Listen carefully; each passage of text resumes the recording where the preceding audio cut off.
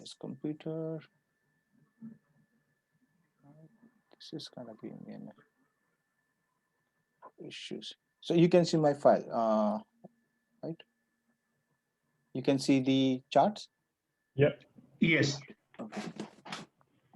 Yes, yes. And let's start. So we'll go as per the agenda, right? Yeah, we're gonna go for everything. So Okay. let's see this presentation.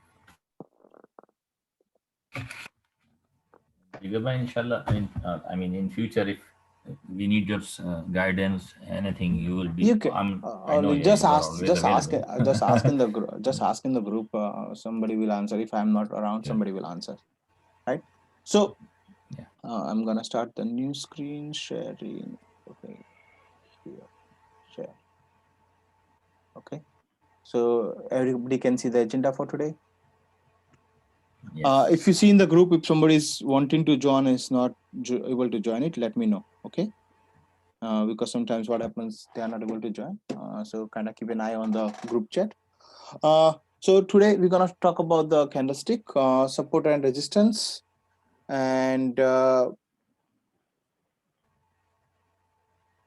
okay, horizontal line, trend line, supply and demand zone, and everything. Okay. Jigar Yeah.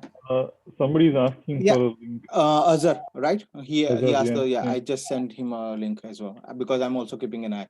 Sure. Because it's like once the group start, like first 5-10 minutes, it's always like that. I'm gonna see. Okay. So we're gonna talk about the candlestick, support and resistance, trend line, horizontal line, supply and demand zone. What is time frame? How to use the different time frame? Moving averages, exponential moving averages. How to identify the trend, whether it's uptrend or the downtrend. The wait.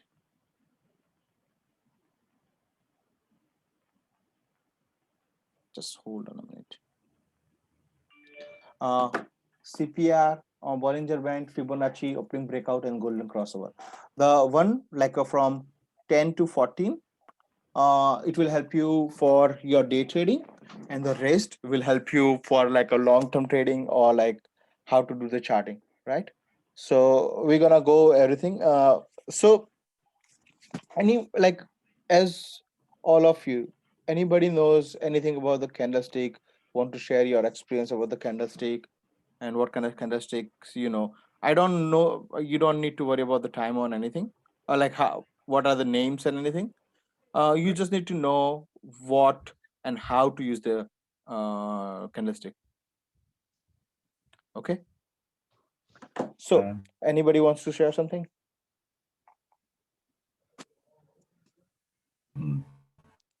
To be honest, I saw some YouTubes, Okay.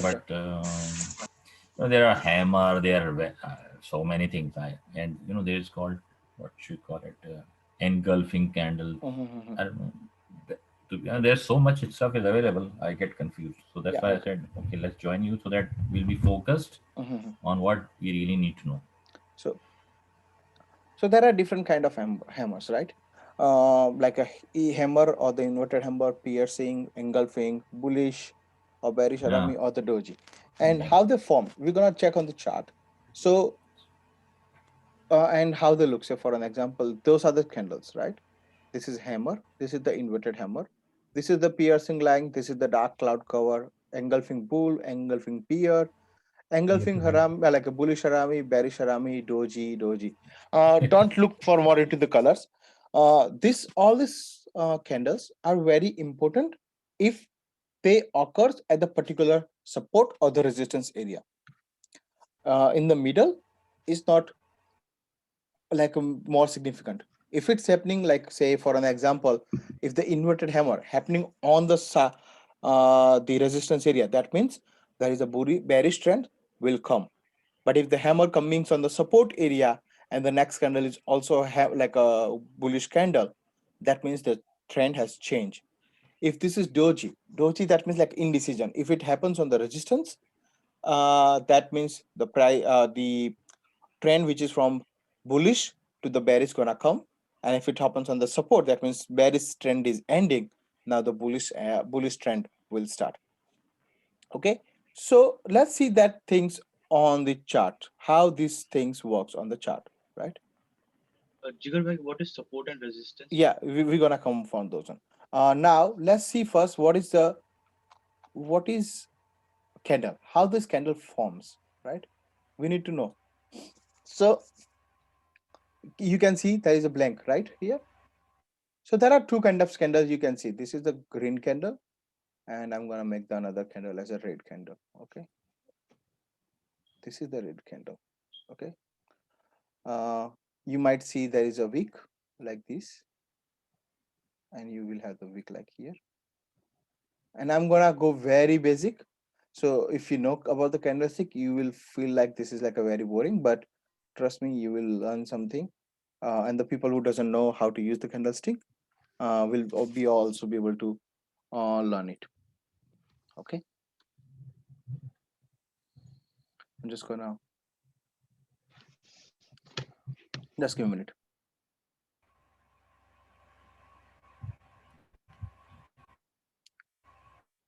Okay,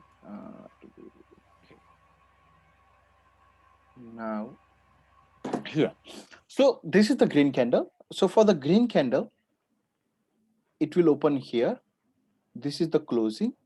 This is the low of the candle. This is the high of the candle. For the red candle, this is the high of the candle, low of the candle. This is the opening is here and the closing is here. That's the only difference. For the green, opening is bottom and the closing is higher. For as the red candle, opening is on the top, closing at the bottom. Okay. So now what does this signifies? So it's the green candle. So that means the price open here. It might went up, down. It might went down. From here, the bear or like the bulls came into control and they took the price up. When the price went up, the somewhat selling happened, and the bulls were able to control close the price here. Okay, so this is the low of the candle. This is the high of the candle. This is the opening of the candle, and this is the closing of the candle. This is about green candle. Anybody has any questions or concern about how the candles are formed for the bullish candle? Yes, Jigar bhai, that the duration for the candle itself, the width of it, how is that measured? Is there a specific duration all the time, a No. fixed duration? So like the what happens, like say this is one, say if this is 1 minute candle, right? So like say this is second minute, this is third minute, For every 4 minute minute. is what you're saying. Okay, 4 minute, and this is the like say for example 5 minute. This is the 5 minute candles, right? 1, 2, 3, 4, 5. This is the 1 minute individual candles, right? Okay. But when you Okay. change the time frame, this all this candle will combine and makes only one candle. 5 minute candle. So that's the 5 minute. So all the 5 minutes candle will combine together, and then will come the 15 minutes, and the 15 minutes It's all. cumulative. Yeah. So it depends on what time frame you are using. Got Okay, it. if you are using the only one 1 minute candle, so whatever the candle you are seeing is for the 1 minute. Always remember the price always follow the bigger time frame. Okay, price always follow the bigger time frame. So bigger the time frame, lesser the noise, smaller the time frame, bigger the noise. Understand or no? So I will show you how, and that's on the chart. Okay, let me show. I'm just gonna, so I want this one later sometimes. So if you see, this is the bill chart, right? So if I say this is Billy and my timeline is weekly, okay, this is my weekly timeline. Now if I go to the daily, you can see this is my daily time frame, right? If I go 5 minute candle, this is 5 minute candle. So each candle like this one represents the 5 minutes, right? Everything is like 5 minutes candle. Okay. Okay, but if I go to the 15 minutes candle, so let's say how does it work? Let's say we're gonna do some pretty interesting thing. So this is 5 minutes candle. So one, so I'm gonna draw the 50 minutes candle, right? This is the high of the candle. This is the low of the candle. Where does the candle open? First candle open here and closed here. So 15-minute candle should come into these lines, okay? 15 minutes candle. Let's see. Right? It came here. 15-minute candle. Because I think I picked up the second one for the 30 minutes, but this was our candle for the 50 minutes. It looked completely different. Right? We need only 3 candles. We probably made it more. Okay. Because this is the 5th. Okay. Again, I'm gonna go again for one more time. So how many candles we are talking here? 15 minutes. So we will be talking about this area, like this one and this one. This is the low of the candle. This is the high of the candle. This is the opening of the candle. So a 15-minute candle should form between this area only. Oh, sorry, Jigar, how you find out that that's the area for that 15 minutes candle? So what did I say for the area? It has to have the high. Okay, let's go back again. So if I want to know, I'm gonna remove again. Okay.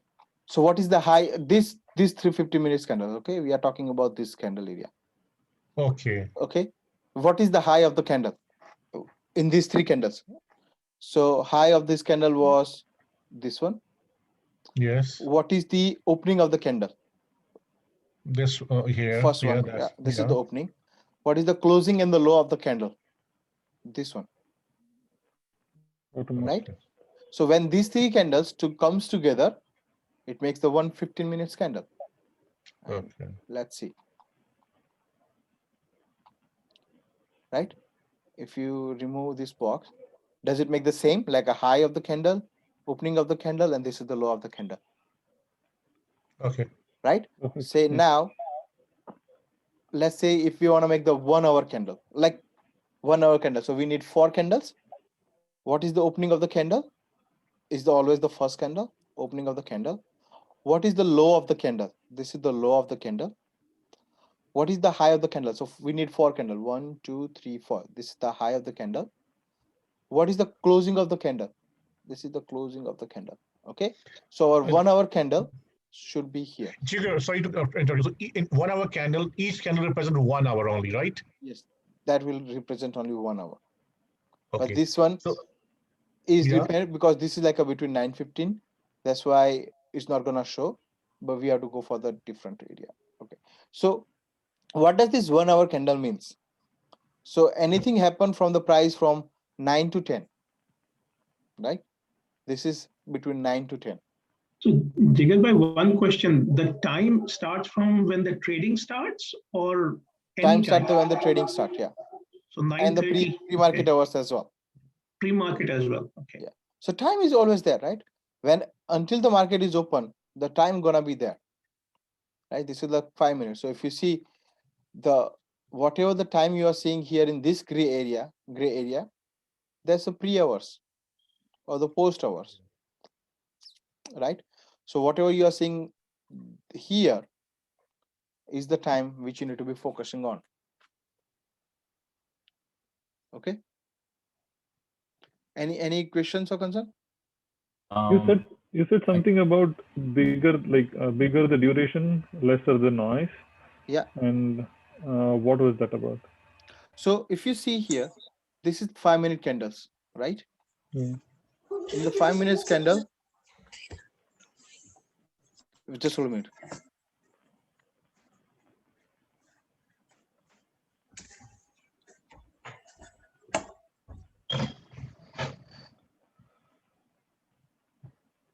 Somebody is asking.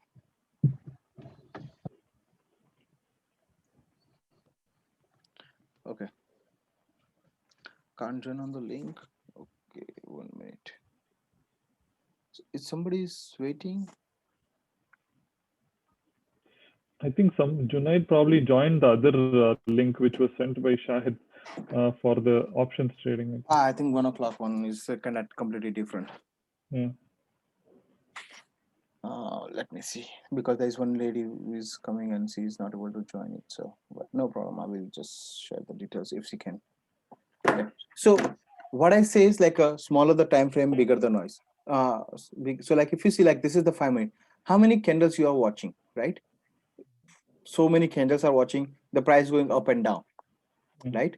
Like price went down, up, and then again went down. But when you see the like an hourly candle is showing like only one big candle and that's it, right? So Okay, I see what you're saying. but if you see on like when you are like doing the day trading, and if you see like on a say 1 hour chart is making big bullish candle, that means there are chances that the price not gonna come down.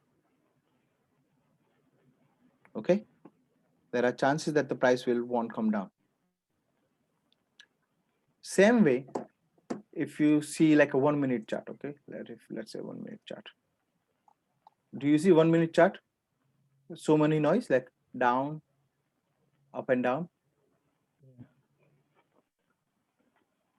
right? Yes. So many like a noise, price goes up, like even here, see here, price went up like a fall down, then up and then down and the up down, because green is like up, right? The prices might go and went from like 1910 to 9060.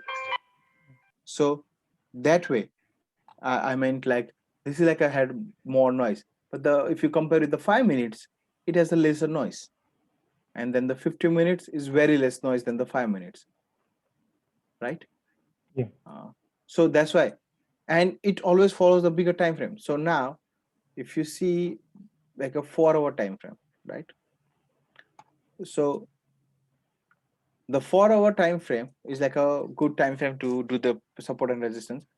The downtrend started like here, was a bearish, right?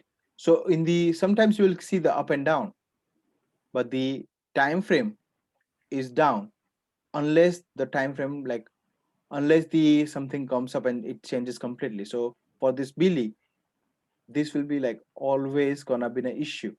Like $99 will be like an issue to pass because it has a resistance right here and here, right? We're gonna come about the resistance later. So You too.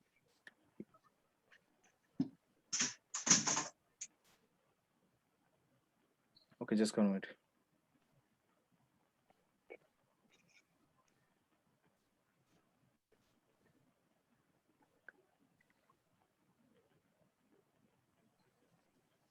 Okay, yeah, I did connected up but saying waiting for the host. Okay, should somebody's waiting. Okay. Hello, participant. Jigar bhai, Sorry, Okay, Jigar, just, Megha this yeah, side. you I make just just joined. go, give me a minute. I'm just gonna yeah. Is somebody is trying to come? Junaid, is Junaid here or no? Not yet. Not yet. Because please rejoin. I'm gonna ask him because he say like I'm waiting. He's waiting in the Lobby. group. Okay. So anybody's waiting in the group? Waiting? No. Okay. Yeah. So what I'm gonna do is let's see how these things works. Okay. Let me just put it down here. So we talked about the candles, right? Let's see the candles again, and then we're gonna go to support and resistance. Yeah. So here, oh wait, where is this candle? This is daily. Okay. So if you see here, I did draw some candles. Okay. Now, so as you know, this is the opening of the candle. This is the opening of the candle. This is the closing of the candle for the green candle. This is the low of the candle. This is the high of the candle. This is the low of the candle. This is the high of the candle. For red candle, this is your opening and this is your closing. Okay. Opening and closing. This is the low and this is the high. Okay. Everybody understood this basic one? And now we're gonna see how this works, who is in the control and how you can use these candles in your trading. Okay. So Now, if I don't have this, I'm gonna remove this, sorry. Okay, if this is the bullish candle, if I have the long wick, if I have the long wick, who is in control? Anybody want to guess? Who is in control? Well, The buyer Buyers, is in control. buyers are in control. If this is the red candle, if it has the long wick on the bottom, and if it's forming on the support area, support and resistance will come later, but support is like where the price goes up, resistance where the price can come down. Who is in control? Even if this is the red one, This we is are the still buyer. bullish move. buyers still buyers are still Buyer in control. only. Yeah. Buyer only, right? Now, if I'm gonna put this down, and if you have the long wick on the top, who is in control? Seller. Seller. Seller. Why? Because buyers Because couldn't now- hold the price up. Yeah. It'll now it'll now only if people sell will there be a change in the price or whatever. Yeah. So same way here. Now, who is in control here? Okay. Here is sellers. Why? Because the price went high and couldn't hold it. Okay. Now let's check this one on, like, say, Tesla, and find those one on the 5 minutes candle. Okay. So here. Let's go 5 minutes candle. Okay. So now here. Now see here, like a very good example here, right? And very good example here, and very good, probably you can see here, but those are the like areas where it was getting support, but we're not gonna go support,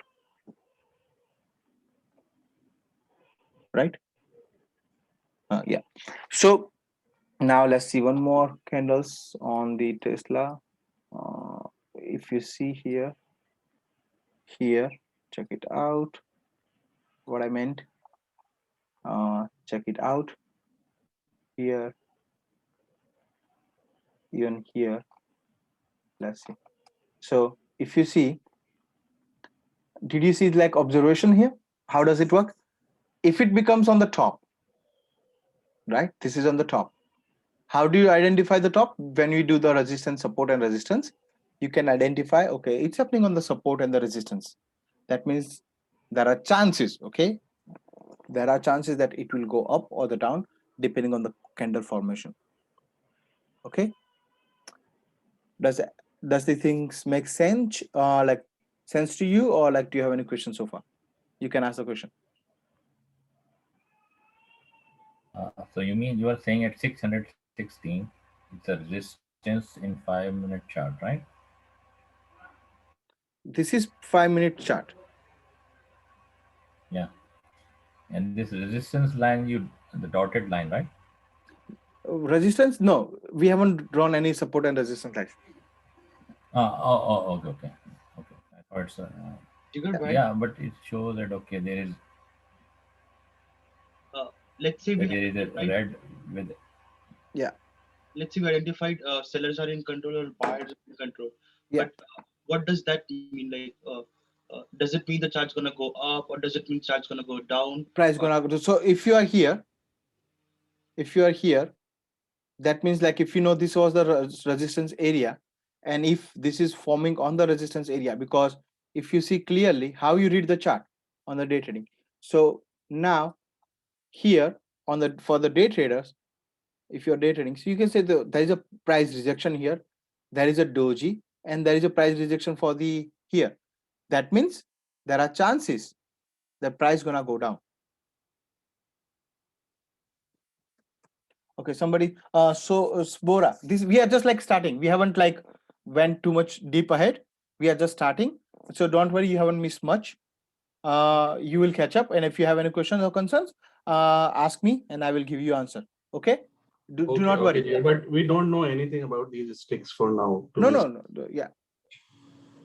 Okay. What I'm gonna do, pretty quick, I'm gonna go. And if you have any question or concerns, let me ask. Okay. Okay, sure. Okay. Let me just I'm gonna quick recap for people who were not able to join because of some issues. I'm gonna quick recap. Okay. Billy, holy, where's my Billy's? Where is my Billy? Yeah, this is Billy. My today. Okay.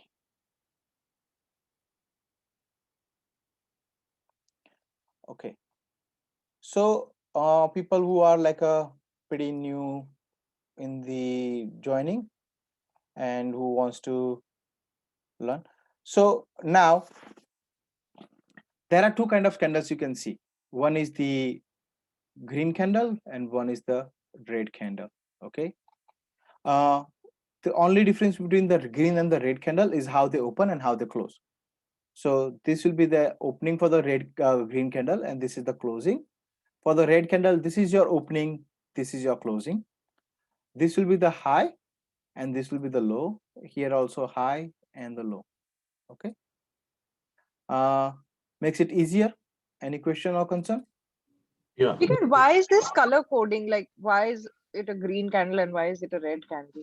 So to identify the difference, before it was like a red and the black. When the computers weren't like a color, it was a red and the black. So at least you can figure out when the price opened, what was the price open, and what is when the price closed.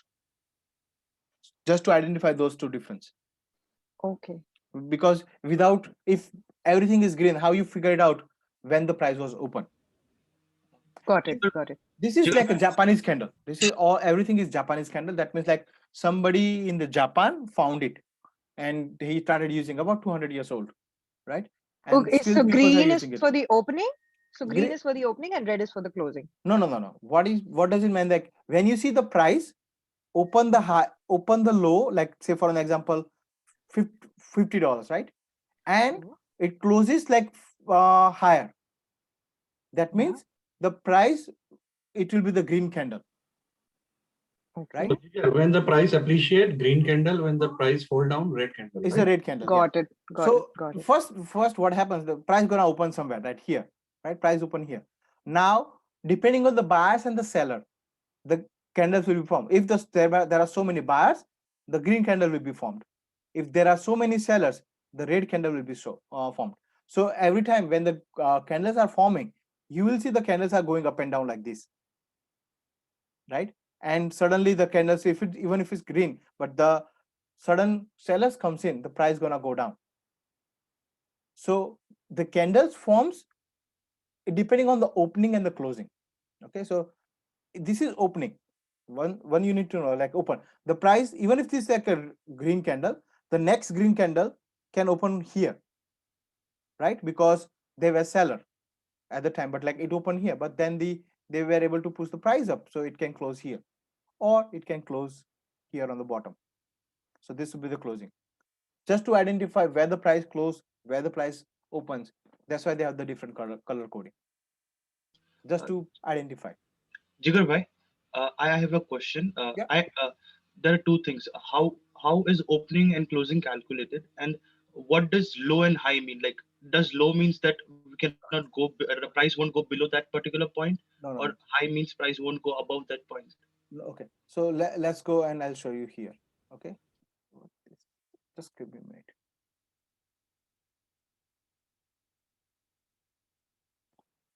Okay. So what does it mean? So price were here somewhere. Okay. Price were here. And from here, the price went up. And then the seller came into the control and managed to close here. So for that particular time frame, particular candle, this will be the high of the candle. This will be the closing of the candle, and this is the opening of the candle. Got it? Does it make sense here or no? Yes. Yes. Okay. Same way, Same way, when the price was here, open here, buyers get the price up, okay, and they managed to, then the seller came again, push the price down, and then the buyer came up again and they managed to close it down here, okay. So this will be it. This was your opening, this was your closing, so this is your high and this is your low. Does it make sense here? How Yeah. does the candle form? Yeah, red candle. Yeah. Yeah, like this was the red candle because it was open here and the closing was below the opening. That means it's a red candle. If the opening is if the closing is above the opening, that means it's a green candle. Okay, so many candles joins together and make the one big candle. So for an example, on the BILI, if you see here, this is like a 1 hourly time frame. So You are giving the chart for the 5 minutes only or one day on 1 day? this is the 1 hour. This is 1 hour. We can go for the 5 minutes and 1 hour. So like this is the 5 minutes chart. Okay, this is the Okay. 5 minutes chart. Okay, so for this 5 minutes, if you see, I'm going to talk about the first candle only. Okay, what was this one? Do you want to say for this candle? This was the high of the candle. Okay. This was the low of the candle. Okay, this was the opening of the candle because this is a red candle, so opening will be on the top and this is Okay. your closing. Okay, so if you go very deep into it, like 1 minute candle, all the 5 candles will be formed here somewhere. Okay, let's see the 5 minutes candle. Right, if you see the how many candles we are talking, 5 candles, so 1 2 3 4 and 5. If you see, everything was in that candles only. It was the closing, this was the high, the price somewhere opened here and closed here. So one, like if you have the 5 minute candles, it is formed by the 1 minute candle, 5 different 1 minute candles. So if you have like a 1 2 3 4 5, that means when they combine together, it becomes the 5 minute candles. When the 3 5 minutes combines together, it becomes the 15 minutes candle. When the 4 15 minutes candle combines, it becomes the 1 minute 1 hour candle. So it's accumulations of the candles. Okay, always. What is the best time frame for the day trading? So far, we are 5 discussing about minutes. 5 minutes. 5 minutes, 15 minutes are the best for the day trading when you are doing the blue chip stocks. 1 minute when you are doing the penny stock. Okay. Oh, So when we are okay. discussing about 15 minutes, we are saying 3 candles together, then we are saying 15 minutes. So we can also go directly to 15 minutes and Yes, see it, yeah, right? you can see. You can see here Okay. 15 minutes candle. Okay. So in the 15 minutes candles, you can see, okay, there was a downward movements and the price kind of started moving up. It was a bullish candle. So then the price started going up, Okay. right? But if you see on the 5 minutes candle, the story will be a little bit different. If you see here, the 15 minutes candle, like 5 minutes, like the price went down, and after 9:50, the price started moving up. Jigar, one thing. Jigar? Yeah. Oh, Jigar? Yeah, go ahead. Jigar, I have noticed one thing because I do sometimes day trading. So what I do, I break down a candle in 1 minute chart. Then I see the chart for last 30 minutes, right? So I watch for 30 candles. Mhm. And I have noticed something, maybe I'm wrong. Then we have more greenish, so this means going to go up. Then this means the buyer in control. Which one? We have more red. Sorry, say again. What I do, you put it on a 1 minute chart, right? Okay, I did 1 minute chart. Okay. And you assess for the 30 minutes like that, right? Okay. Like Okay. you assess 30 candles. Mhm. If you see more green, sometimes indeed notice this thing. This means the buyer is in control. And same thing when you see red, is the sellers are more in control. Is it wrong assessment? Is it right assessment? I just So want to ask. it depends on the day for you. Like say for an example, this is the earlier day, right? Yeah. On if you see here on 30 minutes, you kind of probably, which was timing. This is 9:30 to Mhm. the 10 10 o'clock, o'clock. Yeah. right up to here. Yeah, 10 o'clock. So let me say put it down somewhere here. Okay. So what you are doing is you are now checking 30-minute time frame. Okay. Let's see. Yes. So now check the 30-minute time frame. Not like that. Not No, like no, no. that. I know you are what you are doing is, but if you see here, the way to confirm your trend, what you can see here, there was some resist support here, Yes. which was broken by a very good 30-minute candles, and you can see it was up, like the price was higher, then they push it down, and then the trend was confirmed. The next candle wasn't able to open above this candle. That means it's a downtrend, Okay. right? Whereas here, if you see here, 30-minute candle, this is the 30, like what did I say? The higher the time frame, lesser the noise, Yes. right? So if you see, there were so many down candles, and you will see like so many green and the blue candles, green and the red candles coming in. But actually, they were only forming one big candles, which was like a bearish candle, Yeah. right? Even here too, say this was support here, right? I'm just going on 30 minutes. So if you see on the price, when you check those on, this was like a coming down, and this big candle push it with the big like a buying, and then the price went up. The price went fall down, but usually it's almost 50% retracement, but it did not manage to close below the support area, and then the price went up, right? But how are you going to find the entries? To find the entries for this one, if you go to the, like, say 15 minutes first, and then the 5 minutes. Okay, so even in the 15 minutes, if you see here, you don't want to get buying here, because there is already everything is gone. Whatever you want to achieve, everything is gone. So what you want to do is you want to go to the smaller time frame. Why the smaller time frame? So you can get the better entry, right? So if, for an example, for us, the better entry was here, right? And let's see how does it comes on the 5 minutes candle. Okay, okay, here we are taking over this one. So if you see here, the price, when you see those kind of hammer first things in the morning, what do you mean, and what do you understand from this one? The Price hammer will go shows up. basically a change of the pattern, change in pattern, basically. Sorry? The hammer would show the change in the pattern, or Change something in the going to pattern. change. And this, the second 5 minute candles give the confirmation that, okay, the Yes. price is changing. Okay. Yeah. And remember, the price not gonna go shoot up like this one. Price gonna go up, and then gonna come down, and then gonna up. Okay. Okay. So always, Okay. so your chances, rather than getting into the FOMO and buy it here, you can let it go. Okay, if it's going, you can buy it here, but don't, once it is here, you already price went up, so you need to find out some retracement. When the price goes up and comes down, it's called retracement. Okay, So usually, that's the entry point. That's the entry yeah, that's point. your entry point for the next move. Okay, that's your Okay. entry point for the next move. I want to share one thing with all of my friends here. Yeah. So it's sometimes you see the chart for the day chart. You see that candles going up and down, up and down, up and down.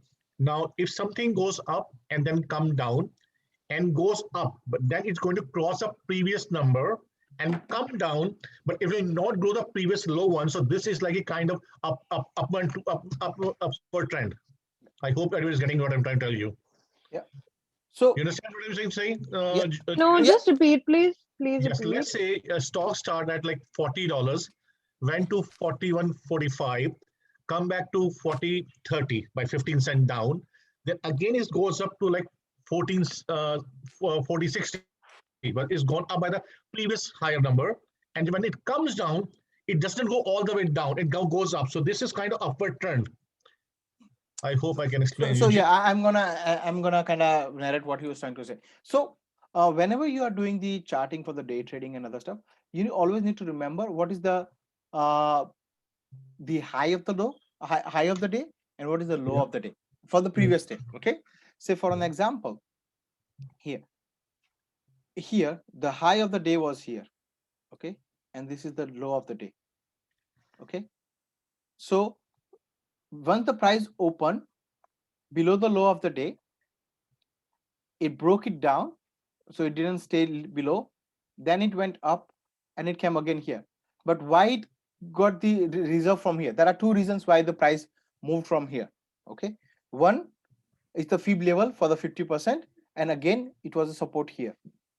If you see here, the price previously, the yesterday, if you see here, the price came here, went up, and then it was trying to hold that level. So that's why the price from here went up again, and it did not close the higher than the previous day. So you can see here, this area is working as a good resistance area. This is like a price is kind of going into the range bound. Whenever the price is in the range bound, it has to get out from that range, either to break out upwards or the breakdown downwards. So if you see here, the price was on the range bound, and once it broke the range bound, it went down. And if you see here, the bottom, the previous day low, like the 2 days back, was also kind of helping you to provide some support. So previous day high, previous day low is also going to help you. Once you talk about the CPR, which is the pivot range, central pivot range, you will learn more about how this CPR will help you to identify the support and the resistance area for the day trading. Okay. So for day trading, you are saying we have to draw the lines for just Yes. previous day. Yeah. Not write Fibonacci for 5 days or for 10 No, days. no. or something. Fibonacci, you can use it for the 5 days. You can use it the same day. Yes. So this is like Fibonacci. If I'm going to draw here, this is my Fibonacci. This is my Fibonacci. And So Fibonacci usually, will behave the same way for the previous day and today, or it will Yeah. be different, because right now we are drawing just on the lower same and day. highs. Yeah. Fibonacci is always lower and high. Yes. So we can do for the 2 days, right? Previous day and today, lower and higher for the You pre-market can do and it. previous day. So what you can do before the day starts, usually how the Fibonacci, we'll talk about the Fibonacci. Usually, like what happens with the Fibonacci is Fibonacci has to go from the swing high to the swing low, or the swing low to the swing high. Yes. Doesn't matter what time frame you are using, it has to go like this one. But if you're focusing on the day trading, you can just do this one just to figure out when you can expect an entry, because at the time when you started, you didn't know this area, you don't know about your right side. So for an example, I can draw here, and once it works higher and high, you can start here. Okay, and okay, so you can expect the 50 and the 60 level are the good area to get entry again. If you miss the bus, if you miss this trend, you need to wait until the retracement from 50 or the 60. If, say for an example, the price came here, right?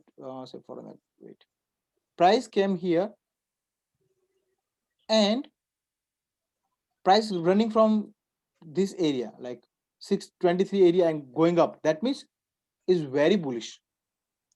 The buyers are willing to buy at any price, so it's not even letting it come to this one. And so you can go long here if the price just shoots up from the 23x. That means like, oh, there might be a something going on with the price. So for an example, if I want to do it here on this area, wait, here, say this area, right? This was the swing low, and if I want to draw the Fibonacci here, if you actually, I'm gonna draw a different way. Oh, sorry. This was the low of the day, and this was the high of the day, right? And if you see here, when the price came down with the bearish, like a bullish candle, it started making the bullish candle, and it just broke the high of the day, because at 10 o'clock, this was the height of the day, right? There is another way you can figure it out how the trend is going with the EMA, which you're gonna talk later, which I did use it on those one. Like say this is here.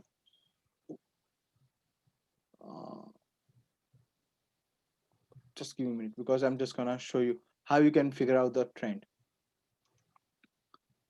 So this is the 4, 9, and 18, which is a golden crossover, which we're gonna talk. the price kind of is above this 4 or the 9, that means you can be in the trend. When we do the day trading, I will show you how you can use those one. So Okay.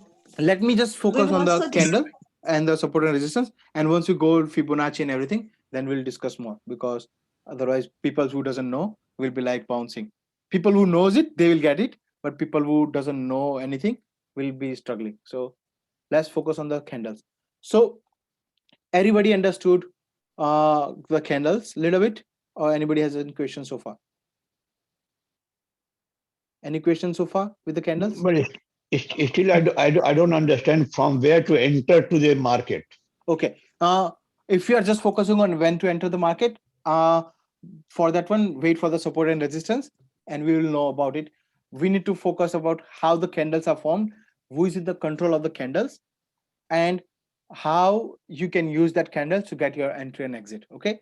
What are Okay. the different kind of candles? Okay. Jigar bhai, Okay. I have a suggestion to make. Can we go step by step, because introducing Fibonacci and Yeah. golden rate and everything is a big term for Yeah. newbie like me. Newbies. Yeah. So it would waste a lot of time in our meetings. Yeah. So can Yeah. we go step by step? Yeah. and- Yeah. Sure. Sure. Okay, So thank you. let's just focus on the candles. So this is the red green candle. This is the candle. Now people who are new can say, who is in the control of this candle? Who is in control? Buyer. Buyers are Is in bullish. control. Okay. Here, who is in control? Seller. Sellers are in Seller control. in control. From here, who is in control? Sell. Sellers. Yeah. Who is in control? Buyers. Buyers. Okay. Now I don't have a weak, but I have this big one. Who is in control? Seller. Still seller. Sellers are in control. Who is in control?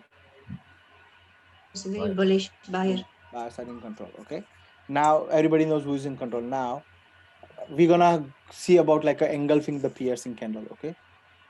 So this is the big candles, and you have the tiny bit. So now this is the two candle pattern, right? When you see those kind of candles, anybody wanna take a guess who is in control? Buyer. Look like buyers. Buyers in control. However, the sellers gonna take the control. Why? Because this pattern calls bearish harami. Bearish harami. Harami is a Japanese word for the pregnant lady. So if you see whenever you see the big candles, followed there is a small red candle followed by it big candles. That means there is a bears are getting born inside the bull's candle. I thought it Hindi. Right? The pregnant, like if you see the smaller the candles, higher chances of it to get to the bearish candle, the bearish trend. Okay, so if you see here, this is the bullish candle, but when you have the small bearish candle inside it, that means the trend will change. Okay, on the other side, if the bulls are smaller, right, and here this is bearish, you wanna take the name. What will be the name? The earlier was bearish harami. What will be the name here?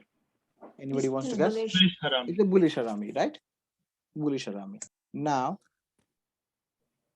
so whenever the bullish harami, that means the trend from bearish to the bullish will change. Check this thing, the bullish or bear harami.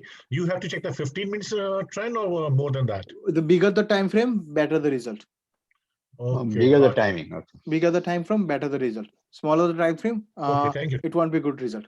Okay, now, Okay, thank you. so if you see here, there was a bearish candle, okay, and you have the bigger bullish candle, like this. Okay, it can be anywhere, but like this. So now, anybody want to take the guess the name? this This is is engulfing star. this is engulfing, right? Because the bulls are engulfing bearish. Okay, but the earlier I just said, if this candle was here, that means bearish harami. Did you find the difference? How it goes? Okay. Now, when the bulls are like down, and you have the bigger candle like this, what will Bearish engulfing? this bearish engulfing? Engulfing that one, right? Right, this is the bearish engulfing, right? Now, if now it will be interesting. Why I'm saying, because now you can easily identify the difference. You don't need to remember the name, but you can make it out who is in control, right? So now this is bearish, and I'm gonna, okay, this is, I'm gonna make it here.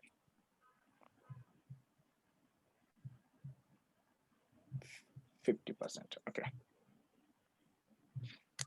Oh, but sorry, this has to be from the top. Okay. So this is the uptrend. Okay, this is on the uptrend. And when you see these candles, which is red, it can be either small like here. Okay, that's fine. The wick, no wick, don't worry. Now, when you see these kind of candles, right, and it's covering the 50% of the body of the previous bull's candle, that means it's called a piercing candle. Okay, you can call any numbers, that's fine. This will be like dark cloud cover, but it's a piercing candle. The 50-minute candle, like this big bull's candle, followed by the at least the 50% of the body of the bull's candle is covered by the red candle. That means you can see that trend is changing. Okay, and as I said earlier, in order to trend get change, this kind of candle has to be formed at the resistance level. If it's the bearish candle, if it's the green candle, it has to form at the support level. Okay, we will check that everything on the chart. Anybody has any questions or concerns so far about the candles? So in this situation, yeah, the one which you are showing, the piercing one. So the trend is saying to me, at the lower end of the red candle, this should be my entry point because the price is going to go up from here. Yeah. So price is going to go down. So you should be like try to get the entry over here. Right. Okay. And you need to get the this will be your stop loss above the candle. Right. Got you. Because you need to have the stop loss, right? Because whatever you are doing, you are just assuming. Yes. Okay. You are just assuming the price gonna go up and down. Price can change anytime. So at least you have the stop loss. Okay, how do you draw this red line in the candles? Yeah, in this red candle, how you draw it was just line? like a fluke. It was just kind of. Okay, got it. It's supposed to be like a wick, like here, but then it cannot happen. So that's fine. So that's done. Now, if this is the bullish candle, the bearish, and then the bulls are like here. If the trend was downward, and then when you see this piercing candle, that means the price gonna go up. So if you wanna take the entry, you can try to get the entry here, and you can put your stop loss somewhere here. Okay. Okay. So if the green candle is on the left side and the red is on the right side, it means it's a bearish trend. So now don't look at the right and the left. See which one is the first one. This is the bearish. This is the left. This is the right. Right. So this has already been happened. This is forming. So in order to predict on your right side, this is everything we are predicting on the right side. If this was the support area, that means you can assume the price is going up from here. Okay, and you are watching on day, the whole day, right? Right here. No, we are talking about 5 minutes of the 50 minutes candle. You selected day from for the day trading. If we are talking about the day trading, if you are going for the day, like a long-term investment, or like the swing trading, you can also watch those ones. So the price can change. So next time, tomorrow, if the price opens up here, you can go for a swing trading, hold this area, for the Mhm. stop loss and go right Mhm. and trail your stop loss. We're gonna talk about that later. Just focus. We are Okay. just focusing on the candles now, right? Okay. All right. Everybody understood Thank how you. the candles gonna work? Yes. Okay. Now let's see how these things works on the chart. Okay. This is our Billy as usual. This is our 5 minutes candle. Let's look for the some candles. Okay. And before I forget something, let's talk about the doji as well. Okay. So we don't have to worry about doji, just for the doji. What is doji? Doji is candles like this. It doesn't have the like a big body or the small body. It's tell us it's an indecision in the market. The market cannot decide whether it's going to go up or the down. Okay, but this will be a very good indications when the trend is changing, provided it happens on the bottom or the top. Top will be resistance, bottom will be the support. Say for an example, if this candles, which is doji, forms in the bottom, doesn't matter what color. Okay, don't go for the colors, whether it's a red or the green, doesn't matter. If it's forming on the bottom and the next candle after this one is going closing above the high of the candle, that means the trend is changing. Same way, if it's on the top and the next candle closes down below the low of the candle, that means the price gonna go down. Okay, I will show you on the chart and then you'll better will be able to understand. But always remember, doji is a very good candles to trade with if it happens on the top or the bottom. Okay, let's see here. Let's go on the doji here. So let's find the doji. If you see here, this was the support area. Why? Because the price was not able to go down that area. And if you see here it kind of made a like a hammer, and here it kind of made a doji. Can everybody see it?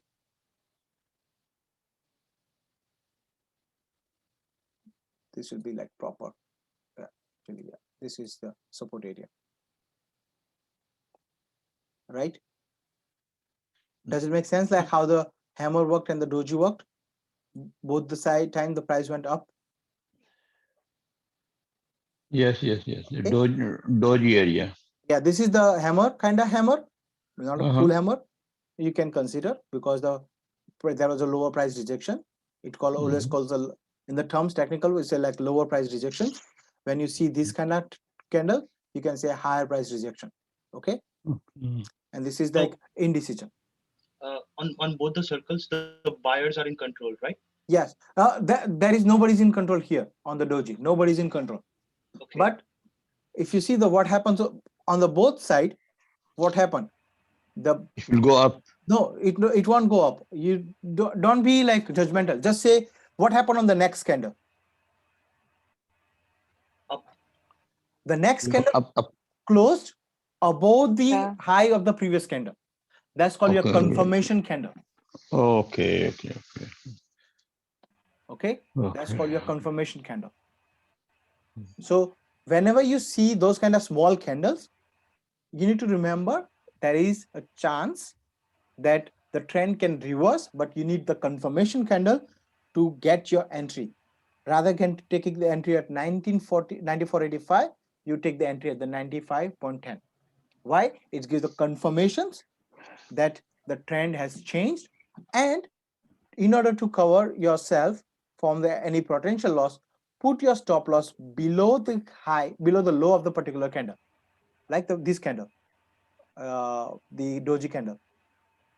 Don't put at the tight stop loss, just below it, like probably somewhere here, because this was the resistance support area. So your stop loss can be here somewhere if you're doing the day trading.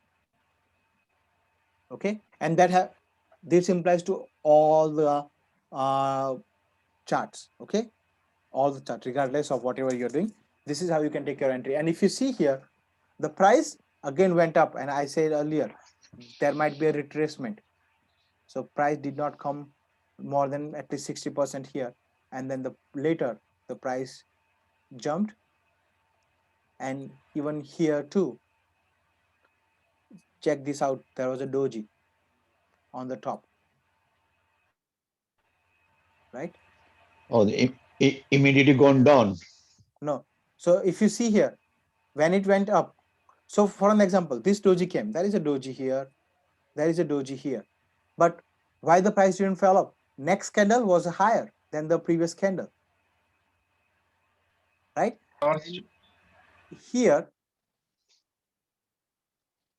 for this candle, you can see here the price was getting rejection here, it kind of reject here, it was rejected here, then there was a doji, tried to make the hammer, but the next candle closed below the previous candle, and the market went down how much?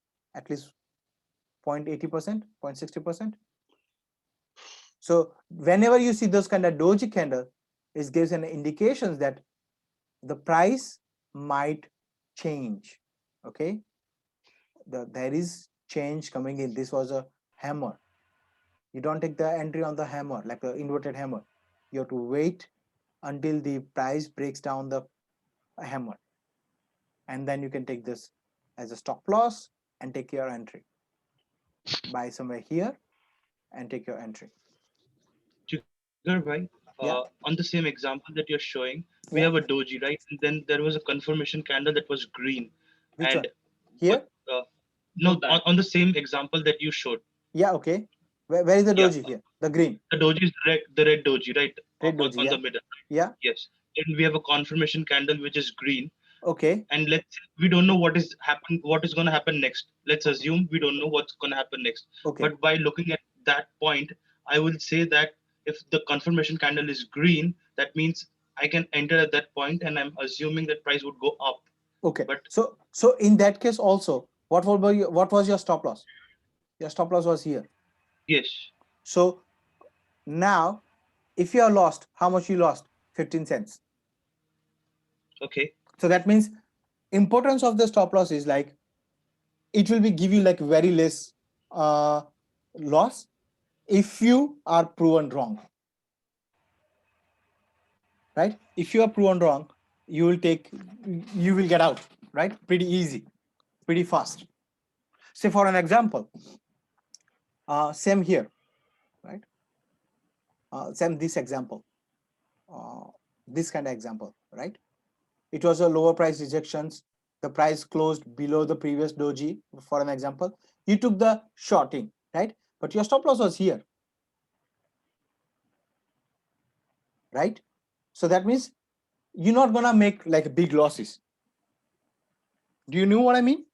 You're not gonna bear the big losses. Like stop loss will happen. Like even if you are like a good trader, your stop loss gonna be hit.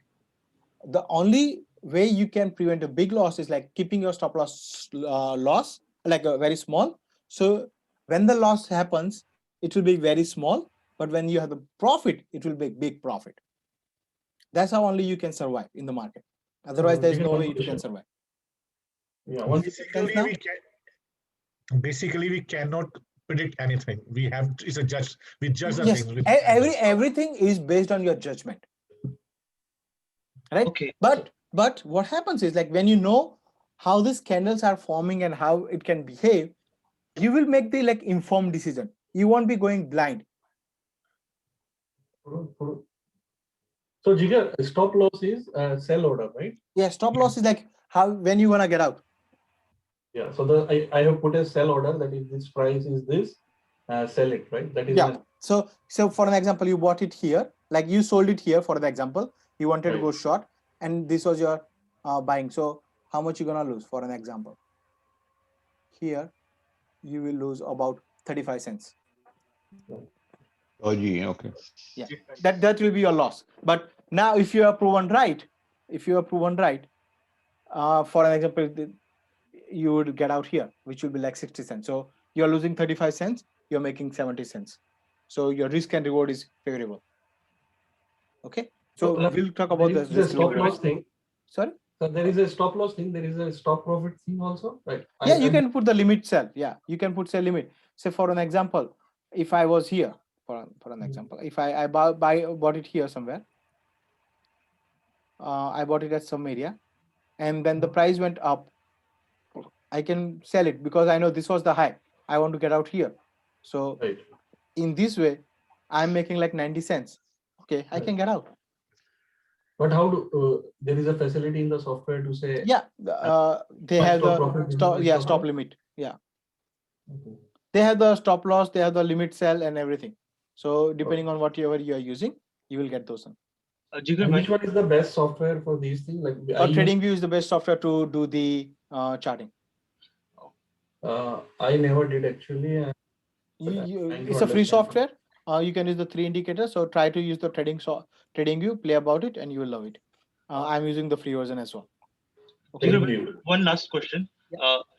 Let's say this is the doji. I'm drawing a bit on your screen. Can you see that? Yeah. Okay. Where the Chirag Patel? Okay, yeah, go ahead. Yeah. This is not doji though. But No, yeah, this is the doji, and then I set my stop limit, and then I know what my stop limit is. Yeah. What do you The think? stop limit when is here. the right- It will be on the bottom. Sorry. On the bottom, yeah. Yeah. Stop limit is over here. What do you think is a good time to exit? So usually when you feel that you have enough, trust me, you won't get a proper answer. But usually say if this is the high of the particular is broken, this was the high of the day. So I wouldn't be taking any here. You shouldn't be taking here because the price can change. Once you get the confirmation, this was the high of the day is broken. Say for an example, this candle, then you can go at least whatever you are risking, at least 1:2. Say like from here, if you're getting entry here, if your stop loss was here, say for an example, 50 cents, and you're making $1, right? One. So this is like a 1%. 1% is pretty good risk reward on the day trading. Okay. So this is my, so what I'm doing is if I lose it, I'm gonna lose 50 cents. But if I want to make it at least $1. So But this will be your stop like target. 1% means the fee, the transaction fee will go with that 1%. No. So when you're buying a smaller, like if you have a small account, then you will figure out, you will feel like, okay, it's like costing me much. But when you like buy 50 or 100, then the fees won't be that much. So in that cases, go to the options. Then you will be paying like a $1 chance. Like so for an example, you bought it like the options for like say 50 cents, and then you will sell it on 70 or 80 cents. So that means like you spend $50 and you got $80 out of it, right? So you make $30 profit on it. So either you go to the options or either you have to buy the big quantities. Okay. And one thing is there, Jigar, what I'm thinking now, that you see in your trend, right? Yeah. This chart is pretty green. Yeah. And where you put the red line, the resistance point for the highest of the day, right? Yeah. Yeah. So in case you enter in the lower, so you see the prices, the market is going higher. So what we can do, we can increase our stop loss to the upper level. So even if the market goes down, it will sell automatically and you will not lose the money. Yeah. So it will be your trailing your stop loss, right? Yeah, trailing your stop loss, exactly. Trail your stop loss, right? Yeah. So what happens in those one? When we talk about the golden crossover, you will understand better. And I kept it that one at the end. How you can ride your trend. Okay. How you can make sure like you take the big squeeze out of your whenever you went into the particular stock. And once you follow those things, it happens at least once a week for most of the stock because the market is so volatile. And that way you might be able to get bigger profit on one day. You don't have to trade every day. Day trading doesn't mean that you have to trade every day. If the setup is according to your style, then only you get enter. Otherwise, you stay out of the market. Yeah, And that's the best thing. Most that's the best thing you can do to yourself. Control yourself. The control is Control here. yourself. That's the emotions you need to control, which is very hard. But you need to control your emotions. Okay. Yeah, for the other people, I'm just telling you, I enter on the 94.80 and my stop loss is like 94 and the market reaches to the 94, 96.05. I bring my stop loss from 96.80 to like 95.50. Even I lose if the market goes down, I will not lose my profit. Yeah. So you are adjusting your profit high when you think that there is upward trend. Yes. And when you are adjusting your loss above, you less loss when you think Yes. upward trend. So, Yes. That makes in a sense, right? summary, what Vikas Bhai was saying, say for an example, your stop loss was first earlier here, and the price is moving up. So you put your stop loss here. Then the price is moving up, so your stop loss is here. Yes. So when the price is Beginning here, of the stop loss. stop move again. So here your stop loss got hit. So now, rather than selling on like a 1%, you will get at least 1.75%. I'm just sharing my ideas with everyone, so we all are brothers here, so we can share our ideas, right? Yeah. So one question, Yeah. when you So, say to change the stop loss, do you have to do it manually, or the Manually. system can do it? So okay, so trailing stop loss is depends. Is like depending on your software. Usually there is a 5% or 10% you can put it on the system, and the system will automatically take it upwards and the downwards. Okay, so play about with your system. Okay, play about with your system. Also, it's better to do the manually. Okay, it's better to do the manually. Yeah. So somebody was asking question. Go ahead. No, so this is Harshal. So guys, one more thing here is like, think about this way, right? Like if you're doing for the regular stop, it's good. But like the whole thing is like whatever he's doing right now, this is exactly what's gonna help for if you are playing on the futures. Because futures, it goes up and down 30-40 point, like NASDAQ will go 30-40 point up and down. This thing, stop loss, it will help you to trail your money to go further up and get the maximized profit. Okay. Okay. Yeah. So whatever this one you are seeing is kind of reflection of the index. The index goes up, the price goes up. Index falls down, the price falls down, because so many things gonna brings up that index up, and so many things gonna bring index down. So index is ultimately you should be aiming to be like, to trade, because that's the ultimate, because there is no time decay, nothing. So future is the one you should be focusing on further down the road. Once you are like control, like how the stocks market works, index is your future to trade. Okay. So index means Dow Jones and the Nasdaq. Dow Jones and the Nasdaq and the SPX, everything. Okay. Where you can trade the indexes, in which any platform? Harshal Bhai gonna take the chance. Harshal Bhai gonna take the classes for those ones. Okay. So he will explain everything, how to trade in everything. So for a beginner, we should start with the small stock. Yeah. Start then with the maybe stocks, options. and then options, then the future. Then the future is your future. If you wanna make big, future is the future. Yeah, You want to make a big think money. about it. Yeah, think about this, right? Like you wanna make a pretty much good amount of let's say 1%. You can make it that 1% from the stock if you do a day trade, right? That's fine. I mean, I'm not interested in 1%. I can't live in the 1%, right? Like if I want to just leave my job and just focus on this, I want at least a good amount of money daily, like at least $200 to $500 a day. That's what my target will be very first in futures. But imagine, let's say you're making like 1,000 USD or 1,500 USD in a day. That's something very big, right? And this is exactly what future can give us. Okay, how you my gonna trade? target as well. Trust me, I have seen it, and I have done it as well from my own perspective, right? I have shared the profit as well, like how Nasdaq goes up and down. Like think about the time before 2 days ago when Nasdaq was like 300 point down, and suddenly it went up 200 point, 100 point down. That each 100 point up and down, it's a very good profit for the Nasdaq perspective. But as a day trader, you want to look at for the stock. Stock is different, like different animal than the futures, because stock market goes up and down. That doesn't mean like the stock goes up and down. That means the futures or Nasdaq goes up and down. But the impact on instead of tracking hundreds of stock, now you are tracking only 4 big animals. What you want is just play with the 4 and make more money from the regular stock trading to this.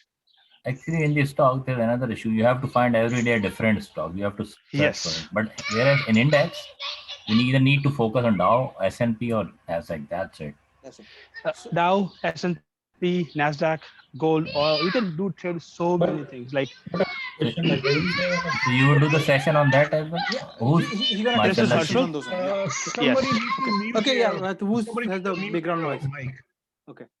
Okay, yeah. And one more thing, Jigar. Yeah. I've noticed one thing where I'm just sharing my ideas. Yeah. If you want to do the day trade, if you see, you have to see the volume on that particular day also. So How much no. Because what is happening is here is like you don't have to like people's. There are so many people who just focus on like a 15 stocks, okay? Yes. And they will do the options on those 15 stocks only. I do the Or same they way. like 60 stocks or 100 stocks, and they see the patterns. If the pattern comes according to that level, they will do this trading. People like in the groups, what we are doing here is like you want to do the trade trading by like momentum traders. Those are the momentum traders. Like whenever the price goes up, whenever the price goes for a particular stock up, and they make the money. Those are the momentum traders. So, and sometimes what happens if you are not like a good scalper, that means there are chances for you to lose the money is very much higher because you don't know how the Chinese stock or like particular stock gonna behave. And when the greed comes in, your chances for losing it is very much higher. Okay. Because you don't want to, once you make the good money, you don't want to sell it because you want to get more profit. And once you're losing the money, you will hope that okay, it will bounce back, and that's why you want to don't want to get out from the trade. And then losing trade becomes very loser, and then it's gonna go down further down, and now you're a bag holder. Okay. So this is what happened with me. Yeah, after this is how February. this is how the day trading works. If you don't know how to get out, you're not gonna able to take the 1000% in a day. You take your profit and get out in between. Because remember, there are the bulls in the market, bears in the market. We are nothing. We are nothing in the market. We cannot even move one tick. So our issue, what our job is to get in when the bulls are going in and get out before the bulls get out. That's our job. And if you're bear, get in when the bears are getting in and get out before the bulls comes in. So you have to play in between those bulls and bears. And that's the only way you can make the money. Otherwise, there is no way you can make the money in the market. You will be back one holder question, for Jigar, so many stocks. one question on this trend. Yeah. So this trend is good to for us to understand and do guessing, but people also concentrate on the news of a particular company to decide, right? So those are the momentum trader. Okay, those are the momentum trader. When the news comes, they will just trade. Otherwise, they won't trade.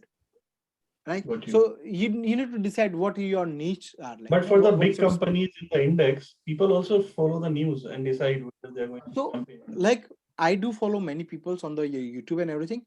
Usually what they do, whenever there is a news, they don't trade on that particular stock.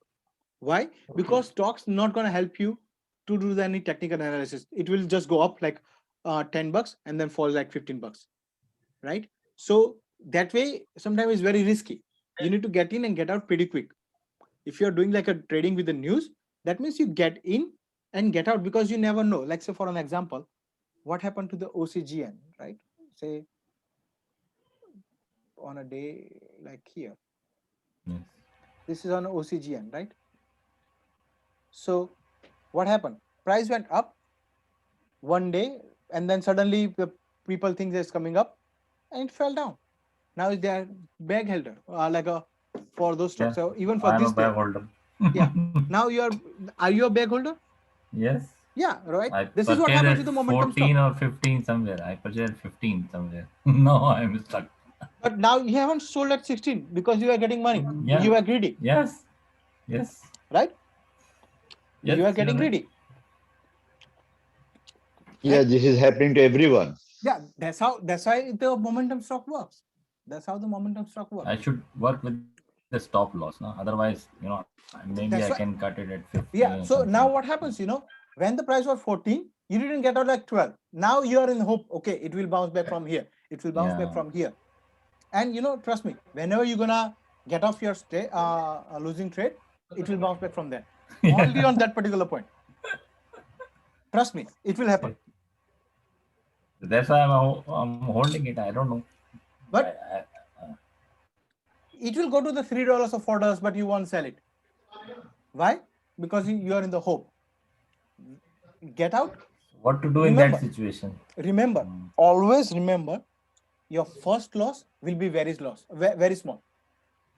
First loss which you have taken, decided, will be very small than the other losses. So for an example, you are getting at 14, right? Somewhere here, like a 12. If you have decided that, you know what, I'm going to get out here, doesn't matter what happens, I don't care. This is my like a good resistance area. I will get out here, doesn't matter. If I'm taking a loss, I'm taking a loss. It will be lesser, like say now, as of now, you would have lost $5 for an example. If you have gotten out properly, now your loss is about $6. What about averaging? Let's say if I buy. Average is the worst. Oh. Average is the worst. Why? You're not gonna average on your winning trade. Usually, we as a retailer do the average on the losing trade. So Yeah, if so you we see want here, to reduce let me show you the plug. Can you repeat that? Okay. Let me show you the plug, okay? And this will be like a pretty good example for the people. So now, before I go to the plug, let me just kind of give you like a brief out how the market works. Okay, very slowly I can say how the market. Maybe works. we are going. Okay, how the market works. So market does the accumulation. What does I mean by the accumulation? I mean is like the big money is buying in a small quantity. Okay, big money buying in the small quantity. Once the accumulation phase is done, this range bound market either will go down or the up. Usually if it's like uptrend, it will go up and it will have higher highs and higher lows. Okay, so this is the higher highs, higher lows, higher highs, higher lows, higher highs, higher lows. Okay, and this is called a uptrend. Then the market will accumulate. It's called a distribution phase. You will see the market going in the range bound. Okay, you will see the market is going on the range bound, and once this range bound is done, either it will go up or the down. Once it goes down, it will go up lower highs, lower lows. Okay, and so big money is getting offload here, they are accumulating here. We as a retailer, we will get somewhere on this area. However, we will do the averaging here every time, and in the hope, and everything will be on the hope that markets will turn around. Okay, so now let's see the plug. Say, are you suggesting that we should not do average and we should just take our losses and get back in again when the market is ready to get back in? If you know the charting properly. Okay. Okay. If it's a blue chip stock, yes, you can do the averages like Apple. You can excuse me. Apple is a blue chip. Amazon is blue chips. Tesla, I would say, still hold it, but it's a blue chip stock for the future. If you are looking around 10 years, yes. For a swing trade, no. So, what happened on the Apple? Not Apple, the plug. Let me put it on a downtrend. See here, it was uptrend, right? It was uptrend. Then the price went into the range bound. Once you stop making the lower, like higher highs, that means you are getting cautious. This is on the day trend. Okay, that's why I said like a day time is better. Now, if you see here, the price was going up and down. So what we will do usually, we won't average here. We will probably average here in a hope that it will go up, and then again price went down, and then probably you will do averaging here, but you won't sell it here. Why? Because you are hoping to go further up. That's only hope. okay, and then the price falls, you still kind of averaging down. When are you gonna do stop averaging?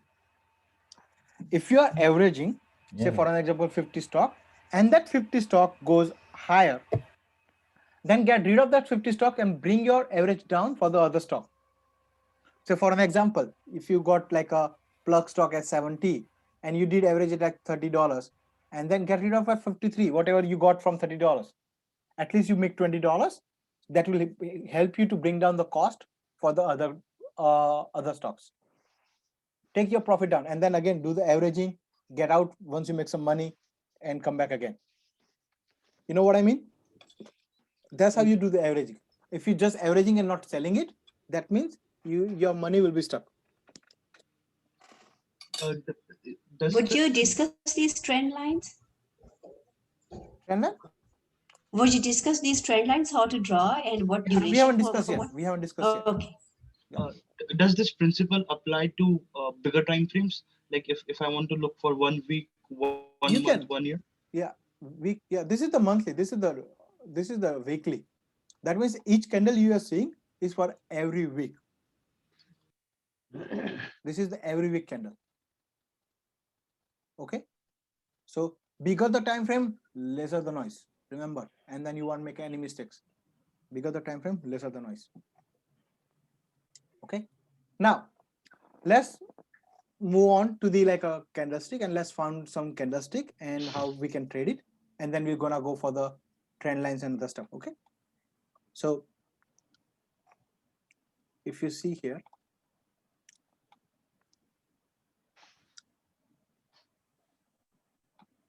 here, check it out. What you have here? Doji. Doji. That means the price went down, and what you have here is a doji. Kinda. Yeah. It's like doji. You won't get the picture perfect. Okay. Remember, this is the picture perfect. But sometimes you have the little body or nobody is a doji. Okay. Now let's look for the here kind of hammer. Kind of hammer. Kind of hammer here. Kind of hammer. Kind of doji. Right? Yes. Even here, doji. Yeah. Right? So we are just identifying the candles. Okay. Let's look for the engulfing candles now. Let's look for the engulfing candle. Okay. So this is kind of engulfing candles. Right? This is the engulfing candles. Now look for the different candles. This is just for an example I'm showing. Okay, so let's see if I just, this is bullish engulfing again here, right? Kind of bullish engulfing. Now let's look for some other candles.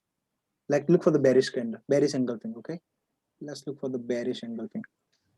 This can be termed as a bearish engulfing, but this is very small. This is very small, so that's okay. But this can be termed as a bearish engulfing. Yeah, this is bearish engulfing on the top. This is better because it's happened on the top. So how we trade those bearish engulfing? You know, this is like a bearish engulfing was here. You wait for the confirmation, which was given by here. Keep your stop loss here and ride the trend. Right? This is like a bullish engulfing.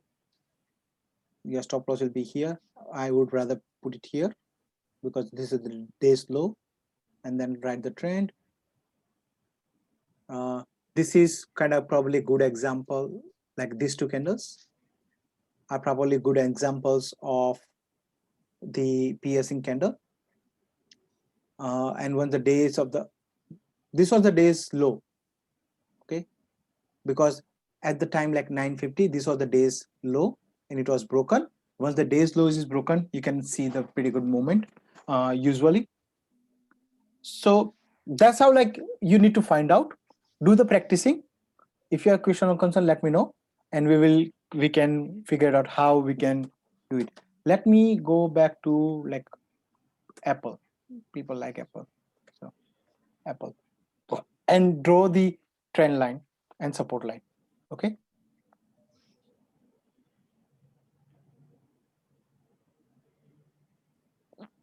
Okay. Now this is Apple. There is no charting here, right? This is the day trade, like a day time frame, right? So now what is horizontal lines, what is support lines, what is resistance area, and everything. So support, as the term suggests, is supporting the price for not to go down.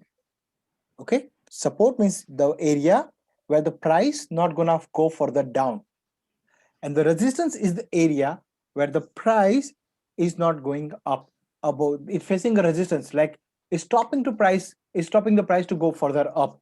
That will be your resistance. Okay, any question?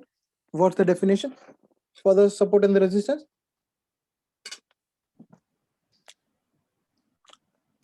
Pretty easy. What is support? Support is nothing but where the price try to like stop for the certain period of time, so price doesn't go fall further beyond that one. It can fall, but it's just holding the price for particular price range. Okay, what is the resistance? It's stopping the price to go further up and holding the price at particular price point. Okay, this area can be found either through the horizontal line or the trend line.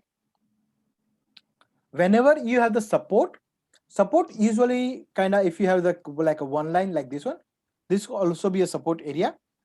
This is like a support. But when you have this like a big area, you can call this one as a demand zone. What is demand? Demand zone is nothing but where the price the peoples are willing to buy at particular price point with the range. People are willing to buy from between 90 to 85. So that will be your support area, or like 90 to 87. That will be your demand zone. Whereas if the people are willing to sell at particular area, which will be called as a supply zone, that means peoples are like willing to sell at particular price point, and peoples are like willing to buy at particular price point. So this will be your demand zone, this is your supply zone, and this will be your demand zone. Okay, everybody understood what is demand zone? Demand zone or the support area is the same. You can term when you have only one line, that called support, but when you have the big zone, it's called supply or the demand zone, depending on where it's formed. Okay, anybody has any question or concern? And then we can Jigar bhai, this changes, this varies based on that duration you're looking at, right? Yeah, this is just for a day. Again, this no, this is for the day. No, this is for the day. This is for the day trading. The terms is the same. How you draw the lines will be different. Okay. Okay. So for an example, if I want to go here is my area. So if you see, whenever you have the supply zone or the demand zone, price react. So this is my demand zone. Okay. So the price reacted, went up and then come back and kind of shoot up again. But this was the demand zone or like a supply zone. So price fall from that, and then again this supply zone came, went to the demand zone, price fell. So you can say this is my supply zone, or this is my demand zone where the people are willing to buy, and this is my supply zone on the daily time frame. So if you want to trade higher, you need to say, okay, whenever the price comes here next time, if you're eyeing, you can buy it at this area and put your stop loss below here, and then you're good to go. Does it make sense here? Yep. For the swing traders, you wait for your areas to come and then put the stop loss below, because you never know whether this support area gonna hold it or not. So that's why you have the stop loss, and then you take a ride. Once it hits this area, you can get out. when the price is on the range bound, or this was also a support area, so you get out here. So now how much you're making on a swing trading? About 10%, which is pretty good within a month, right? Yeah. Does it make sense here? Any question or concern so far? I'm trying to go very slow and very layman language, okay? I'm not using any term like a fancy words or anything. If you have any question or concern, let me know. So this demand and supply zone is also that where you say the bulk of the buying happens, right? Bulk of the buying or the selling happens. Happens, right? This is where the maximum big traders work, right? And people like us look for trend line either going up or down where we fall, right? Yeah. So what our job is to look that one. Okay, this is resistance area. So you don't want to buy it here. Right. You just want to wait because it has been provided resistance earlier. Right. Right. And sometimes what happens, the break, like a fake breakout does happen. And again, this wasn't actually a fake breakout, but it didn't give the confirmation to buy it long. Okay, if you see here, this was the high. What was our criteria to buy it on the doji? Buy when the price goes closing above the high of the previous candle. This was the high of the previous candle. Right. This was the doji, right? Yeah. You shouldn't be going long here anyways, and you shouldn't be buying. You shouldn't be going short here anyways. Why? Because it didn't give the closing. It didn't give the closing below. So once you get the closing, you can go short. And what was your stop loss anyways? Your stop loss was here. So this was like you had 10% cushion. So if you are willing 10%, at least you need to get 15%. So if you see here from here, it gave you like at least 12%. You get 1:1 risk and reward ratio. Right? And what did I say? Look for the retracement. When the price falls sharply, you need to wait for the retracement. So this is supposed to be retracement area anyways. So if you know the trading properly, if you're like swing trader, you should look for this area will be your entry because the price went up, fall sharply. So it will go to retracement and then it will fall.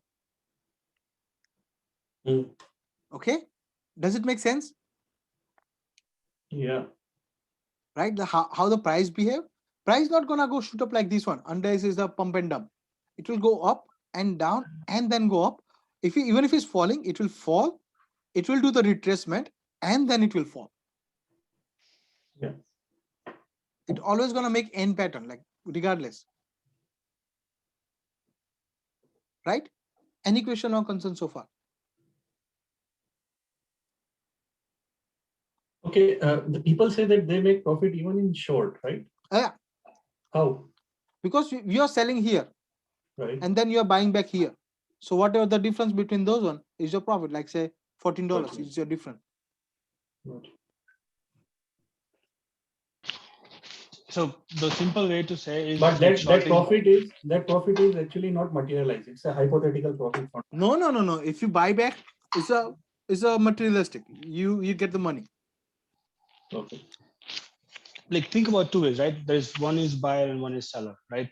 And one is, so basically I can short the market or I can go long for the market, right? Simple. Even for the stock, I see, sometimes, we buy a stock and we basically become a bag holder, right? A big time.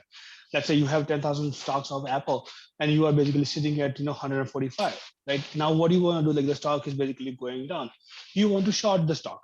Simple. So what does that mean is, hey, I have some stocks. I'm going to play a covered call, play that, make sure the stock falls further. That will give you a maximum profit to cover your losses. So you mean to say if I have a 10,000 stock at 185 and the to go 160 and I put the trend, I sell my stock at 185 and buy the same stock at 165. No. Repeat again. So if I have a 10,000 stock at 185 and I got the trend going down, so shorting means I sell my stock at 185 and I buy back at 165. No, you are shorting the covered call of the stock. So that means the position what you have, you are shorting you're putting as an option. So like, hey, I have stock for Apple. I have 100 stock of Apple at price of 150. So if the stock goes further down, you don't sell till the position is hit, till the number is hit. You can put like, let's say, hey, I want to like, I have 100 stock of Apple. I want to sell it at price $90. And if that doesn't go to 90, your stock are still with you. The premium what you have recovered from the covered call is already with you. So you already have double money in your account. How is that? Because you're losing money, You bought it No, say you covered bought it call. at 140 and then it went to 185. Then Correct. suddenly it So- dropped to 90. Why would you sell at 90 then? $90. That's your action price you are looking for. Like, hey, I want to sell it at $90, right?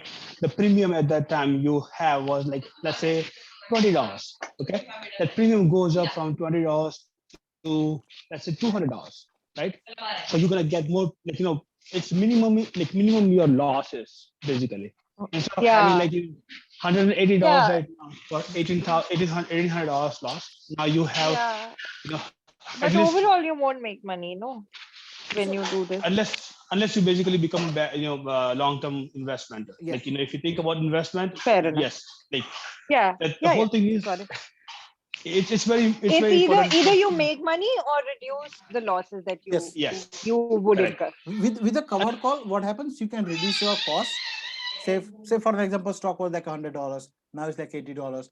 So by selling the covered calls, what you are aiming is that try to recoup the money and bring down your price, averaging your price down. That's your covered call. What is the sorting of the market? When you don't own any stock and then you sell the stock, that's called you're shorting the market. Okay, so that means like you're selling on $100 and buying back at like $40 or like $90. So difference between the 100 and 90, which is $10. Once you buy back the stock, is your profit. That's your shorting the stock. You don't own And any what stock was the and then you covered sell it. call? Covered call is means like you own the 100 stocks and you sell it on options for particular strike price. That will be your covered call. So if the price goes up, you're gonna lose your stock. If the person goes and exercise his right to buy the stock, or you keep the stock. So it's a different story. Option is completely different story. I believe there's a meeting at 4 o'clock today, right? 4 o'clock or 5 o'clock for the option as well. So that one will be like, all this information. I guess Farhan will be able to provide as well. So I've been doing it most of the time. Like if I have some positions which are like, I'm holding it for short term, then I usually do a covered call to minimize my losses and then move out from the position. But as investors, like, no, if you know the company fundamental is very strong, the company is very strong, I would even buy more stock at the lower price and keep it for the long term. Like that's how the investment funds and investment companies work. Jigar bhai, I'm trying to identify support and resistance for long term. Say example, I'm getting into blue chip stocks and I want to find support and resistance, and I'm gonna hold my shares for 6 months or 9 months. So it's a 6 months or 9 months is not a long term. Long term. Long term is like 5 years, 10 years. Okay. Anything over 2 years that you count as a long term, my friend. Yeah. Okay. So let's say I'm gonna hold my stock for 6 to 9 months. So what time frame should I set to get that resistance and support level? Weekly and daily. So this is daily, right? So this one, that this is the strong area. So 150, 115 won't be a bad idea to hold the Apple, for an example. Okay. And for let's say 2 or 3 years, I should set my time frame to monthly.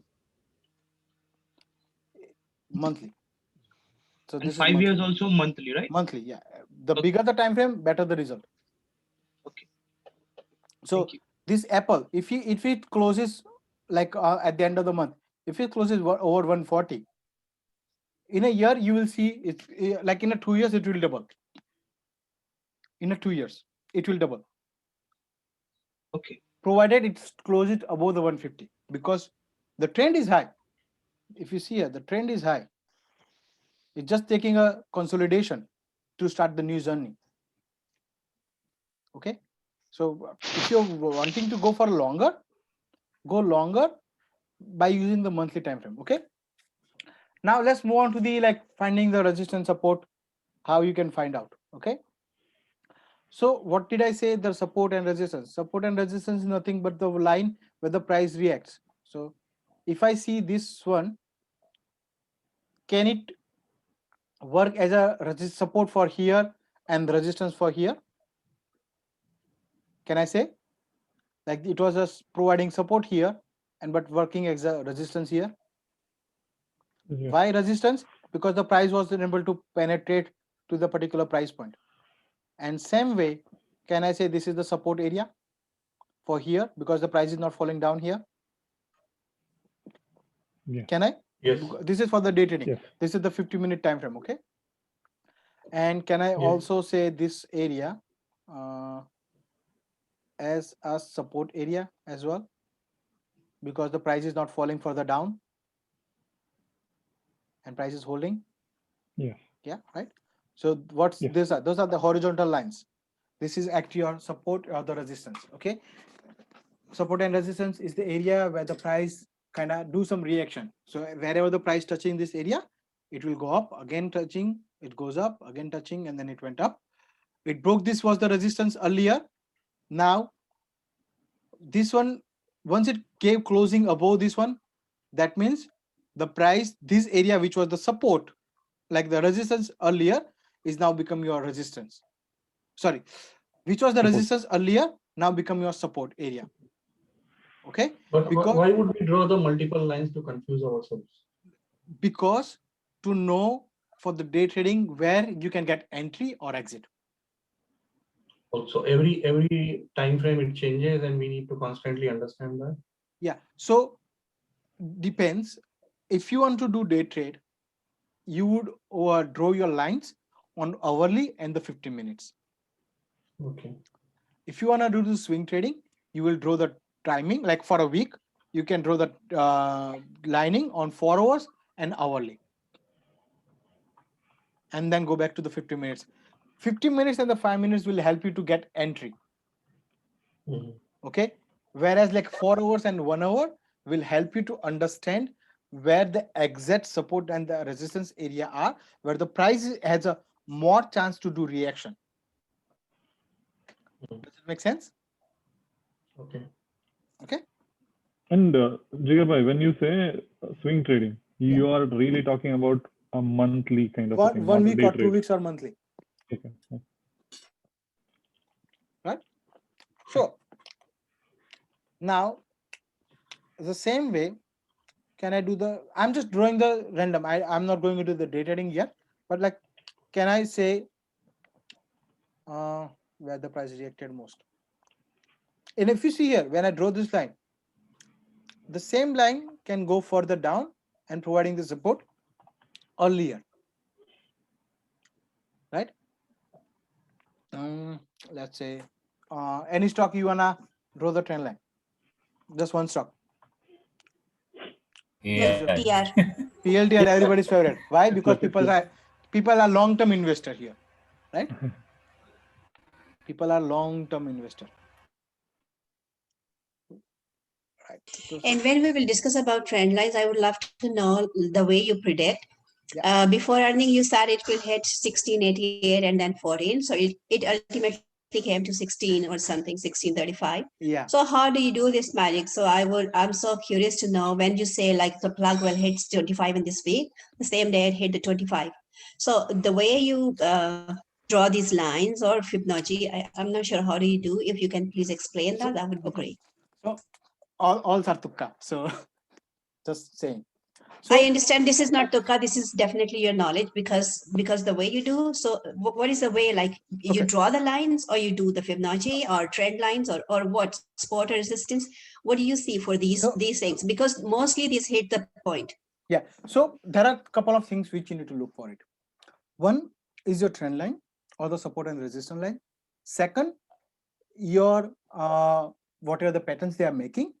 Third is your moving averages or the exponential moving averages, and your time frame which you are using. I usually So- go from the bigger time frame to the smaller time frame. So you will tell us how did you do, like on 11th, May 11th, on May, I think May 10th, you predicted like it can go towards 1688 and then So- 14. So So if you how did you do that? Yeah. So if you see here, price, say I did draw the trend line here earlier. Let me see if I can get my older trend line, okay? Because this is here. That will give me proper idea the way I drew it, right? This is like my earlier work, right? So here, if you see the day trading, because I was here, right? I'm talking about like 5th May. And if you remember at the time I say like, before I was saying the price is on a range bound, right? If you say it's making a higher highs, like lower lows, lower highs, lower lows, lower highs, lower lows, lower highs. That means it's going on a symmetrical triangle. At the time, you just need to wait for this area to get broken. Once this area is broken, you can see the next support was here. So price has to come at that area. And on top of it, if you see, this was from here to here, which was like 20% or the $7.80. And from here is almost 18%. So from here, 20% was here. So price has to come at that area, no matter what. And again, the price might go here again to the 21.47, and then it might fall again. Nobody knows. But you will see the 21.64 for PLTR because it's gonna touch the trend line. And then it will decide whether it wants to go up or the down. So if you are a long-term investor for the PLTR, I would prefer like swing trader, not the long-term swing trader. Better area is this one. Once the price breaks out this area, come and do the testing the trend line again, then it will shoot up. But at the same time, you will have to have this area as your resistance. How did you draw this line where you're making the triangle and there's an intersection, right? Yeah. From 2.8, this line, how did you draw that? This one, if you Yes. like, when I was drawing that line, so if say for an example, I don't have that trend line, okay? Trend line is here, right? So this trend line is nothing but like connecting all the dots, right? Wherever, what is trend line? Trend line is also act as a support and the resistance. So if you see here, all points, the price is reacting at particular trend line. Even here, the price reacting. So when I draw the trend line, I drew it before, like earlier. And if I was like on 16th of April, this would have been my trend line. Sorry, on the 16th April, this would be my trend line. Why? Because I'm trying to connect most of the points. How you draw the trend line? Try to connect all the dots together. Like, because this is the different, sorry, here you can see properly. You can connect the different low and the high and try to get the maximum candlestick. Some people usually go like a week to week. Sometimes you can go like this area. This is also a breakdown. I could say this is also a breakdown. Depending on how you want to draw it, you can do it. Each person draws trend line differently. My trend line will be different than your trend line. My prediction will be different than yours, because more time you spend, more you cut down the noises on the charts, right? At the same time, you go and check your EMA, right? This is the 4918, like, and then go and see how does the price react on the EMA, whether it's supporting or not. When we go to the EMA or the MA, we will discuss about it. So, and this duration is daily? This is on a daily, okay? But okay, which is the more stronger time frame? Weekly. What is EMA? EMA is exponential moving average, which we're gonna discuss later. But now, if you see here on a weekly, okay, this is very interesting now. on a weekly, what kind of candle is making? Bullish. Bullish. So if the next week price has to at least give closing above the high of this closing, above the high of this candle. So if the price stays above the $21 for the entire week, and if it gives closing above this area like 22, that means the trend might change. Okay, it's a prediction. Trend might change for PLTR. It's gonna happen, or it might happen here and then it will go down here. Nobody knows. But the prediction you can make it the next week, that because this is the bullish candle happened earlier. So if you see here on the earlier also, from the height was, sorry, the high at the area was like about $24, and then it went all the way to the $26 for the 3 weeks, and then it fell. Why? Because this was a trend line, kind of working as a resistance. Does it make sense here or no? Yes, it does. So that's how. And again, when you have the moving averages with you, it will help. I don't use MACD. Okay, RSI I do use it sometimes just to see how the strength for the particular stock is, like the moment there is a momentum or not for the stocks. If not, then if there is no momentum, there is no divergence, the price will fall. If there is a momentum here, yeah, price will go up. Okay, so now let's see and how the draw this trend line. Okay,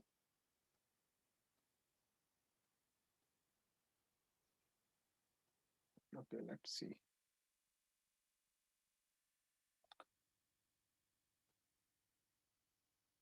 Okay, let me just take this out. It doesn't matter, I can draw again. Okay, so if you see on a daily time frame, I can draw. Can I draw horizontal line like this one? Can I?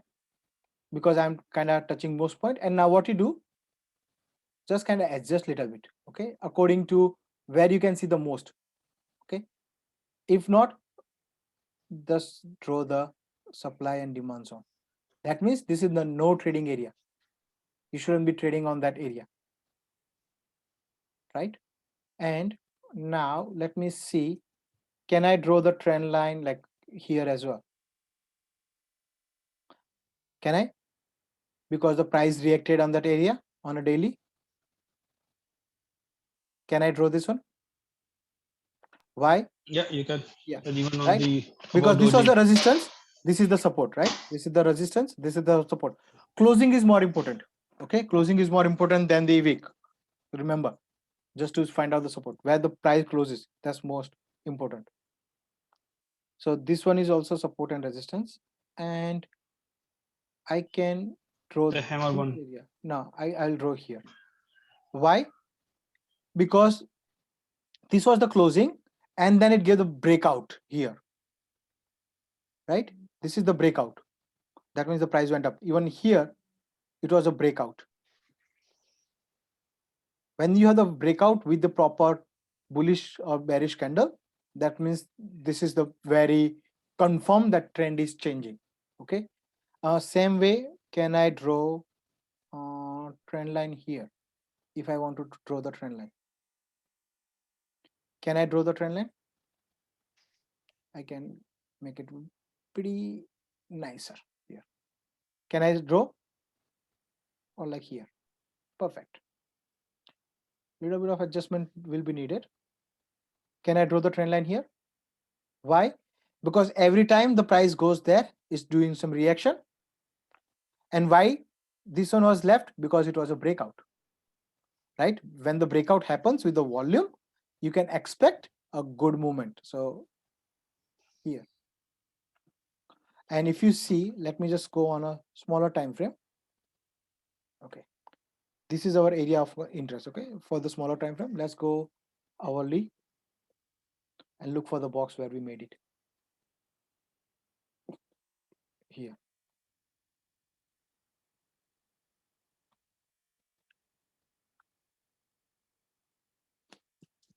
Do you see? The price was reacting how many days? 1, 2, 3, 4 days. Earlier also it kind of worked as a resistance. Right? We didn't see the hourly. This is an hourly chart. We went through the daily and then to the hourly. Does our trend line works exactly at the same point?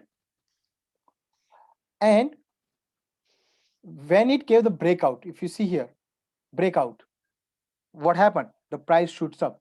So if you are a swing trader, you wait for this area. Okay, let's go further down to the 15 minutes. Okay, does it make sense, everybody? How the price can react?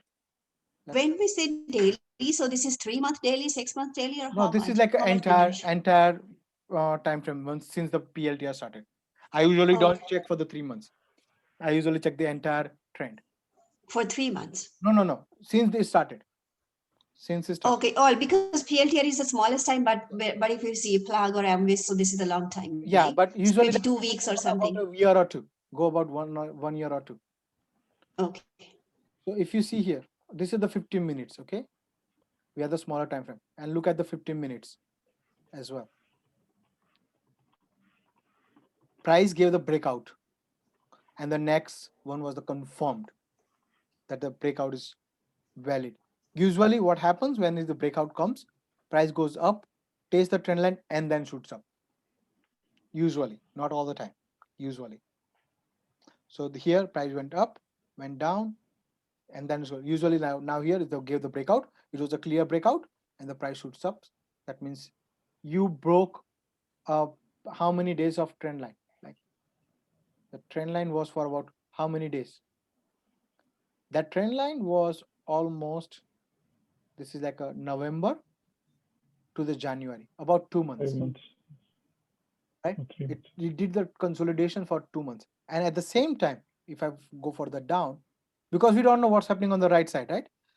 This area was acting as a good support area. Right? If you see here, this area was acting as a good support area. Right?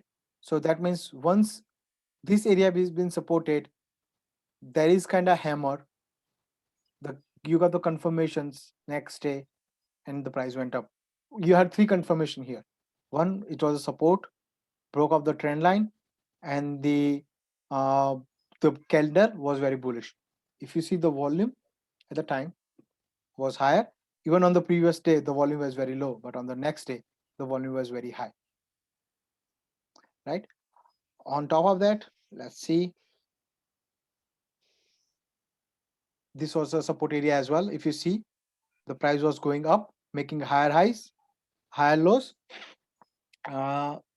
As well, now look for the RSI. Let's look for the RSI at the particular time frame.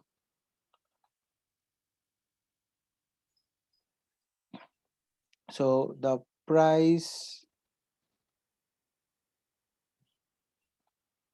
if you see, the strength from here to the here was higher, right? That means the price is making, even the RSI is making higher highs, right? Yeah. Whoever doesn't know the RSI, we'll talk about that one later very briefly, but RSI is making higher highs too, right? Now let's see even here for the RSI. If you see, RSI is kind of bottom out, divergence, right? And like the strength is low, right? And this was the also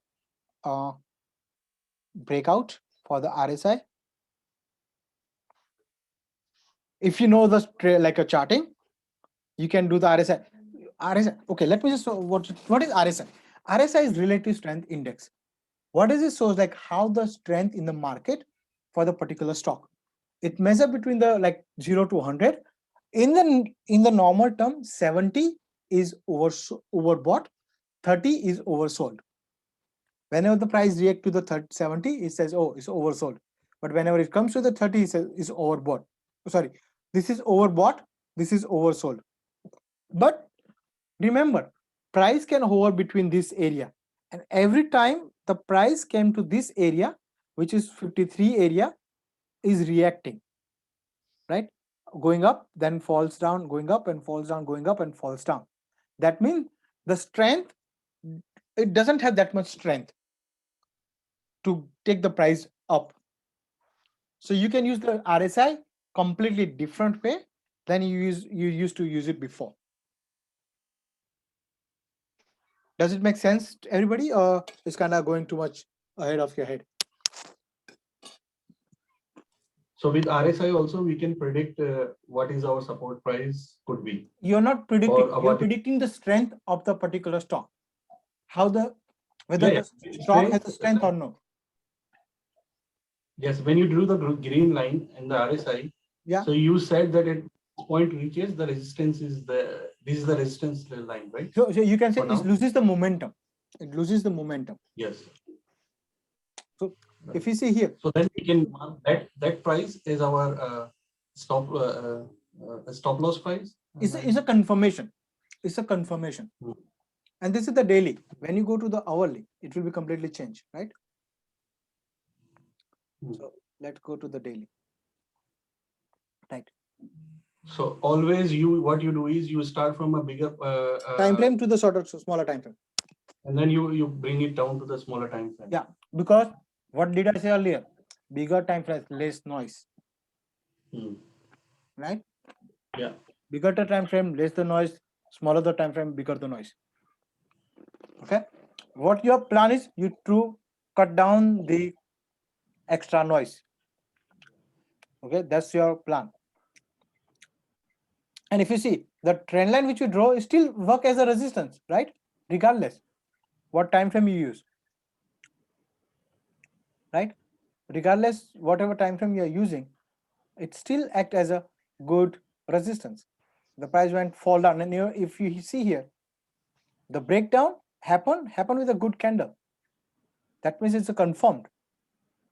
And the next day, the price reached make the hammer on an hourly time frame. That's like it's a short that the price is not gonna go up. And here, this one will act as your, if you're like drawing for the next day, this is your support area. Once the price breaks that down, price falls down. Price has to. Price will react on the support and resistance most of the time. Then this is very basic, but people use so many indicators and everything, makes it more complicated. You mean, if let's say price approaching the resistance Yeah. level and the RSI is also oversold, I think, or overbought? Oversold, yeah, oversold. Oversold, right? So Yeah. in that case, there is a chance that the price go down, right? Yes. If it's on the resistance. Okay. Yes, you can. But bigger the RSI, better the result. Right? Say for an example, this is the 5 minutes chart. Now you have so many noise, right? But you're not gonna trade for a 1 hourly chart, right? So here, what I can say, this was the area. I'm gonna draw the trend line here because this was like an area of reaction, right? This was also of area of reaction. Okay, those two areas were the area of reaction. Now, when you see on the 5 minute chart frame, how many confirmation you got? First, you're the bullish hammer, like a hammer. Doesn't matter bullish or bearish. Is a hammer. Engulfing also. Yeah, there is engulfing, but like second confirmation was like a resistance. It happened at the support area. The second candle didn't close it, so you don't get the entry. The third candle close it above the high of this candle. That means you can get entry. This is your stop loss. Take the right. You can get out here if you want to. Right? If you want to. If you don't, keep on riding. And let's see the resistance earlier. Like because this was the resistance area. Price would have fall here. If not, then look for the other areas of resistance. This is the resistance area. This is the support area. And then, okay, see, resistance area took the support here again, right? And see, I didn't even plan those one. I'm looking on the left. Whatever happens on your right, will happen through left. Remember that things. Whatever is going to happen on your left will help you to guide to predict what is going to happen on the right.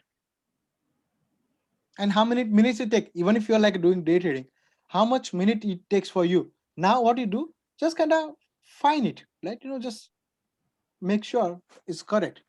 But you can do like a small, like pretty quick. You don't have a need like an hour to do the charting. Right? Even if you're doing day trading, whenever you're buying a stock, at least you can do these things, like finding the support and the resistance for yourself. Does it look very hard or no? So, Jigar, even when we are doing day trading, spending 10-15 minutes first to analyze these trends is not a bad idea before we decide. Yeah, 15 minutes, like you can take a trade after the 5 minutes. Do not take a trade in the first 5 minutes. Wait and see how the market reacts after the 5 minutes. Because like say, if you see here, this gave like a good, like a wrong signal. You won't even take the signal, like you don't buy it here or sell it here. Why? Because you know the resistance is pretty close. Why you want to take a chance? Let the resistance break rather than selling on 1869, sell it on 1850. Why? Because then you have the more confirmation. So what we usually do is we buy at the resistance and we sell it at the support. But the question is for me, I mean, on which stock you have to decide in the morning which one you want to do a day trade on. That's why you need to make the list of like say 15 stock. Okay, can you if you don't mind, maybe other, like if you share, let's say 10-15 stocks on the check it out group. How many stock I have, red list. Where how I can take? Okay. Yeah. 150. Okay. And this is for Indian stock 227. Right? Okay. So yeah. Say if I want to say any stock, like say for an example, I'm just kind of randomly picking, right? Yeah. This is Rick. I found it like day before yesterday. Okay. Like see, so now this is kind of broke the trend line. Okay, this is supposed to be. This is on a daily time frame. It broke the support. So this is like a nice uptrend. Right? This is the nice uptrend. It broke the support, like this area. It gave a good burning. Now, if the price comes and closes above this area, you want to buy the long for the swing, you can buy it. Why? Because you can expect at least $27 movement from right onwards from here, which is here. So this should be at least somewhere here. You will see the 102 probably in the next 4 months or before the end of the year. Jigar, can you show also RSI on the same chart that you're showing right now? RSI. I haven't checked the RSI on this one, but I can see. I haven't checked it. I said I am not gonna do like if you see here RSI, every time the RSI comes close to the 49, it goes up. If you wanna be more precise, 44. See, I didn't even see earlier. It's kind of react at the same trade. So whenever RSI goes above the line that you have drawn, that means it's a good position to buy. Yes. Then you can see this is the good positions. And let's say on a weekly, what does it say weekly? If you see a weekly, holy, this is right. The price even not coming on a weekly time frame, you're not like this is oversold. Like this is overbought positions in terms of RSI, right? Here on the 60, it's not even letting fall below 60 on the weekly time frame. That means it is very bullish stock, very bullish stock. So, what I understood, you are suggesting let's select 10, 15, 20, whatever the stock, and keep watching their trend and then keep trading on instead of finding every day new stock. Yeah. And then you increase your stocks, right? Once you start your 10, then you're gonna be 15, right? Say FDX. Let me see. What does the FDX means? Now by seeing this one, I can at least kind of do the trend line pretty quick. This is my trend line. This is my support area. right? And this is on a weekly, right? I'm just doing on a pretty quick weekly. Now, if you see here, this is a pretty stock. Now, this is the cup and handle pattern. Now, either it will make this candle and it will go up, or it will go up, come down, and then it will shoot up. Oh, it's too expensive. Right? Huh? So now when I go to the daily, see here, daily is already kind of formed. Right? It's already kind of formed. So if you see here, it's already kind of making a good pattern here. This is a handle and this is the cup. This might make here and then it will shoot up. So now whenever you're watching weekly, you just need to see, okay, let's see what's the FDX doing. If it gives a closing above 329, you wanna go for the swing trading or buy the call. Or say you buy like 345 for about 3 months or later and ride the trend. Does it make sense? Rather than going through all those stocks and kind of looking into it, just pick up the stock, whatever you like, do the trend line and see how does it react. This is like, say for an example, this one is the resistance area. So why you want to buy the stocks? Because it's kind of still facing resistance that area and the RSI is kind of dropping. So once the RSI comes here, you will buy it. Doesn't matter what the price is. Can I do day trading on one stock only? Like for example, Neo Yeah, every day. Yeah, you can. Just pick one stock and do the day trading. Ultimate goal is to make the money. Why to go in so many stocks? Just pick 5 stocks. Say when you pick up like 10 or 15 stock, what happens is you will have an idea what's happening on particular stock. So if the one stock is not giving a signal, second will give you the signal. If the third also, my professor once told us that you should buy stocks in every industry, like one in finance, one in automobile. That's for the investing purpose. Oh, okay. No, he said that way, even if one industry is not doing well, you'll make up the money with the other one. But that he focused on long-term trading, like not day trading. That's called diversifying your portfolio. Yeah, that's a diversifying your portfolio, right? But say, for an example, this Neo, I'm not sure. Like I did predict that price too, right? That it will come 37. It will once it went to the 42. It will like break the 37, and it has to come down because the trend is downwards, right? The trend is downwards, and these are the areas of support. If you see here, this is the area of support, and this is the big gap here. So probably like next year or two, this gap has to be filled. 24 for Neo should come. If the technical analysis is right, Neo should come to the 24 levels. Even if it comes for like a minute, it has to come. Oh, okay. Right? Why? Because first there is a gap. Let me just take a look. First, there is a gap here which has to be filled, right? Because nobody traded on this price. Nobody saw the 24 and 22. Never. Right? So the chances of it to come down is very high. And at the same time, it made the triple bottom kind of like a bottom here, broke the trend line.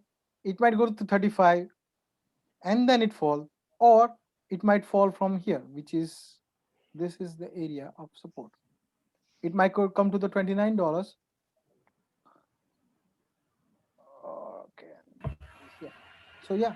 So once this 32 is broken, 29 will come, and once the 29 is broken, you will see 25.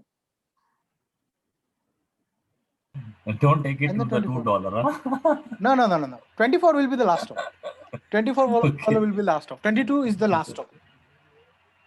After that, we'll start adding it. Yeah. After that, Maybe. it should come. And at the same time, if you Yeah. see here, the trend line, which is been following by the Neo, will be also be there by the time when it comes. And this is the longer time frame, right? So the price will go up, Yeah. down. Sorry, price will, what gonna happen to the price? Price will go up, down, up, and then it will, once it breaks it, it will come down here and then it goes up. Okay. So by the here, when the trend line is broken, even if it breaks the trend line here, it will come retest and then it will run.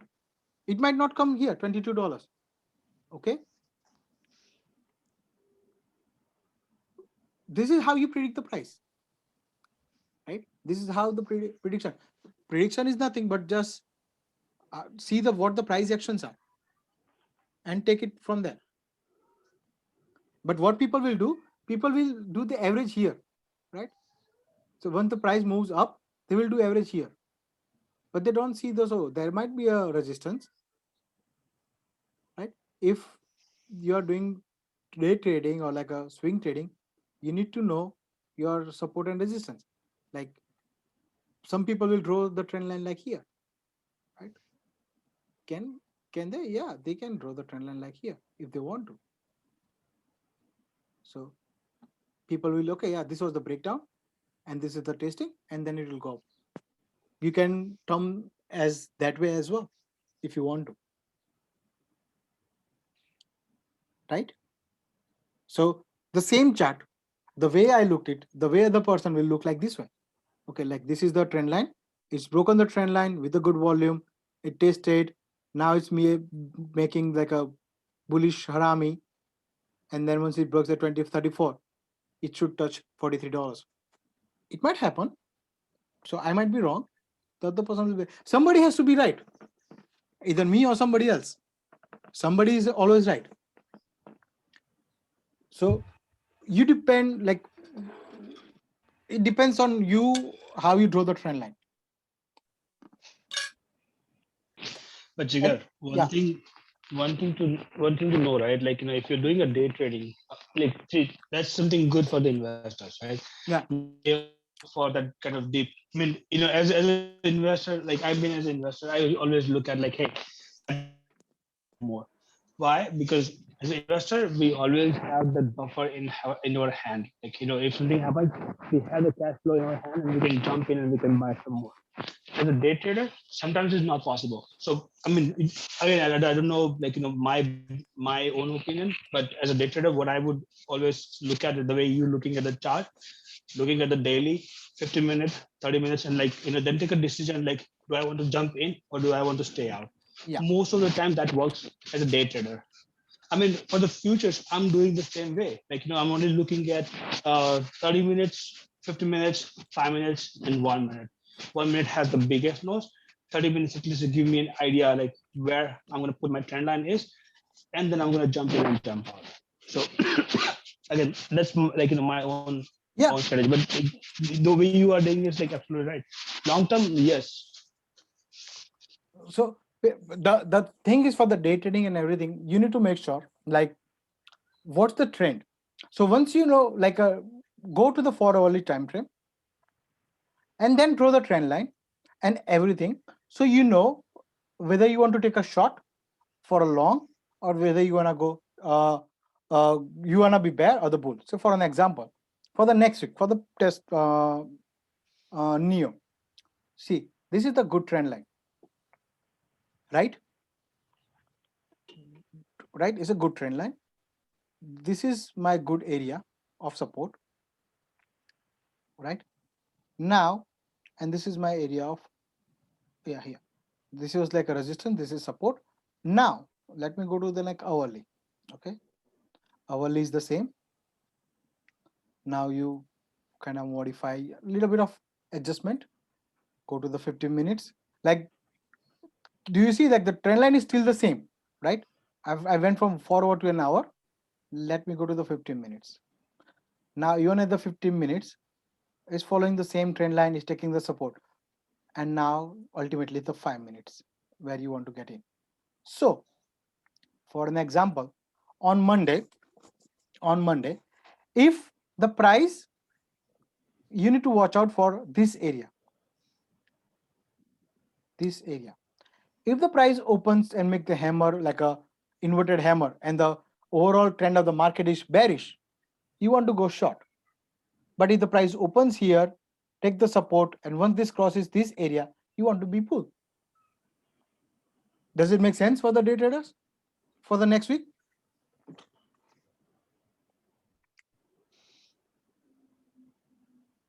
This is how you do the day trading. You'll start from the day and then go down. Yeah. See that? Go to the 4 hours. Go to the 4 hours first. Okay. For a weekly, like go to the 4 hours and do some adjustment in the trend line, right? So I'm trying to touch most of the points. Okay, so I can do also like this one.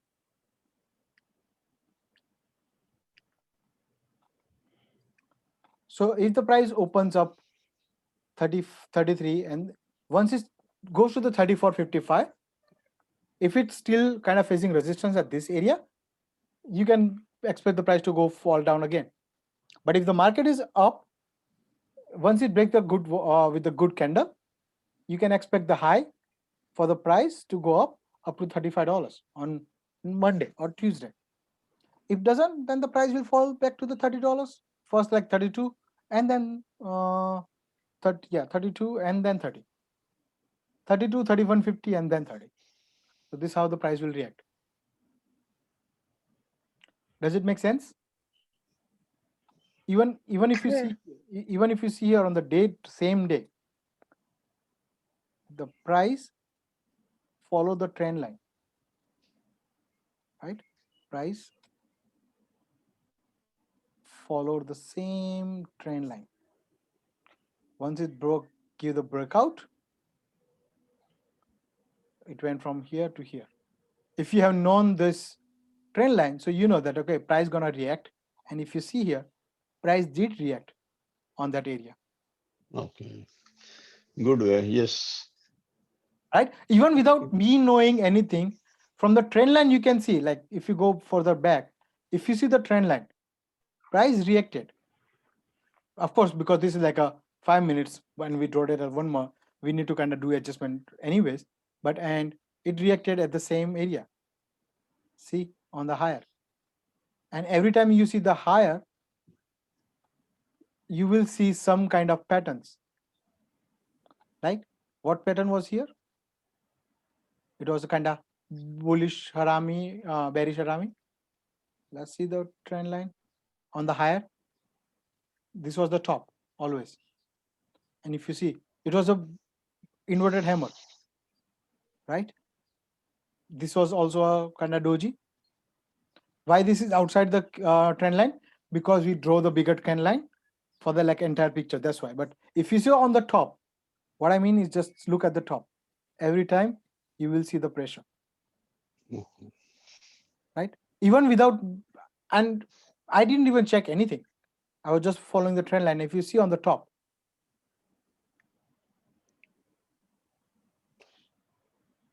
Jigar, can you do anything for the Air Canada also for like this? Air Canada. Air Canada is what? Nothing. Is AC Air Canada. So here is the Air Canada. This is the day trade. And if you see here, it's already taking a support. So if this if this support is broken,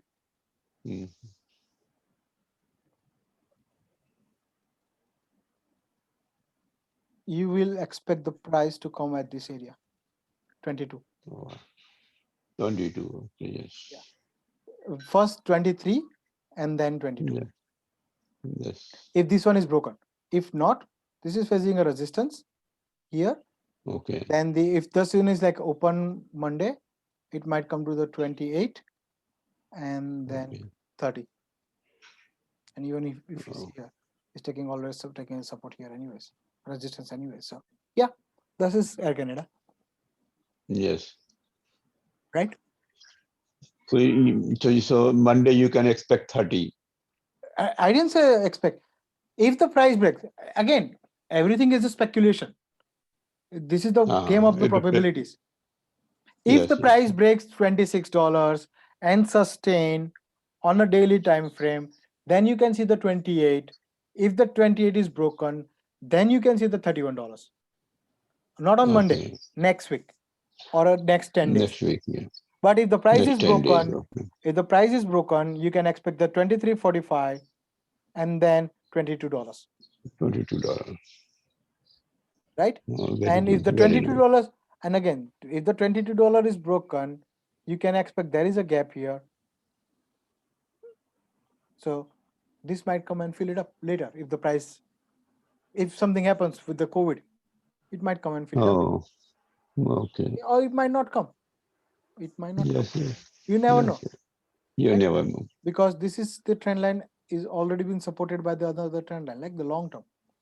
Mhm. Like if I want to do the trend line here, it's still kind of following the same trend line. This is the double top pattern as well.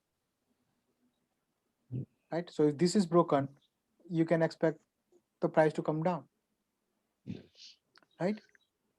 Okay. Yes, I got it. Right? So this is how you do the prediction, right? Everybody clears how the trend line and the horizontal line works because we want to move on to the moving averages. Yes, yes. Yep. Okay. Now, so just Yeah, question. sir, go ahead. Yeah. Yeah. Sometime like few months ago, the oil fell down a lot, right? Yeah. Yeah. So the oil, I think I did not knew futures much, but my friends were saying that the futures of oil, like the price was so low. Minus. Like It was anybody would have bet there, they would have become like multifold. They would have multiplied their money by multifold now. So what happened with the gold? I don't follow the future, but like the story I know, the price went minus, which nobody expected. Nobody Exactly. expected that the price for the crude can go to the minus. Yeah. So because of that reason, so many trade has been like squared off by the broker, and so many the traders suffered a loss. Yeah, but the people who bought at the time are now making money, right? Yeah, but who gonna buy at minus 19? Because it was very hard because it was a delivery. It wasn't like a trading, it was delivery. So I do remember like one video from the Rainer Tio. He's the good YouTube influencer. And he said his story that he lost almost 100K on the crude. How? Because the price went to the minus. Nobody expected. Yeah, because he bought high and then No. He bought the low. He bought the like a cheaper, but the price was like, say, for an example, $5 per barrel. Now the price went to the minus 50. So they have to square up the positions. But the guy who bought at minus 15 made a lot of money. If they were allowed to buy it at the time, I don't know. I didn't do the futures for that one, but like if they were able to buy it, yeah, they would have made money. Right? It's the big money, right? The crude is that not cheap. It's big money. Right? Any question or concern for the support and the resistance? Any questions? And are you guys getting what I'm trying to say, or like, is it something new, or whether it's something you used to do it before, or the way you look the chart? Can we do one last chart on Suncor? Yeah, which one? Suncor? Suncor. It's a Canadian company because that's why Chirag bhai. Yeah. Yeah. Okay. See here. This is the big Suncor is a very good level. Right? This is like a $32 will come, right? Because this is the gap anyways. If you see the Suncor is following the trend line. So every time if you want to buy the dip, buy it here on the trend line. Right? So if you buy at like this level, say for an example, this is like a good area to buy. If you buy at $26 for a long term, you are good. You can sell it at $32, probably like a couple of months if the price goes up for the crude. But this is like a good And area. before COVID, I'm trying to get myself into before COVID period. Can you zoom out a bit? It fell on 2019 March. So can we expect the price to go at that support level as well in future? So this one's $14 for the Suncor. No, the resistance. Sorry.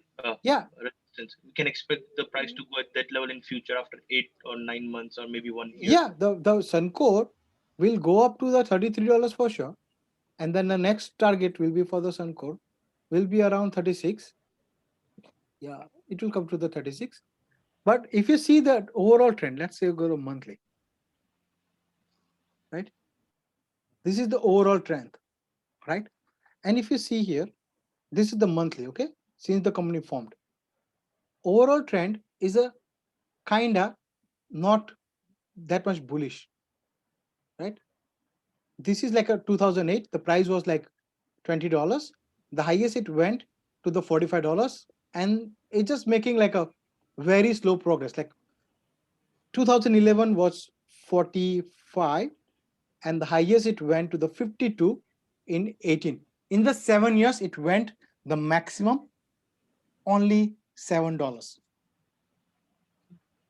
And it's that means if I compare it to Nasdaq or S&P 500, it was bad choice. Instead, I could have invested in S&P 500 and gained more. At the same time, like what the date? Remember this date. This is like a what was the top? 1st of April. Okay, 1st of April. Look at the SPY. Okay, look at the SPY. 1st April. Look at the SPY. Yeah, but how can you compare S&P 500 with? No. You can compare TSX. Okay, you can compare. Yes, okay. TSX is a different story. Yeah, 1st April. Like, stock is. Stock is for the one. Yeah. So 1st April 2011. Okay. So this is March, April here. So it's somewhere here, right? It's the same price. It doesn't matter much.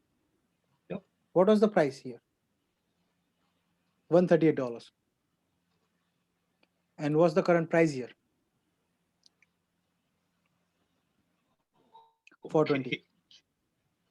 The same year, you would have got at least 200% return on your money, whereas the Suncor gave you only it's on the minus negative as of now. It's the negative. Yep. Already, but if you compare with the indexes, like any indexes, even if you compare with the TSX, right? Okay. Even if you compare with the TSX,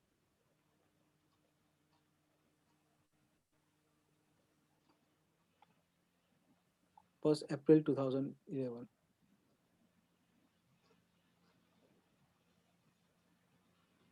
April 2003, 7, right? Or was 11. It was April 2007 and then the 11. April 2007, okay, somewhere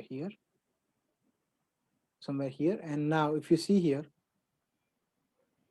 the Sensex, like the, sorry, TSX went at least 50%, at least. Okay. Right? So do your pros and cons. And I would rather invest on the RNW.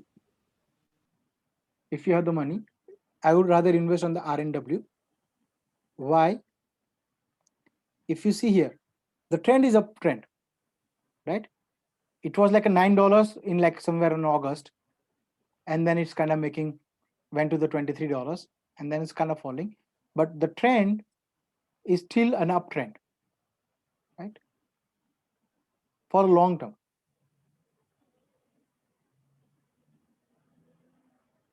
Long term trend is still uptrend. So you might come here and then go up.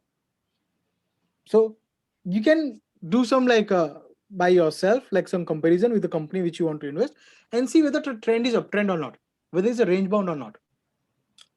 Okay. Okay. I have a question. Yeah.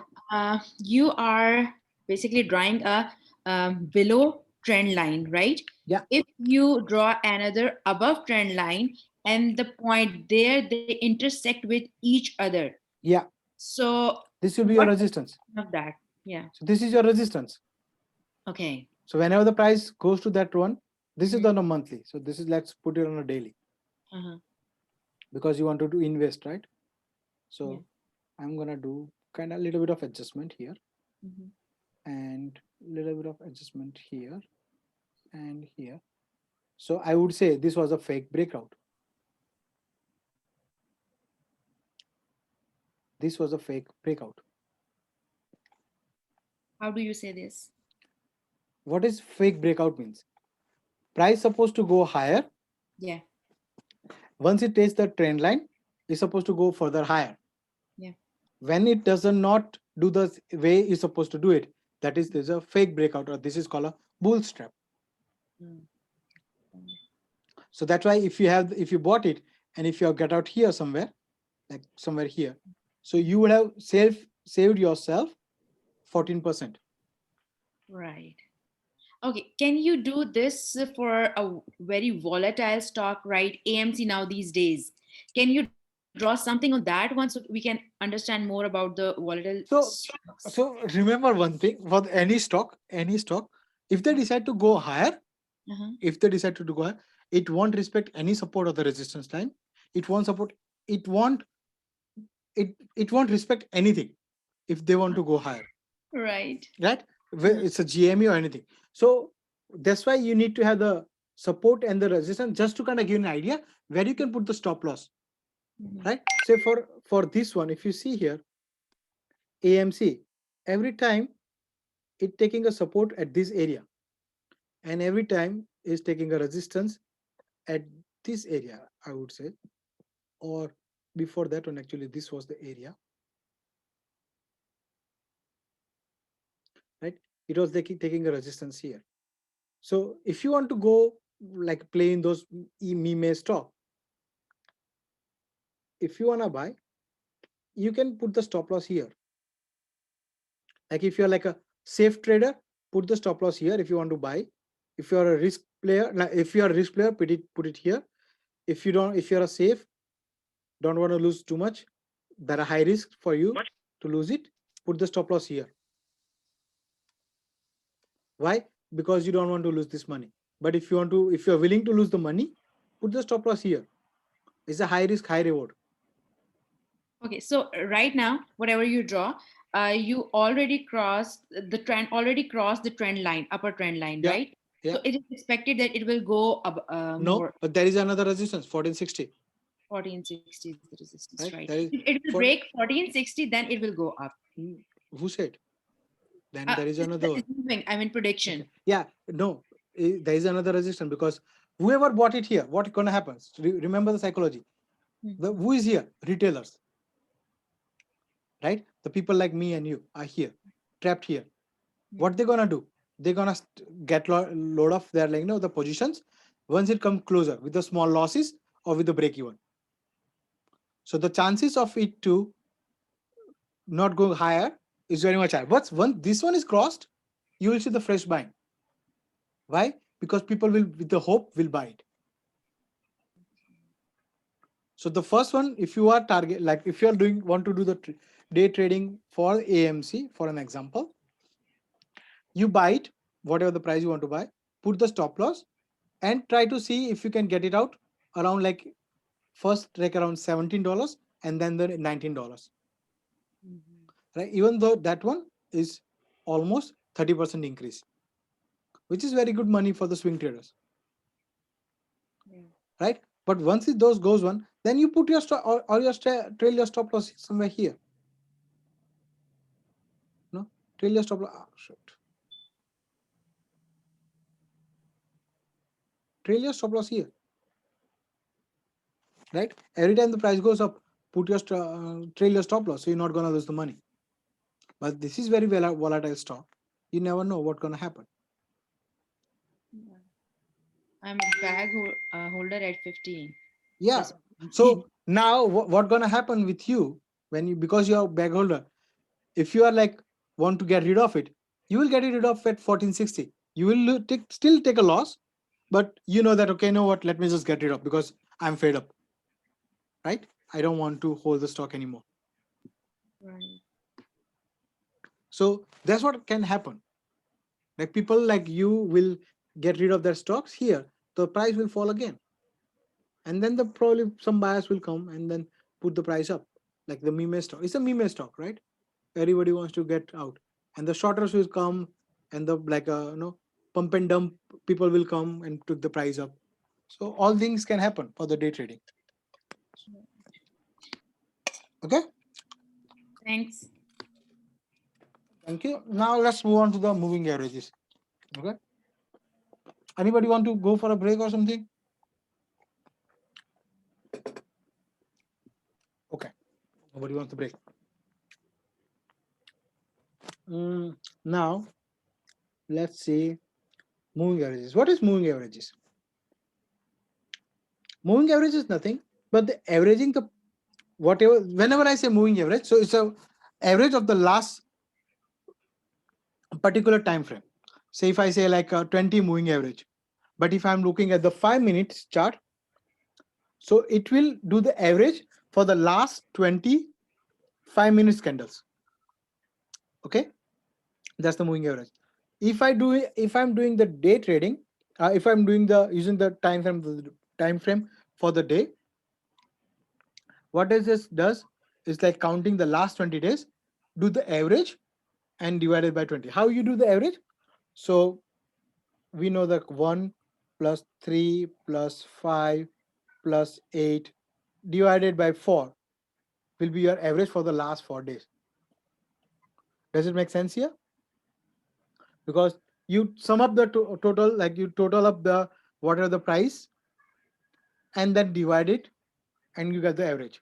Do you have to do the manually? No, you don't have to. We have the software to do that things for us. Okay, so once you go to the indicators, you can go and put down the moving average, like here, moving average, and then you'll get the moving average like this one. You can change the value. This is the 9. Let me put it down for 20. I'm going to change the color to the black so everybody can see nice and clear. Make it harder. Input and okay. So what does it says? This line, this price for the last 15 days. Okay. Why moving averages are important? Because they can act as a support and the resistance. They can provide the good support and the resistance for particular stock if you choose the longer time frame. So this is the daily. If it guy goes weekly,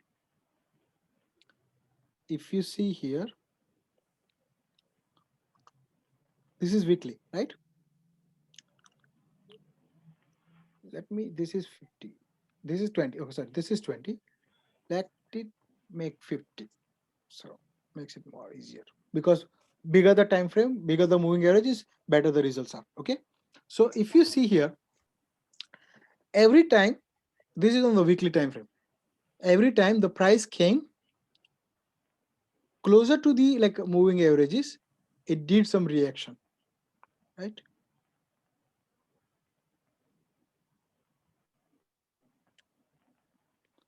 Right, do you see clearly that is kind of doing some reaction?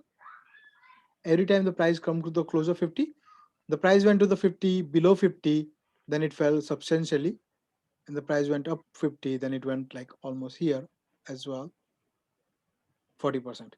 And when it fell, this was the March time, so it's supposed to fall anyways. But like, do you see it reacts, right? Now, there are different time frame, different moving averages you can use. You can use 200, 50, 100, 20, 10, 9, 5, whatever you want like. But remember, bigger the moving averages, the better the results are, and it will act as a good support and the resistance. So now let me put it at the 200. Okay, value I'm making 200.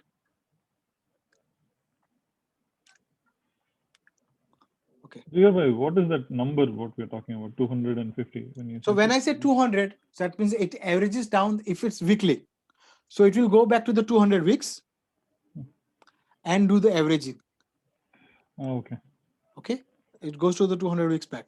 So now, if you see here for the AMC, is at a very good area, right? Let me go on a daily and see. This is on the daily, so this is like average for the 20 days. If you see, the price kind of reacted every time it comes closer to the 200 moving averages, right? And then now currently is above the 200 moving averages. If I want to make it like a clear prediction, 400 moving averages, that's a 400 days, is more of like a provide better result with the support and the resistance. Okay. So for day trade, what values we should use? Either we should use 20 or and SMA? 50, 20 and 50. Why? Because let me trading. say, like, yeah, day trading, like Tesla. And it should be EMA or SMA? We're gonna go to the golden crossover, and I will show you the how it works betterly for you for the day trading. 4, 9, and 18 combination works better. EMA is better for the day traders. So like this is here.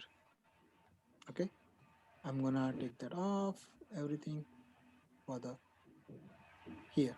This is 200 moving averages. So this is 400, and let me go because I use the different one. So I have already kind of value here. This is 20, 50, 100, and 200. So I'm gonna close it down. This is 20 is green, 50 is red, 100 is blue, 200 is like a 100 is purple, and 200 is blue. Okay, let me put it on. Do you see the line? It's kind of too much confusing for you because you just see the lines, right? So what you can do is, once you know where the, let me put it on again hourly, so it will kind of give you a better idea. Look at the Tesla. Okay, this is like hourly for the day traders. Okay, first you see the price is below the 200. Price is below 100, 50, and 20. Like so 50. So now here, if you see prices kind of coming closer to the 50 and it kind of falls. So now you can say 50 is working as a good resistance. So next time, whenever you want to see the price for Tesla, it will react close to the 590. Why? Because it acted as a resistance earlier, so it can act as a resistance now as well on an hourly time frame, right?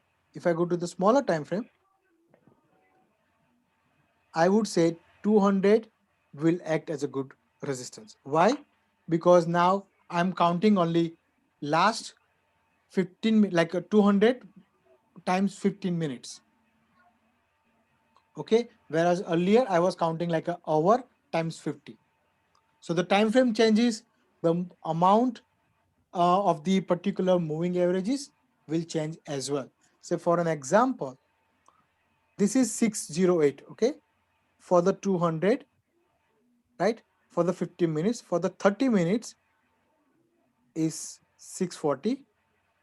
For hourly is 667, 673. For a 4 hour is closer to the 674. For a daily is 580. So it depends what time frame you are using. You need to use the correct moving averages. Usually, if you are looking for the trend, go for the simple moving averages or the daily moving averages, because it will give a proper idea for you to give about the entire 200 days, right? When if you're doing the day trading, look for the 20 and 50 moving averages, and sometimes you also can look into the 200 moving averages, but only on few cases. But the 20 and the 50 EMA will provide you better results on the day trading. Okay, let's What see. is 20 and 50 and 100? The number. Okay, is a number, is a value. So when I say 20, that means whatever the time frame you are using, I go back to the 20 moving average. Like say for an example, I'm using like a day. When I say 20 moving averages, so it will do the average for the last 20 days. Okay. When I say hourly, when I'm on the hourly time frame, when I'm talking about the hourly 20 moving averages, that means it will take the average for the last 20 hours and do the averaging. When I say the 15 minutes, 15 minutes time frame and the 20 moving averages, so it will go back to the 20 times 15 minutes. So it go back to the like a block of 15 minutes. Let's say for an example. Got you, got you. You got it? Like go back Yeah. to the 20, 15. Well, you count 20 and then it will take the averages. When I said 5 minutes, that will go to the 20 times 5 minutes. That's almost 110 minutes average. Is 110 minutes average. So why are they important instead of the trend lines and the? Because they provide the good support and the resistance area. Okay. Now I'm gonna close off these moving averages. This is the simple moving averages and the EMA. Okay. EMA is better. I'm gonna 4, 5, and 6. Okay, 4, 5, and 6. I need to see. Okay. Okay, 4, 5, and 6. Okay. So the 4. Okay, this one I'm gonna make it as this one. Okay. Okay. So EMA. This is EMA. And now I'm going to talk about the EMA. What is the difference between the MA and EMA? So if you remember, EMA, our moving averages was counting like this, right? It wasn't giving any importance to any number. All the numbers were the same. Whereas the EMA, it gives more preference or the more weightage to the last few numbers than the first number. So for an example, if I'm talking about the daily, okay, just for a daily.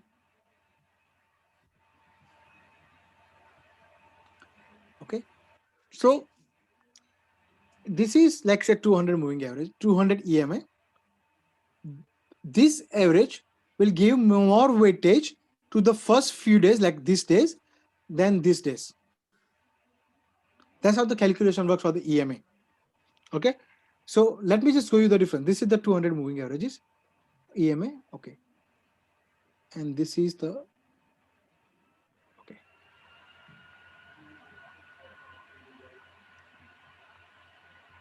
so there are two. One is like a sky blue and another one is like a different color.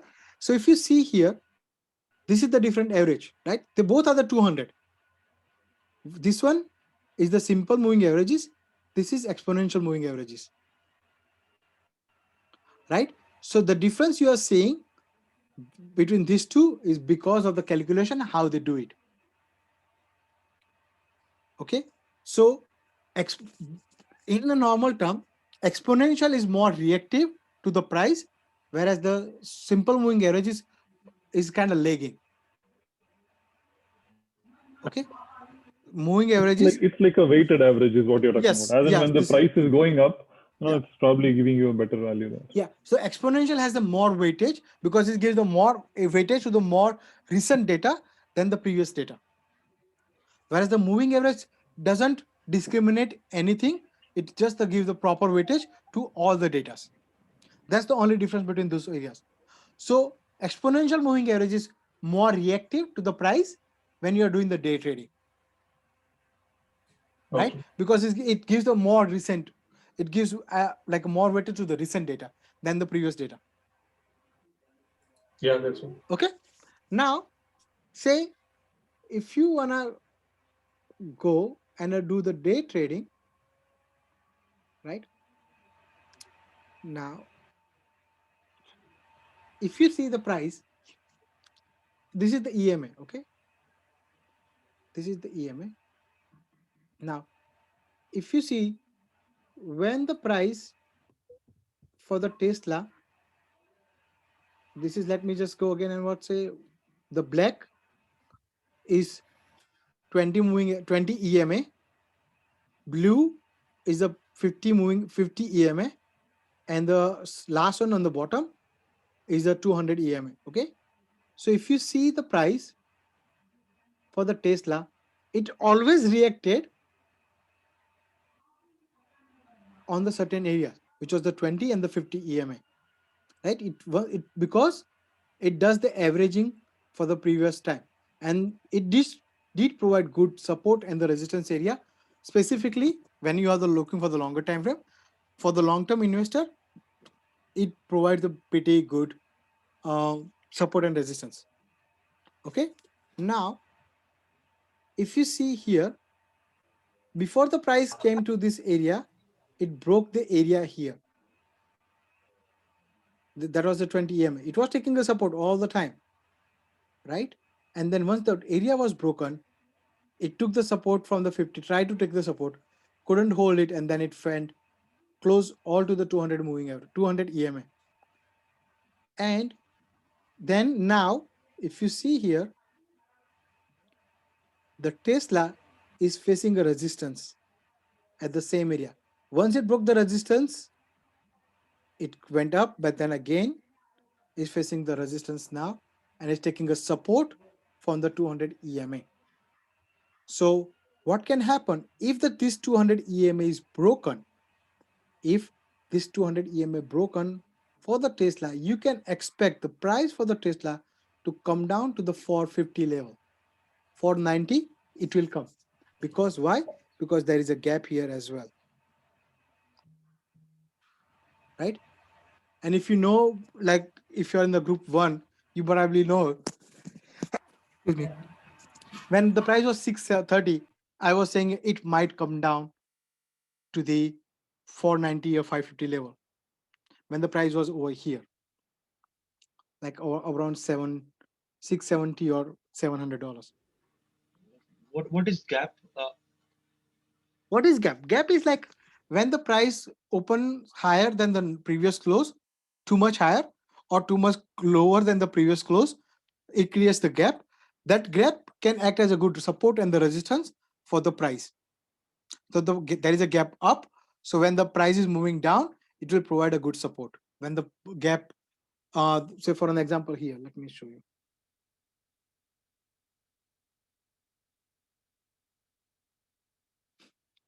Okay, so this area is a gap. Okay, this area is a gap. So because this is the gap up, so this will act as a good support area. When the price coming from the top to the bottom, it will act as a good support area.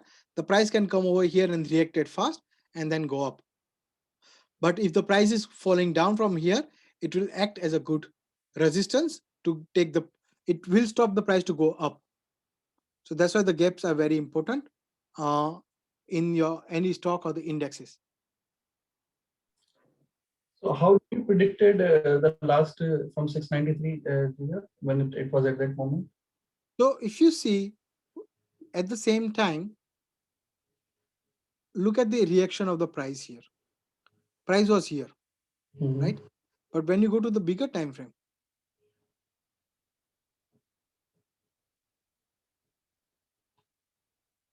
I'm gonna close this EMA.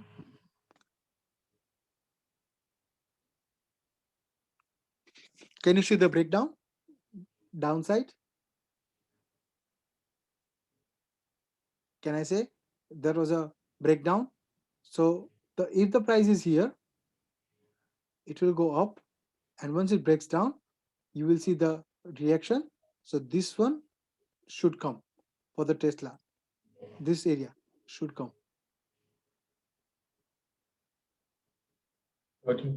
Okay, because the pattern was saying, and again, it was a consolidation here as well. When the consolidation was broken, price went up and come down, and it is kind of breaking another pattern. So the price will come down here. If you see everybody's favorite PLTR is the favorite, right? PLTR is favorite. Everybody's like here. Let me see. Close it down. Here, if you see the trend line, weekly trend line was broken. All right, weekly trend line was broken. Now is still following the same trend line, right? Because going up, if you see the date like here, you can see there is a M pattern. This is your neckline. If the neckline is broken, you can expect the target 15% from here. And if you see here, the 15% came right away once the trend line was broken. And if you see the daily time frame, once the trend line is broken, it was kind of facing the same trend line.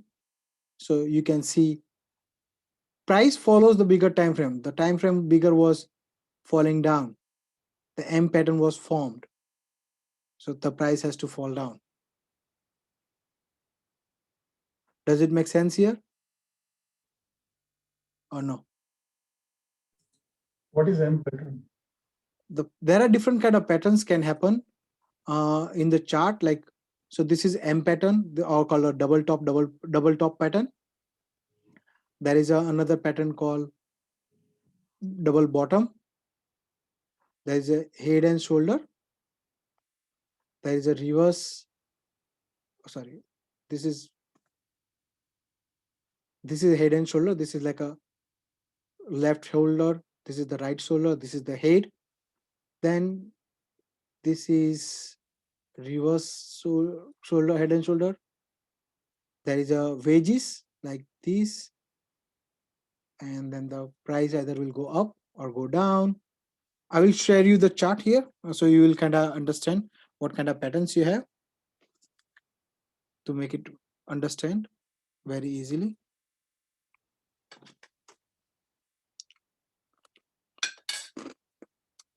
And are these pattern important for Yes. the trader to understand? Yeah, it's very important. The screen is gone. Share the Yeah, screen. just give me. Okay, okay. I'm sharing Okay. something else. Sure, sure.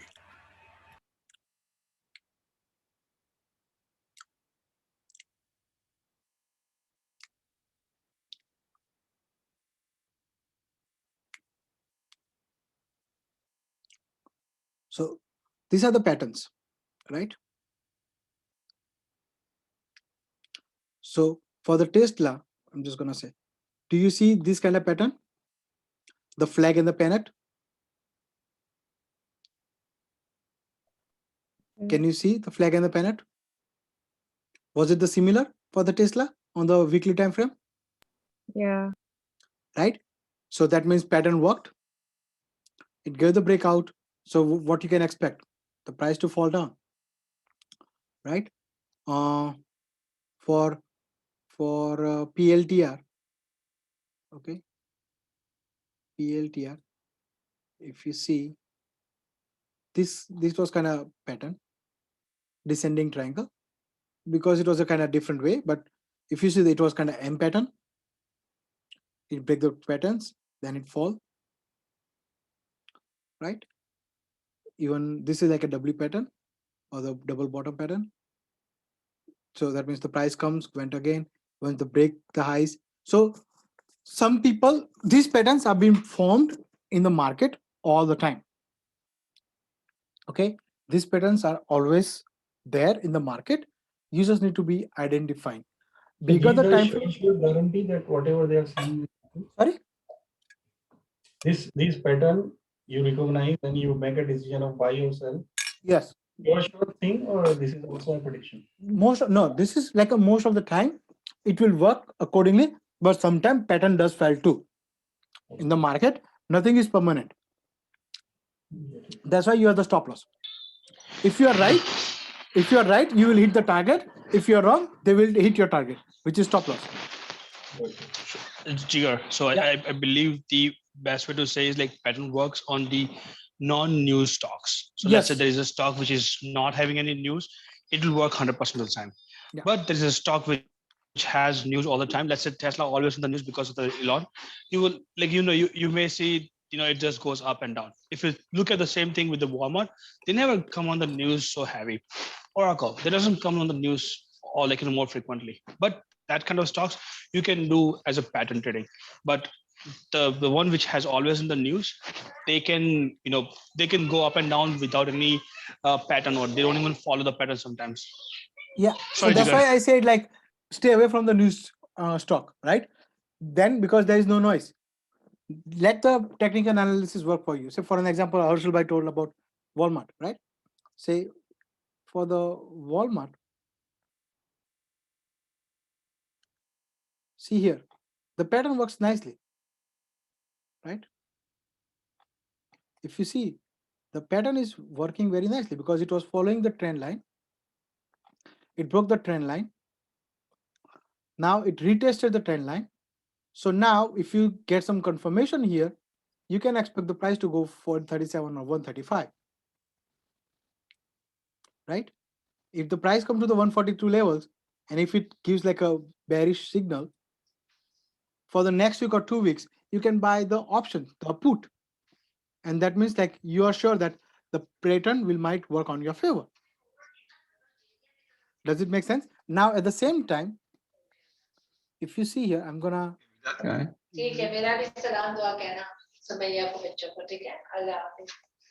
okay, if you see here, now this is also a good head and shoulder pattern.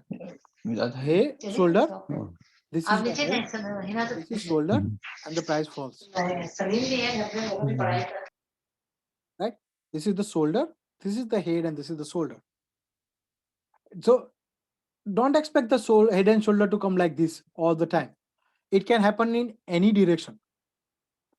The only thing which you need to identify whether it's a head and shoulder or not. So what the head and shoulder pattern does mean is like once it breaks down, it can fall. So this is the trend line. Once that this one is broken, like taste the trend line again, you will see the market when the market is bearish, you will see the Walmart will fall higher. Why? Because of the pattern. Right? So if you know this kind of patterns in your stock, then if you're keeping an eye, you make a better judgment. And again, no pattern in the stock market is 100%. You might feel that, okay, this is the good pattern, and sometimes it go against you because something came up which you are not aware of, right? Say Walmart CEO kind of got changed, or he died, or they found some heavy fine from the government suddenly. Then the price will react according to the price. So according to the news. But most of the time, whenever you have the trend or the pattern, if you follow the trend and pattern, it works almost all the time. Not all the time, but like 90% it will work. 10% there is always a chance. Say for an example, if you see here, this Tesla, this Walmart, it was following the same trend line. If you see here, it was taking a support, right, from the same area. Once it fell, tested the timeline again, and then it fell again. So at the next time, what it was doing it was following the different trend line. So the price was going here like this. And if you see here, there was an M pattern here as well. M, and then it went again. So this is like a double top pattern. Right? So once you know the patterns, it will be easy for you to identify the trend. So here it was a cup and handle pattern which was failed, so it came down. It's supposed to, if it goes higher than this one, then you get the better result. But here it didn't give the closing above it, that's why it fell. Whereas here the cup and handle pattern kind of worked. Right? So you expect this for at least this area, at least 5% return on the cup and handle pattern, which is 10%. It gave the result at the same time. This is cup and handle. Every time do you have to remember the pattern? No. What you need to remember is how the price react to the particular price point. How does the price react to the particular price point with the trend line or the support line, and what your analysis says. If your analysis is right, you will get the rewarded, but if your analysis is wrong, your stop loss will hit. There are only two possibilities in the market. Either they will hit your stop loss, or either you hit the target. That's the only two possibilities you can think of in the market. What is your prediction for this stock? For the long term, 5 years, 10 years is a pretty good stock. Right? For the 5-10 years, if you want to go, this is like a good support area. If you're getting 135, get it and buy in the dip, because Walmart is not going anywhere and it's investing heavy money in the new technology, like online shopping, like Amazon. They're trying to be like Amazon, right? Yeah, but then their internal systems are not very good. Like the way Amazon supports its system is very But different. the than no Walmart does. Amazon is here after a long time. It's not just like a 1 year. It took the Yeah. Amazon like so many years to become like Amazon. But whereas the No, models are different. No, although Walmart is trying but very Walmart hard. will be more successful because they have the infrastructure ready.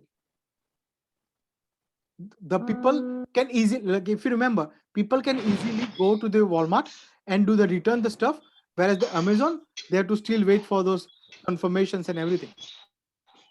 Can I say something on that? Yeah, go ahead. So here's the thing, right? Amazon, we used to see that it used to be one warehouse where like we go and return the stuff and like buy the stuff. What is going on now is Amazon is moving out from the retail to only the cloud and all the other technologies. They're more focused on that. So their terms has been changed. Yeah. Where the Walmart, they're still retail, they are still going high on the retail perspective. And there's like, if you compare Walmart to Target or Walmart to Macy's, yes, Walmart is much better, much stronger. There's no comparison, there's no other company which I can compare with Walmart. I mean, there's Amazon, it's a different beast, and that's why it's sitting on 3,000 because of the cloud and everything. That infrastructure of the cloud, that's why he's making money, not on the retail. Retail, they're losing money. Amazon is like a more of a cloud company, a technology company, rather than the selling online company. The model is different. Where the Walmart, because they are going the retail and they have the infrastructure ready, you will find the store everywhere, even in the small cities. That means that it will be more convenient for the people to order from the Walmart. Once the infrastructure is like the technological wise, Walmart is sound, it will go higher on the longer term. And one more thing is the seller who used to selling the product on the Amazon, now they also started selling the product on a Walmart as well.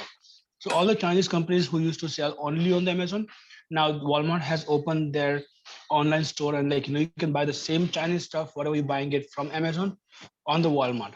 So look at the bigger picture, how Walmart has contributing the new things in their current That infrastructure. is because they recently held a vendor meeting and they have given more like they've vendors. So it time will tell that what much vendors will say. And Walmart, secondly, Walmart is trying a lot of models. If you see, they have a store pickup model, then they have an online model also. They are mixing those two things. So if you go, to their stores for a pickup, you see that the service is pathetic. Right now.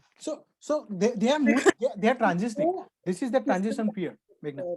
So what's gonna happen is after 5 years, you will find people doing more shopping at the Walmart because it's convenience to go and pick it up like within an hour. No, you never know. With all the people going digital, I think online is the way to go. So I'm no one to like say what will happen, what will not happen. But from what I have read is that and the reason why Walmart is also so focused on online is because that is the way the trend will go. Future. It is will, the future. People will buy more online than going physically to the stores. So exactly that's one thing, right? Like if you heard that's a news always make things worse and bad and good for the company. Recently, if you look at the Amazon has fallen down from like 3,600 to like 3,500 to 3,000. Why? No, there was another news about Amazon also that it will go up again. It will go up. Absolutely. You have like Amazon been focused on the cloud computing with the feds. Okay, so like one of my that much it doesn't like support them that much, but their cloud services is like so profitable. Guys, can we stick to technical analysis for today? We're wasting a lot of time in Sure. So the thing is why they are discussing is like the way you invest the company, you need to more focus on always on the news, what's happening specifically when you are doing the long term. Okay, so the moral of the story between the conversation was because you want to just make sure when the news comes in, you need to keep an eye on the news to see how the uptrend will go up or uptrend or the downtrend will come for the company. Okay, so now when we are doing the EMA, everybody understood what is EMA, what is MA, and now let's see how to use it on a day trading. Okay, everybody understood? Yeah. Jigar, my last question. When I'm deciding my stop loss or I'm deciding my target, what should be the ideal target so that I don't become too greedy or something like that? Your ideal stop loss, ideal target will be just below the next resistance, and your stop loss will be just below the next support level. So for an example, so if you buy here, so for example, you bought the Amazon here, right? So what will be your, because this is your support area, you bought it here. So this is your next target, right? So you get it out around here. Okay, and it is ideal for me to set the sell limit there, and the transaction would automatically get processed. Yes. Okay. Yeah, you can do it. For the day trading, we're gonna talk, but like for the swing trading, always look for how much is your support and the resistance. Say for an example, this is where you bought, right? So your target is here, but if your stop loss is here, this is your, like, red is your stop loss, green is your profit. So what you're doing is here you're putting $361 on a line to make only 256. So this is not a good risk reward ratio. What is risk reward? When you stop loss is smaller and your target is higher. When is your stop loss is smaller and the target is higher, that's called a risk reward. So this is here is like a 3%. So what you are doing here is you are losing it.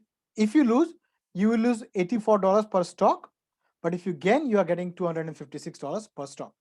So this is your good risk reward. This is 3%, like a 1:3 is your risk reward. This is really helpful. Thank you. Right? So always see if there is a risk, if your stop loss is too far, if your stop loss is too far, then the next target then is a not good trade. Even if you are going to make the money, but it's not a good trade. Why? Because you are putting too much risk to get the earn some money. So this is not a good risk reward. Okay. So anybody has any question for EMA? So we can go to the EMA on the day trading and how you can use it. Any questions so far? Any questions since we started? Any questions so far? Anybody? Not the question, but maybe this long session. To be honest, maybe. That's why I asked. Like, if anybody wants to go for a break or no. So while we talk about stop loss, mostly for the blue chip companies or Tesla.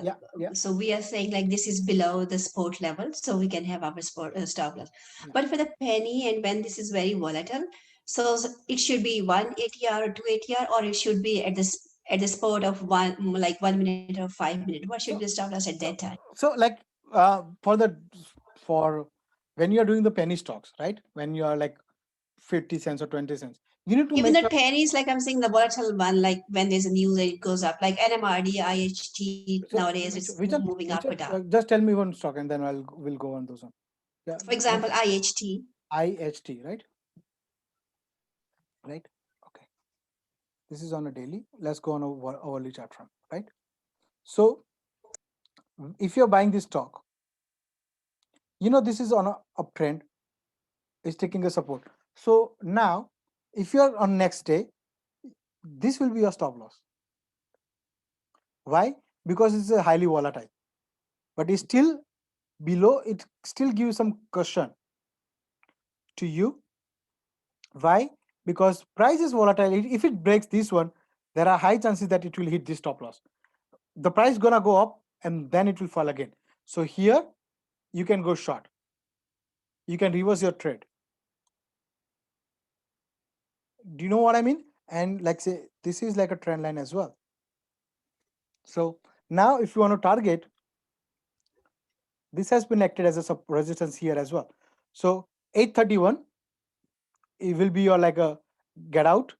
Then if you are getting another trade, like 874, get out like $10, $11, $10 to $11 and leave, because it will kind of give away the price gonna fall down. So this is 1 hour daily, right? This is 1 hour daily. Okay, right? thank you. But when you go to the 15 minutes, see, 15 minutes acts as well, right? If you bought it here, like say for an example, if you got caught in, why you bought it, you shouldn't be buying here anyway, because on the previous day, this one was your support area, right? So your stop loss, because this is the 50 minute, your stop loss should be somewhere here for the 50 minutes, right? So you can do the day trading on a 1 minute on those kind of stock, right? But your stop loss, if you is here, and you can get it entry here somewhere, and you know this is your resistance, you get out from the resistance, and then just wait for the next one, like next move, and then comes back again. You can get in again, do multiple in and out, depending Yes, on the but way you 1 want to minute do. is really, yeah, 1 minute is risky. Yeah. So, 5 minutes is better. yeah. Right? Even So in the one question is little off topic. So do you use the hotkeys for 1 minute or? For me, I don't use like a penny stock. I just usually do the options and just the options. For me, so, and I do use the 5 minutes chart.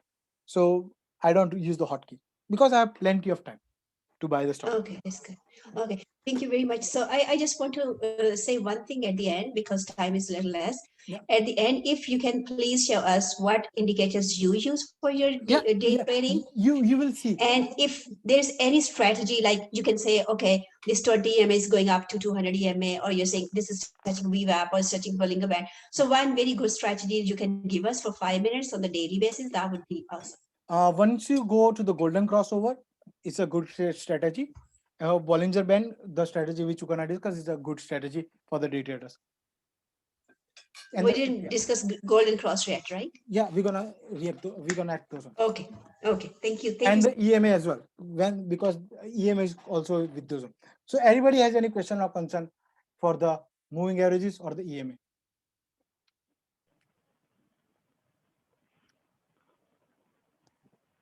No?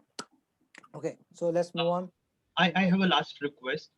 At the end of the session, can you take just one stock and recap all the thing in 5 minutes at the end of the session? Okay. Yeah, that'll be good. Okay. Yeah. Because we can see support, resistance, EMA, and everything on the same page. Okay. Yeah. Sure. No problem. Thank No you. problem. Okay. So let's move on to the Apple. Okay. So, Jigar bhai, when can we take a break? Like, if anybody wants to go for a break, let's take a 5 minutes break. I'm gonna post the video, right? And you can stop. You can go for a break, and then we can come back again and start again. Okay. Okay. When Let's does go the to session 35 then. This is 1:30. Let's take a 10 minutes break. Yeah. Okay. When does this session end? Another 1.5 hours. Okay, perfect. Okay. Okay. Let's take a 10 minute. Let's take a 10-minute break. Okay. Yeah. Is everybody back?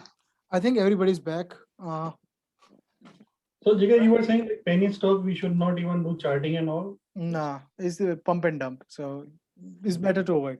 If you are like a good penny stock with the fundamentals, which Harshul Bhai is like a best known for, then you can go and keep it for a longer 1 year, 2 years, and then you will get a good fruits.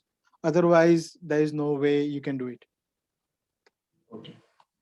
But I like the penny stock, just to kind of get an idea. I like the penny stock, but I usually see the trend. If the trend is in favor, I can get in. Okay. If trend is not in favor, I don't get in. What do you think in penny stock IP.cn? It will be good. I don't know. I heard the name. I can just check it out for IP.cn. Yes. Okay. I will check it. IB. What the heck? IP.cn. I won't be able to find it here as well. So just knowing some name here without knowing the company. Yeah, it won't. So let's move on. Penny stock, I don't want to do the charting. I used to do it, but I'm done with the penny stock. So EMA, MA, any question or concern? Because now we are gonna move on to the Bollinger Band, CPR, Golden Crossover. Those So, are Jigar, are we the, also covering options and futures by any chance? no, not in this one. Okay. There was a session held by the Farhan. You can watch his video for the options. Future, Harshul Bhai is gonna take some classes probably next week or sometime. So you can do that one. And I'm gonna attend that one too because I want to learn. But for a beginner, stocks is the starting point. Stock is the starting. If you are even struggling with the stock, don't even go to the options and forget about the future now. But yeah, future is the future. Remember, future is the future to make good money. Okay. Future is It's it's a beast. Let's Yeah. put it this way. yeah, it's a business. You can make a big or you can lose a big. So, but if you don't know how to trade it, there are chances of you losing is higher. So that's why you start with a small quantities, bigger quantity, then move on. Okay. But Jigar, I'll be frank with you, okay? Like in even trading on a future, the whole thing is the the charting because see on the stock it goes on the news. Dow Jones or Nasdaq or even S&P doesn't goes on the news. So futures for the charting, if you know the charting very well, that can give you very solid money. Yeah. So charting is very important for the day. Like if you want to play futures, very important. So, Harshul, is there any classes I can attend from you for the? I'm working on it. It'll be for the next week, not this week. So which I'm working on it. So now the important tool which we're gonna discuss is a Bollinger Band. Okay. Okay, let's see the Tesla. Okay. Now the Bollinger Band. This is the Bollinger. Okay. Yeah, Ajay Rahman. Yeah, you can reconnect. I think is your audio, so you can try to reconnect. So, what is Bollinger Band? Bollinger Band is kind of band which gives you an idea about the range of the movement. Okay, when you go to the indicator, look for the Bollinger Band here, right? And do not change anything. Okay, do not change anything. When you go to the style, everything is the same. Just you can change the color if you want. This if you want a black color, you can keep this one black, or if you want to keep green, I like to keep the green. You can keep the green, and just okay. So this will look like. So this band will also act as support and the resistance. Like this is upper side is the resistance, bottom is your resistance. Sorry, support. Okay, this is your resistance, this is your support. The middle line which you are seeing is a 20 MA. Middle line which you are seeing is 20 MA, right? So for this is on the daytime. Let's move on to the 5 minutes chart and see how it works. Okay. So if you see when the price, just this is the observation, okay? Just do the observation how the price reacts. So price is downstairs, it came to the support level, it went up, crossed the 20 MA, went up, faced the resistance and fall down and hovering around the 20, trying to go with the 20, facing taking the support. Once it crossed the 20, it went up. Okay. How to trade it? How to trade, that's on the specifically on the day trading. You have to remember for the any time when this price is on a narrow range, like if I say this is like a narrow range. If the price is narrow, band is getting narrowed and the band blast, it called the like opening of the band. Whatever the side the band goes, you take the trade and it will give you a good reward. Okay, let's see if there was any band blast happen. This is for the day traders. Okay, this is for the day traders. Okay.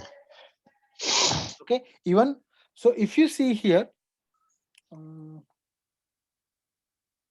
gonna go to proper blasting so then you can understand how this, and it doesn't happen more often, but okay, see here, do you see the price kind of went to the sideways? if you see kind of this like a sideways, what I mean by the sideways, there is not much higher and low. It's kind of very narrow range.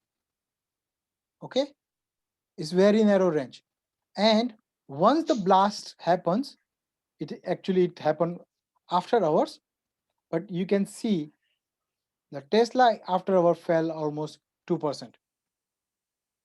Okay, after hours, and then it continued its trend after hours, another 2 hours, 2%.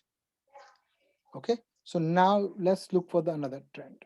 Okay, here, this is not narrow, but if you see here, the price is narrowing down, and the price started not here but here, walking on the band. Okay, walking on the band. When the price is with the band, you are with the trade. When price moves out from the trade, you get out from the trade. Okay, the people were asking like how to get in and get out. You can, if you are just following one strategy with the BB, you get in like it is above the 20 SMA is walking on the close to the band. You go, your stop loss will be here, and usually it won't hit your stop loss when the price is walking on the band. So this way you would have achieved from, even if you are entered here, you would have achieved at least 2%. Does it make sense here? Walking on the band? No. No? No. Okay. So when the price is narrow, okay, when the price going in the small range and it gives the breakout, this is the upper band. When the price touches the upper band, as long as the price is with the band, you can be in the trade. And at the same time, if you see here, it broke the high of the day here. It broke the high of the day here, and then it started walking on the band, like touching the band. This area. That's where you can enter either here after the price has gone up. If you have missed this entire trend, okay. If you missed entire trend, you can use this trend as upwards to get into the trade. Okay. Let's see if I can find those other one so you can have a better idea. And by the way, Jigar, that's a 5 minute. Yeah, this is the 5 minutes. At, right? I'm talking about the 5 minutes candle. Okay, or everything on the 5 minutes candle. So we will see how the day trade like a long-term investor works. Okay, but this is for the day traders. And the one which you showed, right?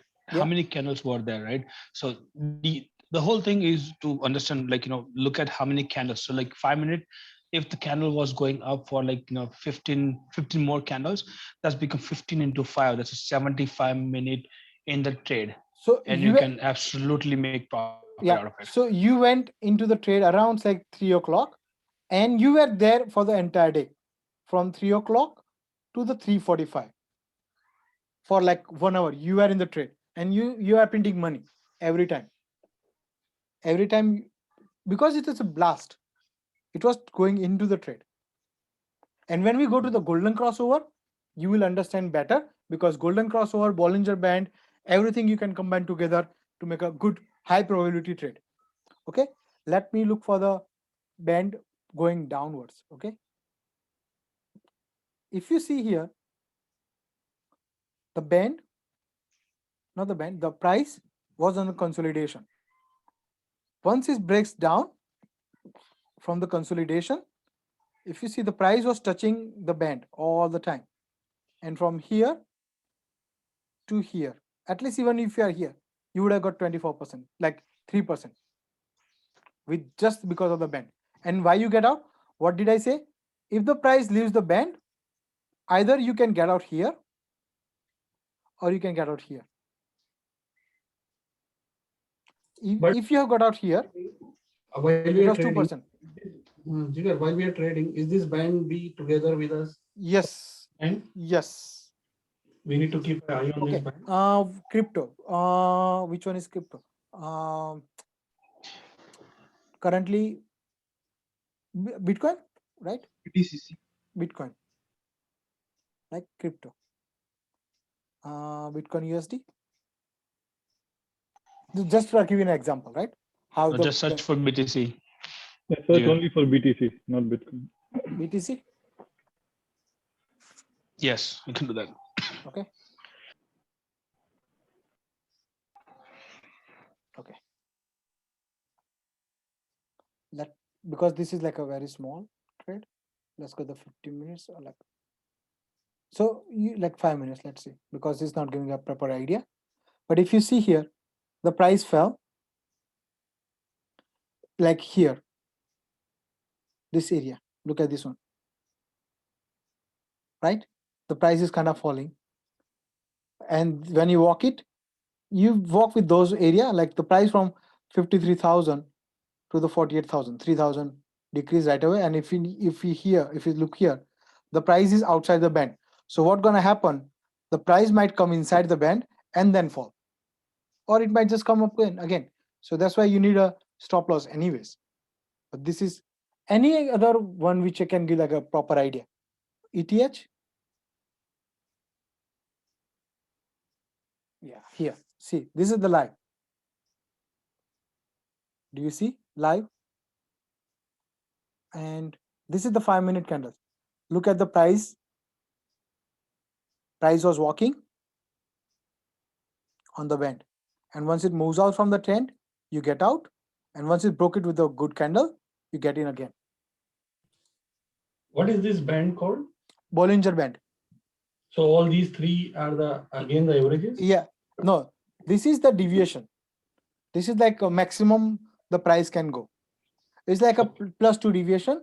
It's kind of average, kind of. But the calculation is different. You don't need to worry about the calculation because it comes. You just need to know. Huh? Is the 20. 20. And what is the upper band and the lower band is a +2 deviation. That's all the terms you need. Yeah, deviation. So do not change anything because this is the standard. If I change it, the price will be like too small, narrow, or too large. Okay. Okay. But the middle act will also act as your resistance. This part is also act as your resistance or the support. Right? Please one more time. When to get in, when to get out. So whenever the price is walking with the band, you get in. Like once you start going, like it's going from here actually. Started going from this area. And once it moves away from the band, get out. When the price is below this 20 SMA, you don't want to take a chance to long position, like don't be a bull. Once it crosses, then only you become the bull. Okay. Okay. Does it make sense? Like this is how exactly it will look like. And if you see here, this one is taking the support from here, this area. So now once the band start going downwards like this way, you can be in the trade. Right? Recently it's fall so much, right? Or like very good example here. Look at this one. Look at this kind of area. Look at this area. Right? Sorry. The price is falling. You can either get out here because you are day traders, right? So if you are getting 2-3%, 1% is good. This is almost like a 1%, which is good for you, which is day trader. Right? Now let's see if the okay, like here. Check it out here. Every time, okay, like very good example here. Look at the price is narrowing. Price is narrowing up to here. Right? Even if you have got out from here, this will be your stop loss. And look at the nice upward movement. Is every time it was taking the support from here. Right? So if you just follow the trend, do not chicken out early, you will can still good make money, 5%. So every time the band narrows, that is the time to stick around. Stick around, wait for where the price is taking you. If it's taking upside, take the walk upside. If you're going downward, be the bear. Yeah, go. move Okay, on. go with the trend. Go Okay, with the trend. got Okay, it. trend is your friend. Here, right? Here, look at this one. Perfectly like a walking on the band. Look at this one. How nicely it walks. And as long as it's making lower high, lower lows, as long as it's below the 20 MA, you can be in the trade. Right? You can be in the trade. When it is downward trend and I don't have any stocks to sell, then I wait, reach the lowest point and buy it at that time, right? No, then you buy if you are in the stock, buy the put. If you don't have the stock to sell, buy the put in the option. Buy the option. Okay. Buy the options. Okay. If you don't want to go short, buy the option and see, you will get like almost 7%, right? If you follow the trend. Buy the options because all the stocks have options. Not all the, but most Jigar. of the time. Yeah. Jigar, what the example what you're giving is for the Ethereum, right? Yeah. Not on the stock. No. So make sure that stock will follow the same. Stock will follow the same. Yeah. So not even a stock, but even the S&P 500 or Nasdaq, everything they will follow the the same trend. And stock may jump up and down because of some kind of news comes around or some kind of internal internal trading happens. But S&P 500 or Nasdaq, they will always follow the Bollinger. I'm using it even today. Okay, I'm using it even today. See here, this is Apple, right?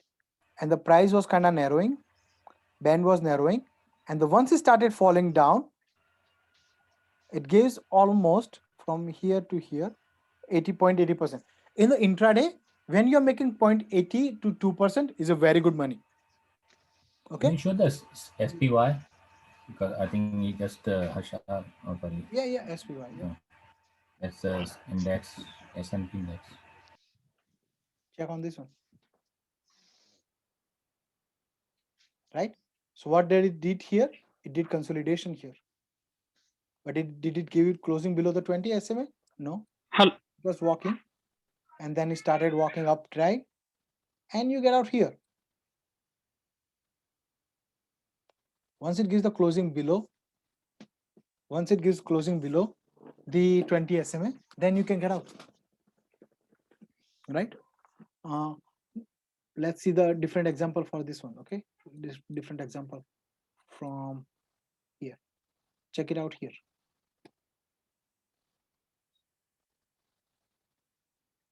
How much percentage it gave? At least 0.80. $3. $3. That means like if you have the $100, 100 stocks with like options, you will get at least $100 or $150. Okay. Right. And if you which is good money, right? Like only for short term, like not even investing for the whole day. You are just going in and out, every day.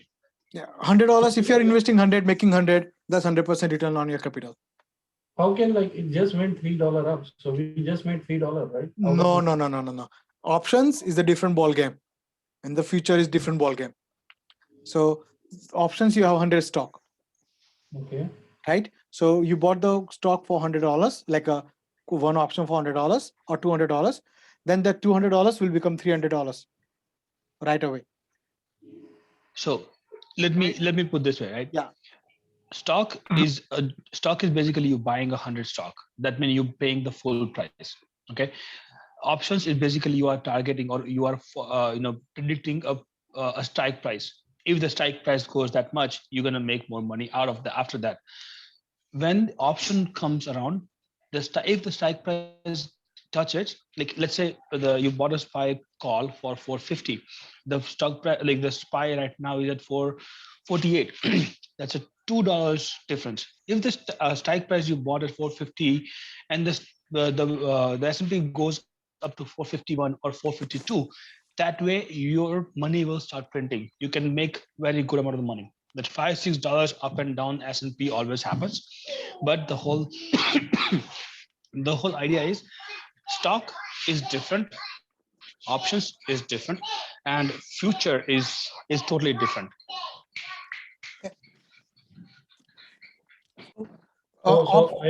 With my stock knowledge, I cannot venture into options or anything, right?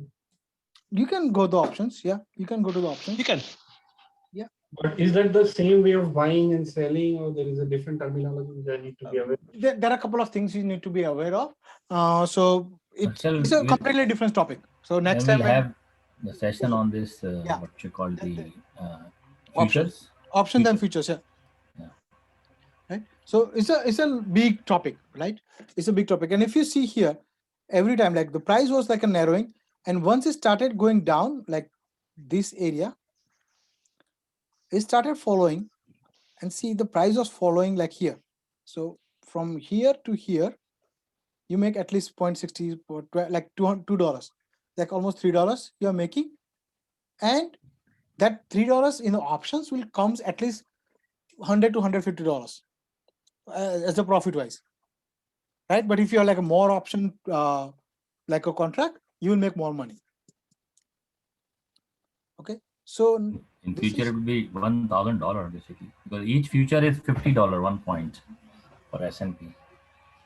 Yeah, is what I know.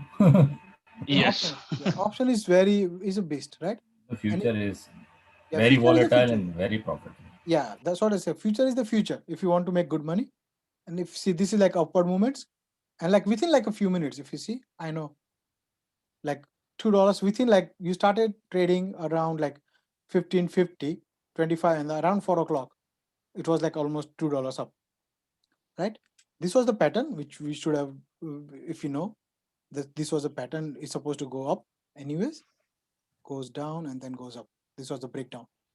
But the whole thing is like, this particular Bollinger Band and the golden crossover and then EMA, it's going to help you to take a wise decision. Even for me as well. Okay, I'm also taking the same process, same decision. If I see these three things get breaks, I will go in the trade for the future, for the options, or even for the stocks. The whole thing is I want to ride with the market. These are the one who is basically market makers. They can make the market, they can drop the market. But what I want to do is, if the market is getting dropped, I want to go and short it, make money there. If the market is going up, I want to go as a bull, take a stock, make a call and make the money there. Both ways, as a day traders, you want to make money on both ways, not one side. Don't be bearish, don't be bullish. Just do the trend rider. Okay, momentum rider. That's it. If the momentum is in the downward, you are bearish. If the momentum is in upwards, you are bullish. Okay. So everybody understood how does the Bollinger works? You can make the best use of it. Did anybody use the Bollinger Band earlier or no? No, but I'll do it in the paper account. I'll see how it works. Oh yeah, it will work fantastic. Trust me, it will work fantastic. But you have to wait for this one, okay? If you really want to look at this one. You have to wait for this kind of movement, okay? Wait for this kind of movement, and then it will give at least good money, right? Okay. Now, Jigar, where can you find a list of the stocks which have a higher beta? I haven't checked on those one. Because the higher beta stocks are which a higher moment. Basically, they goes up and down well. So you can do the trading only with those stocks with a higher beta on it. You know this thing, right? I don't. I just follow my basic. I don't go deep into the betas and everything, because for me, I just follow the list of the stocks which I have it. I do the charting on those one. You want to know about what stock has been shorted very heavily? No, I just want to know there's some certain stock which has more volatility, so which moves too much. So those stocks I want to play on those stocks. I want to see from where I can find those stocks, like 10, 15 stocks. I can just ping me on the messenger, and I will give you a website which will give you some good information as well on that. And if you don't find it there, the best one what I have know is Finviz. Finviz will give you any information. Finviz is an amazing site. Yeah. I think even the free version gives a pretty good information on Finviz. Yes. But you need to find the screener, proper screener which you need. Thank you, Harshal. Thank you. No problem. Sorry, Jigar, to go Yeah, for no, it. no, I'm that's taking okay. your That's time. okay. Sorry for that. All right, no worries, no worries. Because I know I do use the Finviz, but not much, right?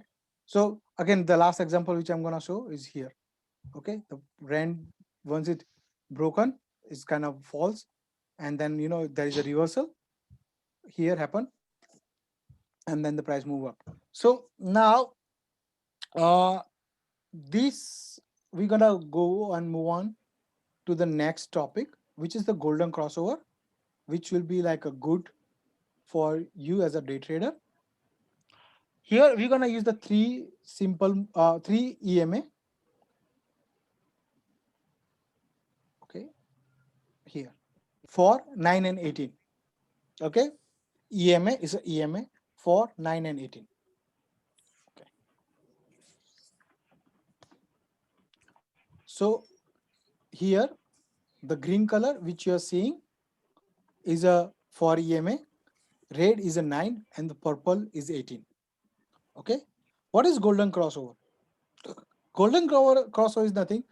This is the smaller time frame. This is a 4, this is 9, and this is 18. Okay, this is 4, 9, and 18. Precision day trading live scanner for free from Trade Ideas for the small cap. Try that out on YouTube. Somebody saying. Yeah, actually, this is live scanner. Okay. The Trade Ideas. Okay. Yeah, it's a free. Yeah, on YouTube, you just start at 8:30. It start popping up the market until the market close. Okay. Yeah, probably we'll check it out. Yeah, sure. Yeah. Which site? Which one? Precision day trading. Okay. Yeah. On the YouTube. On the chat. On the chat. On the YouTube. Yeah, I mentioned it's on the chat. Yeah, it's everything on the chat. So can you spell it, please? Check it on the chat. Check it on the chat box. Okay. Okay, check it on the text box. So this is the 4 and the 9 and 18 EMA. When this kind of comes and meet each other and kind of separates from that particular points, 4 should be closer to the price, and 18 should be away from the price, and 9 should be in the middle. That's called the golden crossover, and that will give you a pretty good ride for specifically for the day traders. Okay. Can you repeat this? Okay, I'm gonna show it. Okay, here. sure. Okay. I'm gonna show it here. So it will. So which one is the closer to the price? Green, right? Yes. And the green is closer to the price, which is for EMA. 4, yeah. Middle is the 9 EMA, and the away from it, the purple is an 18. So if you are a risk trader, do not get out until the price gives closing below the 18 EMA. Okay, if you are a risk trader, wait until the price gives closing below the 18 EMA. If you are a safe player, wait until the price to give closing below the 9 EMA. Does it make sense? Okay. If you are a safe trader, get out at 9 EMA if the closing, okay? If the closing, I'm repeating myself, closing below the 9 EMA, you can get out. So for an example, if you were get in, you can ride up to here. So it was almost for like $1.70. If you are a risk trader, you would have got from here to all the way to here, almost $3.88. Like the entire movement, you would have got it if you are a risk trader. Let me show you on Tesla. Okay. 3 line are which EMS? Sorry? 4, 9, and 18. Okay. I'm gonna say 4, put it in the stop loss, 4, 9, 18 EMA. What are these EMA represent basically? Is the price for the last 15 times. Okay. Like 4 times or 18 times, everyone. Okay. Okay. I did put it down. 4, 9, and 18 EMA. Okay. Okay. So now let's do some back testing. Okay. The price went here you can basically go short and cover your position here and then be a bull. Then you get out here, you get in here, probably get out here, and you can get in again. And the price from here, if you see, went again $10, which is 1.86%. From here to here, at least here, like a 1%. From here to here is like a 2%. And this is like a very, you need to get a confirmation proper, okay? You need to wait for those like exactly this kind of point. Wait for the confirmation, okay? Do not get jump in and then get in. And again, you put the stop loss above here. Like, the previous candle, so you can put your stop loss here. So if the trade goes against you, you can get out. And risk trader, I said, if you're a risk trader, you can wait until here. If you're a safe trader, you can get out here. Does it make sense? Let's take some more example and then it will kind of give you proper idea. Jigar bhai, I'm trying to understand this. I'm a bit slow at this. So Yeah, that's okay. When you are showing this, I noticed that when the three lines crosses, the three EMA crosses, yeah, we have there's something going on. Like when three line crosses each other, it might be a buy position or it might be a sell position. Yeah. So can you explain when is the buy position and when is the sell position? Okay, so when the price EMA is going down like this, that means you are on the sell. You got the confirmation here. See here. You got the red candle. You got the doji. You see the price. It started falling down. It broke the day's low, even if you can get it here. And the EMA, let me show you. The 4 EMA, like if you see here, who was on the top? 4 EMA was on top, is going down, cutting the 9 and 18. This is like a 9 EMA, and this is like 18. So you see this one 4 EMA going and cutting downside through the 9 and 18. At the same time, 9 is crossing the 18. So it kind of changing. That means this way, somewhere, this area is your area of interest. I'll show you here again, one more time. Here. If you see this area, the green area, I'm gonna make it largest, I can do it, okay?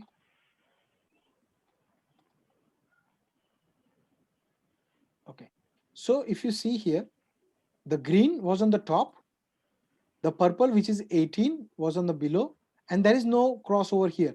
However, the 4, let me turn it up here.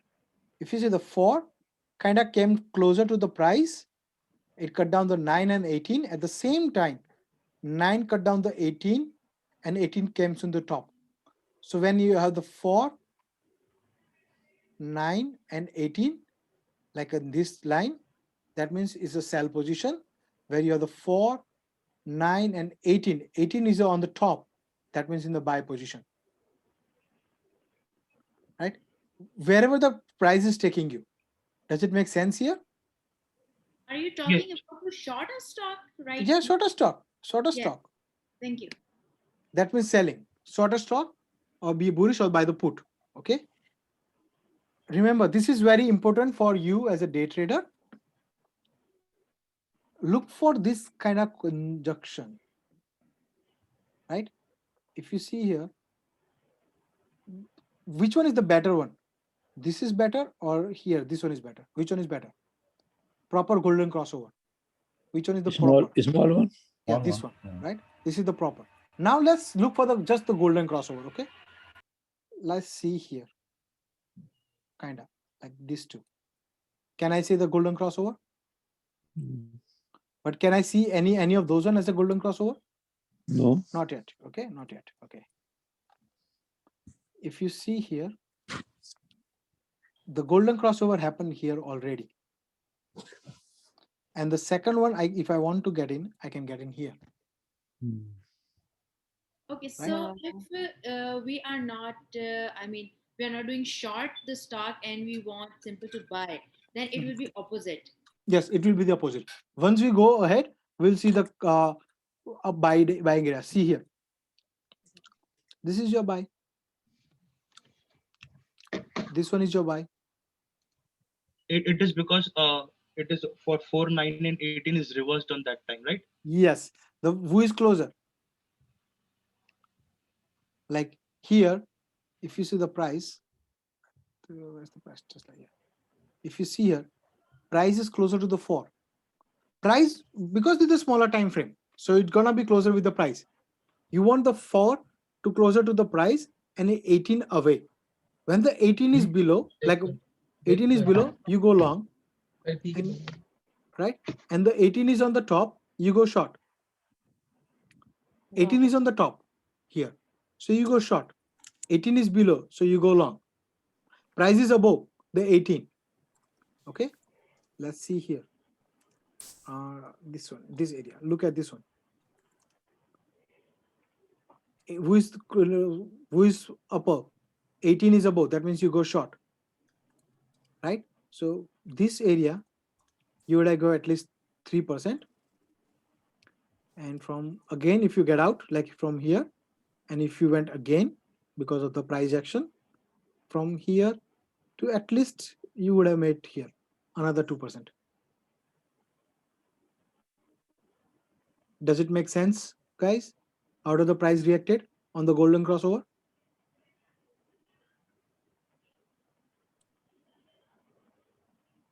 Yes or no? Yeah. Okay, right. So this will help you for day trading. Let's look for the another stock. Jigar bhai, just one PLTR. basic Yeah, question. go ahead. Yeah, understand how it reacts with the golden crossover, but basic question is about shorting. I mean, shorting, I know it's when it's going down, the stock, right? Yeah. But when we are saying, when we are talking about shorting a stock, what are we really talking about there? Like probably selling off at where we are and then buying at a lower price? What when we talk about the shorting, that means you don't own the stock, but you are selling it. That means you're talking about a put option there. Yeah, I am talking about the put option, either buy the put option or you borrow the stock from the broker and short it. Okay. Okay. Borrow the stock from the broker and short it. If you don't own the stock. Sorry? How do we borrow the stock? It's from, I think you have to borrow from there is a interest or something you have to pay, which is very minimal. If there is available, you can borrow it and short it. But if you don't want to go into the borrowing and anything, buy the put, you are good to go. Buy put means shorting basically. Yeah, buy put, that means you are bearish. Yeah, okay. And if you are bullish, then it's buy the call. Buy the call. You are bullish. Okay. Okay. Look at our favorite PLTR. Right. So it gives the opportunities twice. It gave the opportunity here, and then your stop loss was probably not hit, but you get out because the price was saying.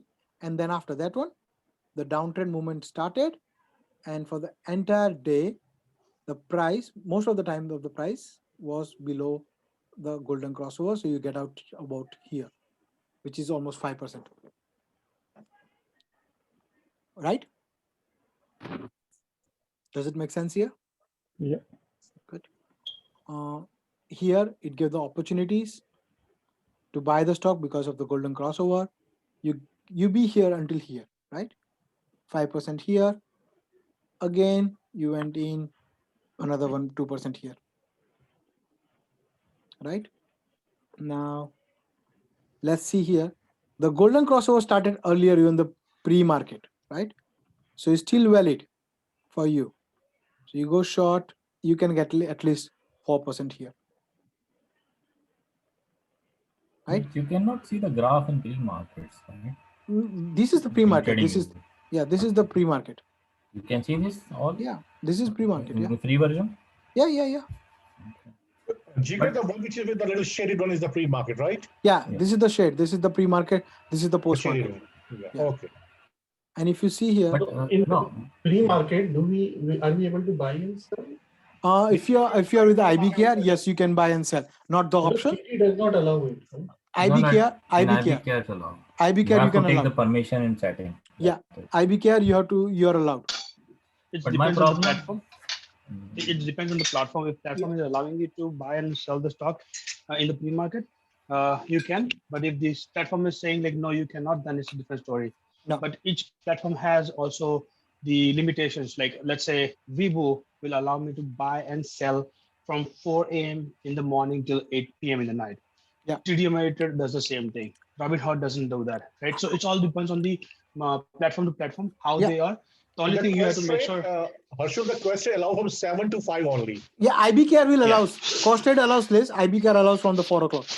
As I said, like it depends on the platform to platform. So you have to just check with your platform and see what time they are allowing it and how you can enable it. Yeah, I think there's a process you have to enable it too. And Harshul, one thing, which is the best one to buy the OTC stock? Well, my sister don't allow me to buy OTC. IBKR for us, for a Canadian. Yes, Canadian is a different story. If it is in the US, I would suggest to go for the Fidelity. Their fees, again, when you go for the OTC or the pink sheet stocks, you have to pay the fees for buying and selling or whatever the price they are charging it. Okay, so it depends on whatever the if they're charging $7, you basically have to pay $7 when you buy a position, when you sell a position. So that's a $14 investment for us. IBKR is I cheaper. want to understand, Jigar, this aftermarket is the same like online market, except the transactions are done afterwards and the broker submits it later in the morning. What it is? The market is like there are few players who still want to play after the market, and they will buy and sell the stock, and sometimes it reacts on the news. So Actually, not all the stocks are no, OTC you cannot do after. Not the OTC, after. not the OTC. Yeah. Okay, Other not the you can do- OTC options. OTC or options not allowed pre and the post. It's just on the market. And after market, you can put the limit order. You can do the trade with the limit order option. And but actually, sorry, Jigar, my issue is this execution. Actually, the problem, in IBKR or even in the Quest trade, there is always a price difference. I mean, whatever the live actual price. You have to pay for the data. You have to pay for the data. Always. Okay. If you don't pay for the data, you will see the about 15 minutes delay on the price. Okay. That's why I always get confused. So, and for the faster execution, there are hotkeys. I never like, used it, but I just... depends on like hotkeys and everything. You can set it up, but when you are doing the 5 minutes trade, you don't need a hotkey. You can go and Google and YouTube it for the hotkeys. You can set it up, and the hotkeys are very good for people who are doing the 1 minute trade or like 1 second trade or 2 second 2 tick options. Those kind of people who are really doing need the hotkeys. Yes, right? Scalping. It's for the scalpers, right? For us, when we are like, and these are like specifically for the Canadian is not a good idea. Why? Because the in US there is no charges for the commission, right? So even if they are making 30 cents, 30 cents is their own. Now here we are paying brokerage, so that's a exempt. That's where we kind of issue. Jigar, when you say the 15-minute delay, right, on most of the platform, right? Yeah.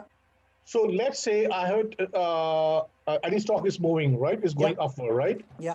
So if I see this thing on a different platform, which is live, I can see it's moving 15, but it's moving, so I can buy this one, and after it will move with my screen.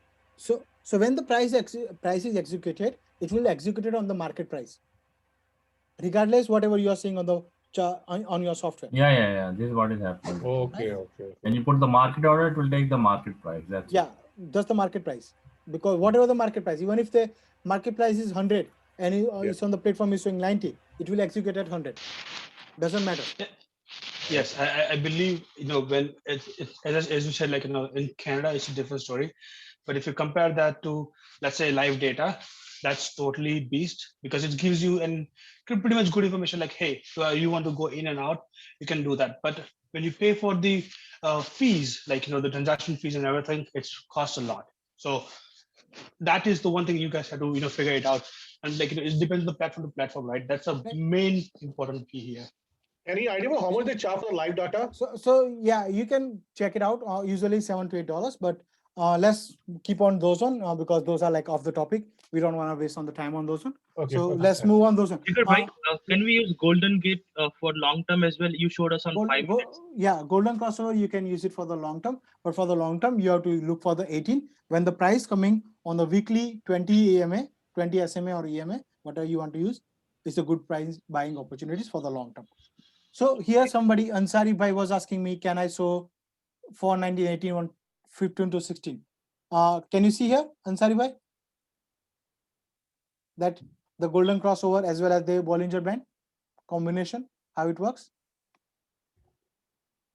Yeah. So if you see here as well, the golden crossover, it did exactly the same. So you got the double confirmation, right?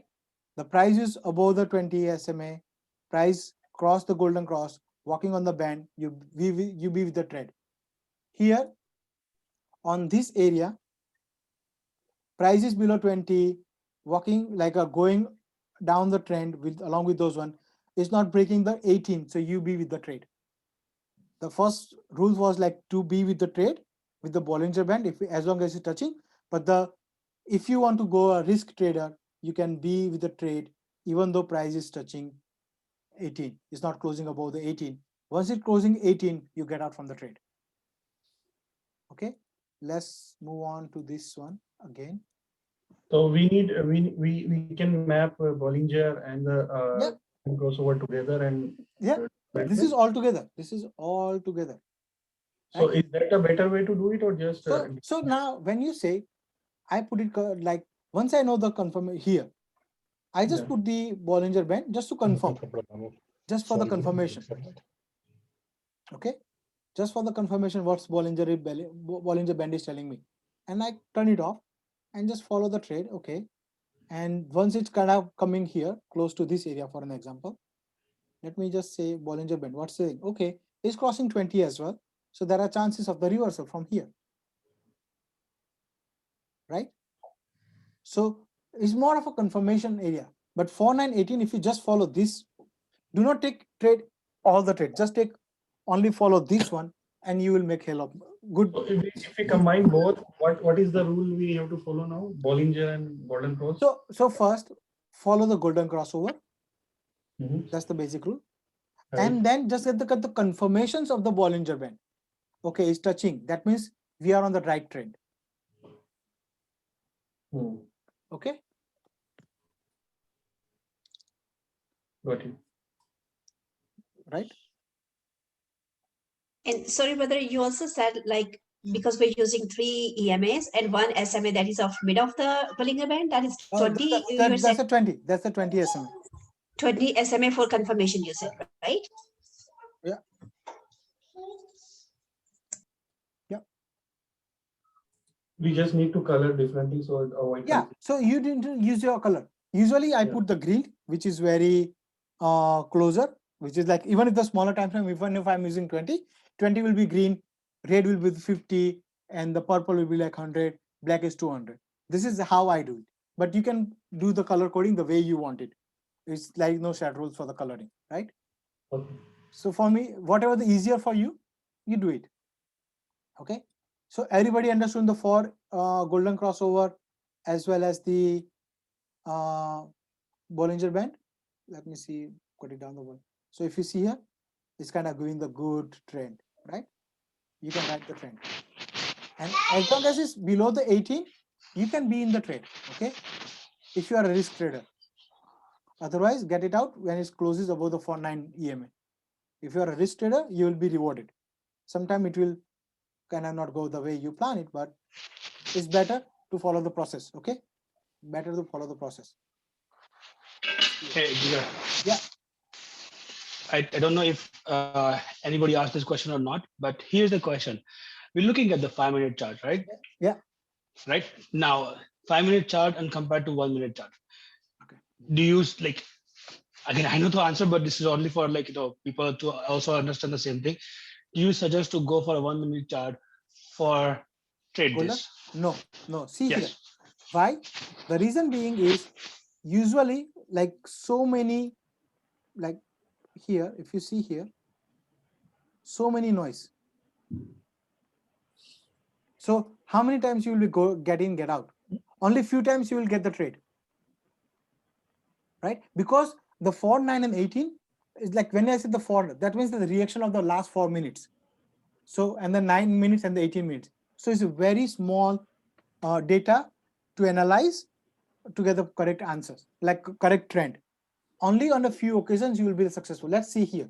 This is like a 1 minute data, okay?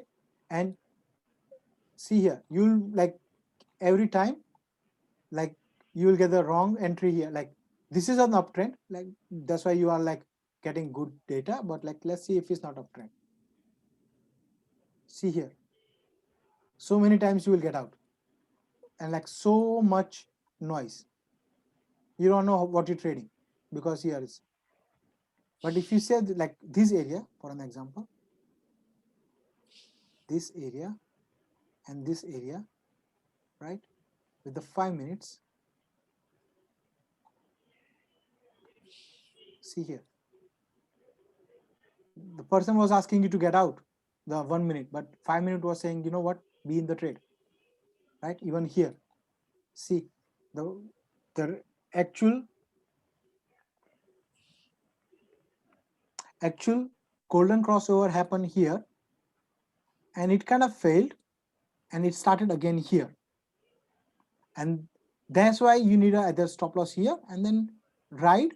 If you get a 1%, 2%, like up to here, 1% you get out, and then you get the bigger trend, which is 5%, more than 5% actually. From here, it gives the proper answer, and you be with the trade. I'm not asking you to get out here. I'm asking you to get out here, which is 4%. Like almost 5% you can get it. So you can get the bigger trend when you follow on the 5 minutes. In the 1 minute, you'll be get out pretty quick. Like which one? NIO, so for an example, right? NIO. See, even in the NIO, you'll get the proper crossover, and this follows the trend. Either you can get out here if you are not a risk trader. If you are a risk trader, you get out here around this area somewhere, because this is the giving the closing above the 9, and kind of you see the distance is kind of coming slowly. And at the same time, if you see here, I'm gonna close it down, the 4 is coming closer to the 9. That means this is the best area to get down. Like you have to be prepared to get out, and those areas, even here too, you have to be prepared. You have to wait until the 4 minutes and 40 seconds to get, and like if you want to get entry after the 4 minutes and 40 seconds. And if you want to get out, wait for another 20 seconds for the next candle. Say for an example, 10:35, right? I'm talking about 10:35. So if this is the last candle, so you have to wait until the 10 minutes and 35.20 seconds to get out of the trade. 20 minutes, you have to give the leverage to wait to see how the candles is reacting. If the 20 minutes is reacting is like closer, like the higher than the previous candle, then you can get out. Say for an example, if I'm saying here, say the price was here, right? That means you are preparing to get out. And if you are saying here, this area, the price open here below the high, so you can still wait on this area, even this area. Once it gets closing above here, get out. You don't even have to wait, get out, because now the price is reversing. No matter what, you need to get out. Does it make sense? Or it's kind of too much to focus? What do you mean by get out? Because get out from the trade. Get out from the trade. No, I understand that term, but here we are on the downward trend, right? Yeah. So selling thing. Yeah. So now you have to buy back again. Okay. You have to buy back again. Fine. So I have to reverse my trend of selling towards. So what happened was, like, say for an example, you sold 100 stock. Now you are buying back the 100 stock and wait for the another moment. Wait for the another confirmation. Get into the trade. I start buying. No, don't go buying. No. What I'm trying to say is, so for an example, you bought the put, right? When you see the price is changing, that means you get out from the trade. You square off your position. In the proper term, square off your position. Whether you are buying put, then sell the put, like done with the trade, you finish your positions. If you are shorting the market, square off your positions at the particular time frame, particular point. That's what I mean. Square off your position. That means I should get. I have put, then I should execute at this price point. Yeah. Not wait any further. Yeah, exit from your particular positions. Whether you are buying or the sellers, exit from the particular positions. Okay. So execute. Exit means you are done with the trade. You finished your day trading. Or in other words, execute the order, right? Yeah, execute the selling order or the buying order, whatever you are buying. Okay. Right? You're out of the trade. You are no more in the trade. When you're buying or the selling, you are in the trade. When you are get out, that means like your exit or square off, that means you are no longer in the trade, whether you are buying or the selling positions. Now you are neutral again. Now you are neutral again. Okay, you are bullish or the bearish. Now change, close your positions and be a neutral again. Jigar bhai, can we go to extreme right, and can we get your feedback on what will happen next? Because this is history. So if you look for the future, like extreme right. For those one, for the PLTR, for any stock. We did for the Neo, we did predicted that one. Okay. Predicted. Let's see. I'm just gonna go pretty quick. Okay, pretty quick on those one, just for the predictions, because like we still have a couple of things to do. So this is the trend line. Follow. If the price goes above this 34.85, you can expect the price to come to this 41 to $42 level. Before that $42 level, it can come to the 37. It might face the resistance and come back, or it bring like cross these $37 and reach to the $42. Downwards, you can see for this one, it can go up to the $29, and if that breaks, you can expect this $22 gap to get filled and $25 to come for the Neo for the next future. Like next week, depend on the price action. If the trend line is broken, it can go higher. Can you add a golden crossover on the same chart? Golden crossover works best for the day trading, but here, if you see here, the price, I'm gonna cancel everything out.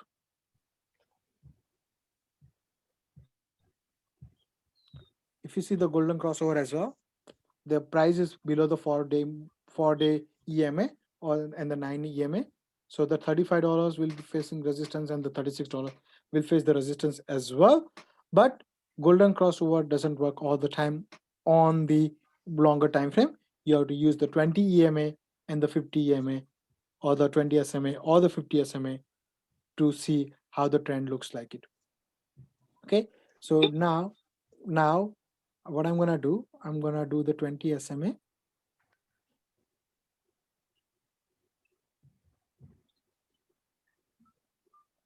Does it work with SMA as well, 20, 50, and 100 you were talking about? Yeah. It works. It works better. And same with 4, 9, and 18 SMAs. 4, 9, 18 is 4, 9, 18 is for the day traders. Okay. And this is for the swing? This is for the swing or the prediction. Okay. Okay, thanks. So this is like a 200, which is on the bottom. So now if you see the 20 is crossing down, 50 will cross it down. So that means there is a bearish chances, because if you remember, the price, if it's below 200, there are more chances of it. It takes very larger flows to commit above the 200 SMA, right? The price is going below the 200 SMA. So the chances of it to go up, down, and then fall. So it can reach up to 37, something like that. It can, if it goes higher, it can go 37. If it goes down, it will go 22. Wow. Right? And if you remember, Vikas, by you are in the group trade one, I predicted that one when the price was here, when people were talking about buying Neo around 42. For that one. Right? Yeah. And I was saying, what is the good price? I said 37. If it's 37 is broken, 32 will come. But you can have Bye, noticed which one group you thing on mentioned? Actually, $31, on 31, 32 has very strong resistance on this one. Like, which one? Like, resistance, it was here. 50 SMA was providing a good resistance. And then you cannot go against those ones. 50 was providing good resistance here. And then the price was $43. And again, price, if it's falling, it's not going to fall like this. It's going to go up and then fall. Up and down. That's how it's going to fall. Like, look at the WKHS. I'm just going to give you an example how the people fall onto those ones. WKHS, right? Look here. Jigar, you know why I'm asking this thing, to be honest with you? I bought on 30 when the price was 31.60. I took 3 calls for that one. So it's right now 33.85. I'm thinking on Monday it will reach by 35 and then I'll sell it. Yeah, sell it. Like, sell 2 and ride on 1. Sell 2 and ride on 1. So, so if you see here, the price for the PLT, like the WKHS, what happened like sometime recently, after the big fall, like this one, big fall, the price went up again, like in 2 days, almost 43%. Right? So people will fall into this one. Okay, now it's kind of changing. Let me do the averaging. And what happened? Price fell down. Why? Because the trend was a downtrend. No, what happened here, you see that small green one? The people are doing the average, so they buying, they thought it's a very low price, less average out, and that's the price goes up. No. It was a short covering. People short who covering, sold okay, short covering. Okay, it was when the people sold it here, they just did the short covering here. Okay, I got it. And if you see the like Fibonacci, which you're gonna learn later just now, it didn't even reach 50%, the same height. Yes. So that means the price is doesn't have the strength yet. So people who are shorter, that thing, they're just covering up, so that's it. So, and the people like the retailers who doesn't know the charting, they will fall for the trap. Got it. And now what happened? The price was $19 at the time. And the same thing happened again. Like in 2 days, see here, from here to here. Again, price went for $5.40, like $5, 45% increase in 2 days. What happens? Price again started falling down. Because if you see this, what you call the Fibonacci was not in your favor. Fibonacci was not in your favor. The price is not even like reaching 50%. Now it's not even reaching 38%. What are you gonna do? If I go from the top, it's gonna give a very like good result. See, from the top to bottom, the price not even reaching 23%. Where is the strength of the price? No, there is no strength in the price. Because I don't know, like it's supposed to be here, right? Because I don't know this price. From top to bottom, the price not even reached 23%. Right? It couldn't break it. It has to go 50%. The retracement happens up to the 50 or 68. Up to that one is the retracement. If the price crosses 78, that means the reversal happens. But here, the price didn't even reach to the 23% and the price started falling down. And once it started falling down, there was a gap here again at the same time. If you see here, there was a gap.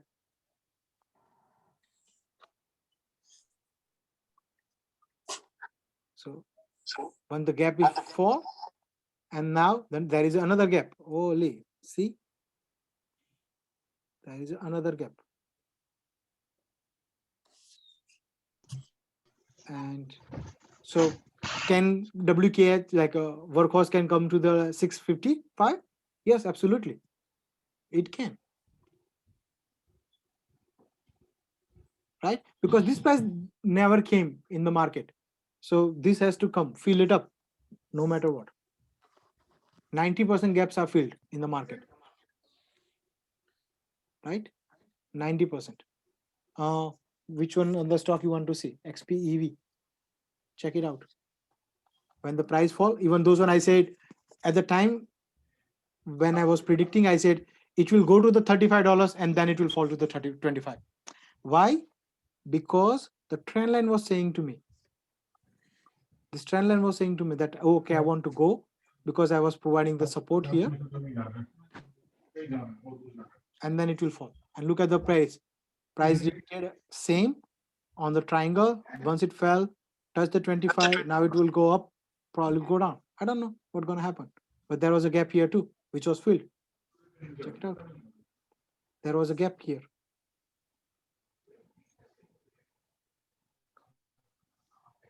So the $22, yeah, it would have come close to 22.80, which was right. So what I meant to say is like, you follow the bigger time frame and then go to the smaller time frame, you will get it. Somebody was saying QS. QS is pretty bad stock anyways, right? See here. So many gaps, like it started. So now this is the big resistance here. Right? It's a downward. Why you want to buy it? It's a downward. This is like a good support area for the one. If that one is not supported, probably you are looking into the $11 down the road. Or before that one, I would say $19. And then it will come to the $11 eventually. Right? Because bigger money is all about not your feelings or not about my feelings. What I say is nothing about that one. It's how about the market, the bigger money makers, like a market makers wants to take the market. Okay, so people say kind of always falls on those traps when the price goes up. So that's why always, once you get your target, get out and then wait for another target. Jigar, what is the definition of bad stock? Because even while something is falling, people can still make money, right? So like, yeah, you can make the money if you buy here, like if you buy here and sell it here, then you can make the money. Buy on the bottom, right. Sell it on the high. Right. So what is the definition according to you is a bad stock? Like there is no stock is a bad stock. Like once you need to see the trend. If the trend is downtrend, you want to see the opportunities to sell the stock. If the stock is upwards, you have to find the opportunity when you can buy the stock. Yeah. Okay. That's the only thing you can do. Either market gonna go up or the down on the range bound. Say even if it's the range bound, say for an example, say this is kind of range, right? This is the range. So you sell on the top, buy on the bottom, sell on the top, buy on the bottom, and you keep your stop loss here and your stop loss here. And that's it. You're done. Hillian, somebody stuck in HYLN. Let's see. So most of the people who are retailers, do they target this band range? Or they target? Nobody target. That's why people are stuck. They don't know the trend. So HYLN. Look at this one, HYLN. Look at the big trap. Big trap here. Right? Look at the big trap. And like what it do? It got more retailers into the interested. People who must have done the averages and went down. It was like a $21, $18. But within a day, it went from $5 up. So this something illegal happening here? Like look, when you are talking about the legal and illegal stuff, you are thinking like beyond what you can control. Only thing you can control in the market is how much you want to lose. That's the only thing you can control, and rest, nothing is on your hand. No, why I'm asking is if some stocks are doing this, then we should be aware that this is very unpredictable stock, right? Stock market is all about unpredictability. There is nothing nothing certain in the market. Right. Nothing certain in the market. Only thing we should know. Yeah, go ahead. Think about as a gambler, right? Let's say you are a gambler. What are you gonna do? You're gonna predict that, hey, I'm gonna, you're sitting at the blackjack table and you're predicting that, hey, every time I'm paying, I will hit the blackjack. Is it gonna be happening? No. What happens every time house wins? In the same situation, bears or bulls, they always wins. We are a small people. Even if you have $100 million of the portfolio, you still even $100 million portfolio is still not that high, because people who has a billions of dollars investment, they knows how to trend this. Yes, the one thing you can do is look at the trend, how it's going up, and also look at where's the big blocks are getting traded. Now, what I mean by the big block, that mean like somebody who is insider buying or selling, right? That's a big block when it comes to that point. If you know how to look at that, and if you can trend that out, you know exactly when to go in and when to go out. But again, that's a lot of research, right? Like, you basically have to put a lot of time and effort to sit in a day, like on the weekend, basically, and then you have to look at every single thing daily. And that's time-consuming process. Like I was looking at the explaining of the Indian election method, right?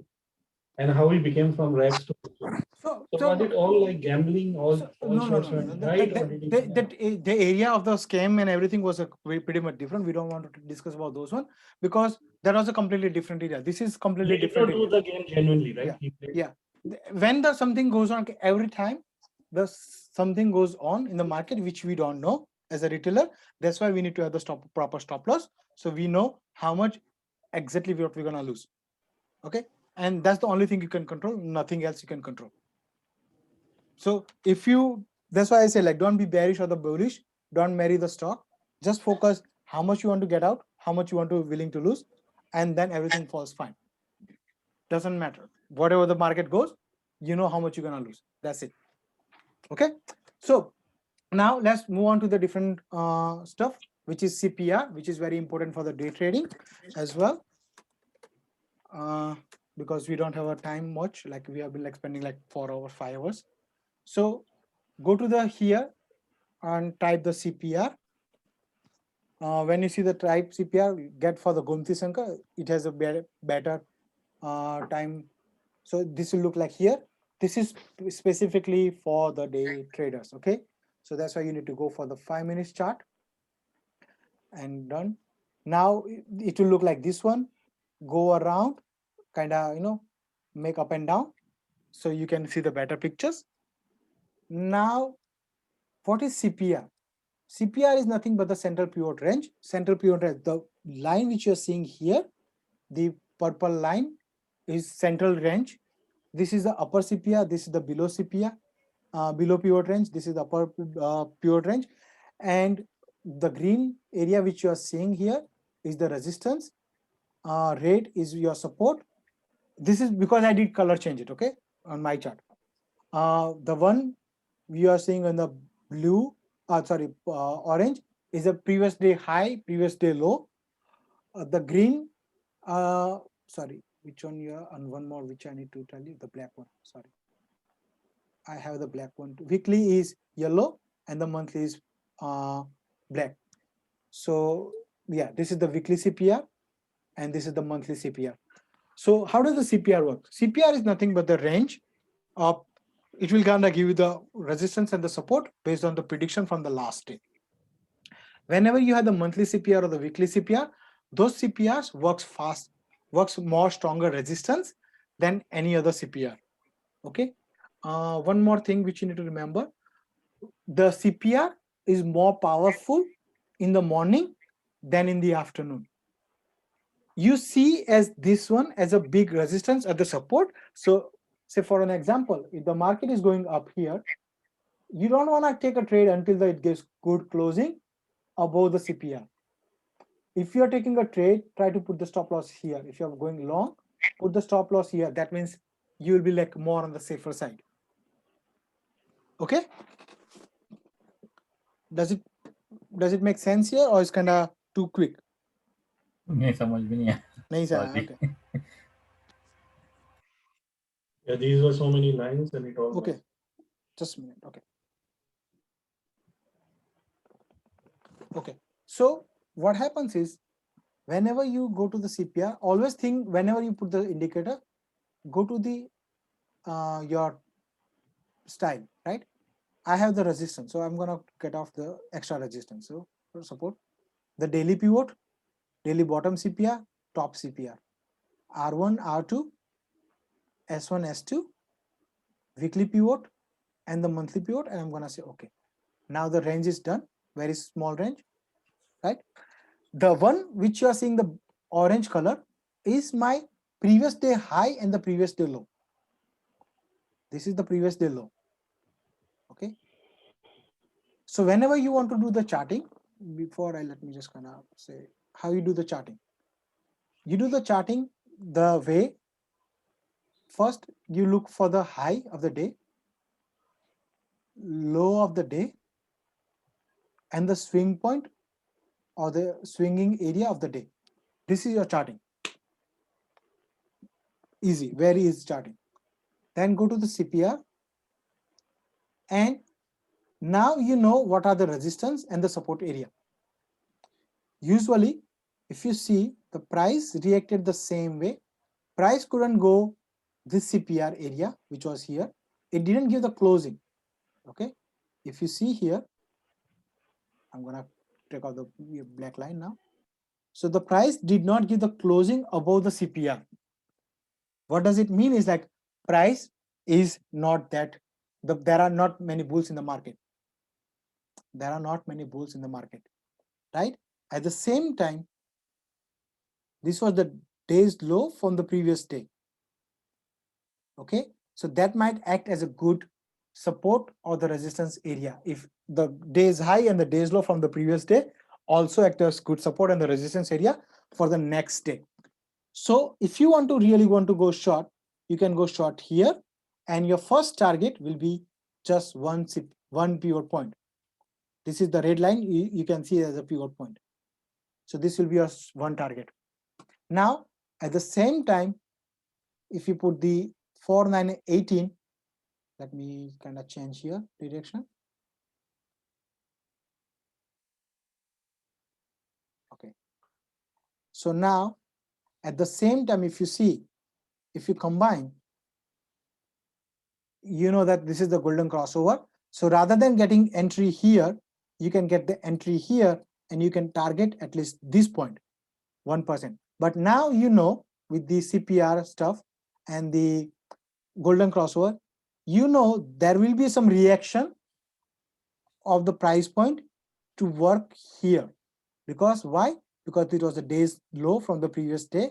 So you might see some reactions on that area, but it did not cross the 18. So you can be assured that you are in the right trend. Does it make sense here? Why I'm combining together two different indicators together? Yeah. Right? Golden Now, cross and the CPR. CPR yeah, is similar like pivot tip. yeah, Pivot this is the points, I pivot guess? point. This is a Okay. pivot point. But this range is not in this this is not this range. This is the, you will only have this range. You will not have this upper CPR and the below CPR in the pivot point. Okay. Okay. Okay. So now, if you see here, the price gonna react here, and once the price falls here, now that means you can say, you know what? Let me take the bigger target. So now, because here, so if you like, once you get like more practice, you know this area that wasn't a resistance. That wasn't resistance. So you might, I'm not saying you will, but you will stay in the trend because this was, this was resistance area. So it might help you to be in the trade. Right? So this will give you an idea that, you know what, I have to get out here from here. I'll say, you know what, it's kind of closing above, but there is some point. Let me just wait for another 20 seconds. Right? Because if you see this candle,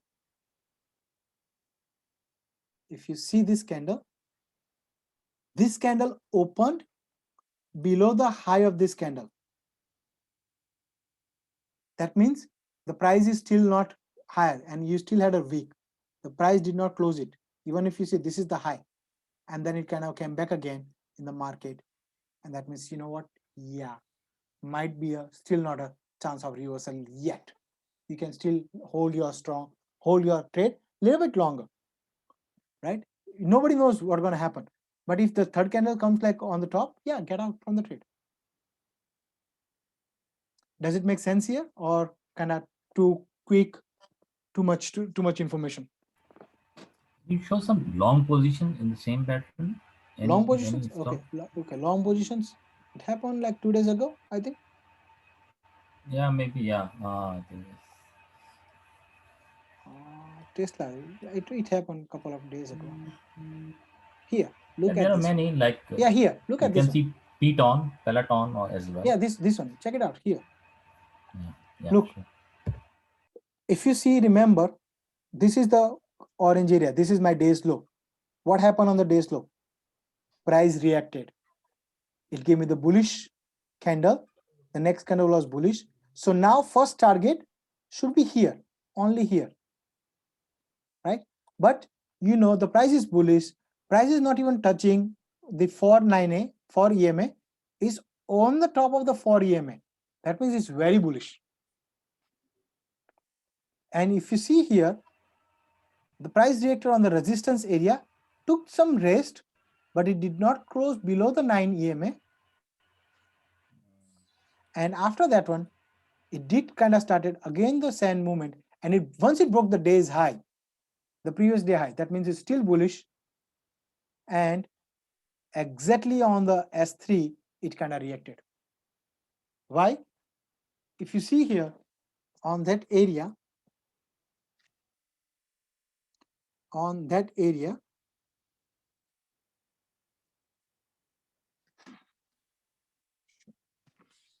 so on that area, if you see that it did not make the high, it make the resistance, it make the red candle, and the next candle was kind of below the first candle. So once it broke the high of this, like the low of this candle, this one was the area to get down. Why? Because the price started falling because it was a resistance. Does it make sense here? Yeah. Right? Good example. Yes. Sure. So let's see. Peloton, you said Peloton? Yeah, Peloton.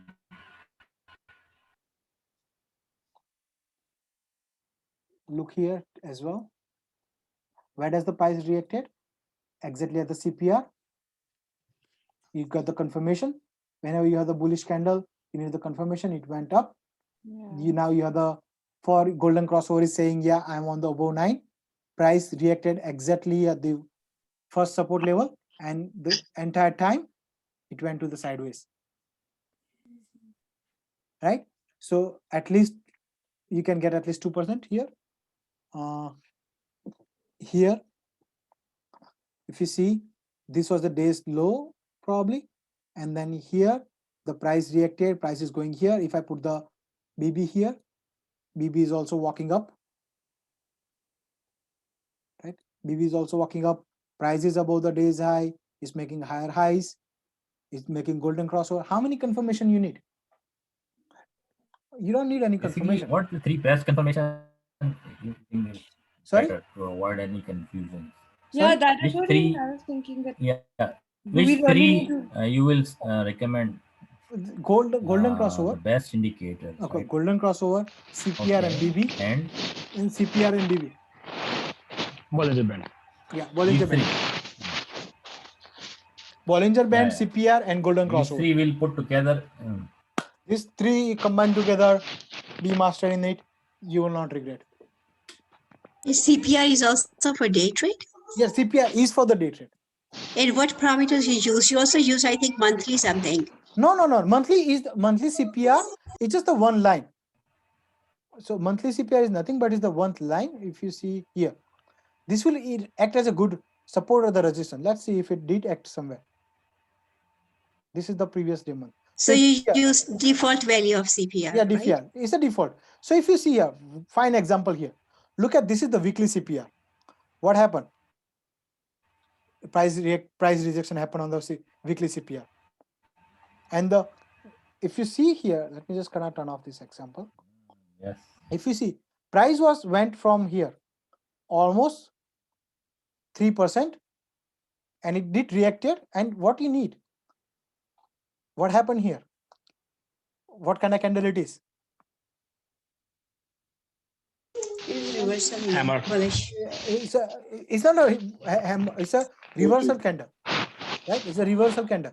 Why? Yeah. Because sellers are in control. And when it happened on the weekly Support pivot. line. Weekly pivot, which is very good resistance, or the support is going from bottom to the up. This is very good resistance. And the next candle is give you confirmation. Boom, go short. You don't need any more anything. Now what you do, let's ask the EMA. See, the golden crossover give the result later with the price action, which is CPR and the candle, give the early example that you know what, get out because you are here in, but with this candle you get out. Yeah. It was a price action who asked you to do. So what is price action? Price action is what the candle is asking you, candle is explaining to you. That's your price action. Whereas if I put the MACD, right? Let me put the MACD. I don't use it. So let me see MACD. I don't use it, so I don't know how it is. MACD gave the closing here, crossover here, and the closing was started here. It was on the peak. So who gave the good result? Weekly CPR told you, get out. You're on now. I'm changing from going up to the down. You do whatever you want to do. This gave you the confirmation here before the MACD told you. Right now, let's look at the RSI. Right, people are fans of those one too. Put RSI. I'm using the same scenario. 5 minutes, nothing. I'm not changing anything. RSI. So let me cut it down. Okay. So RSI was here. It was still going up. If you see, RSI was still going up.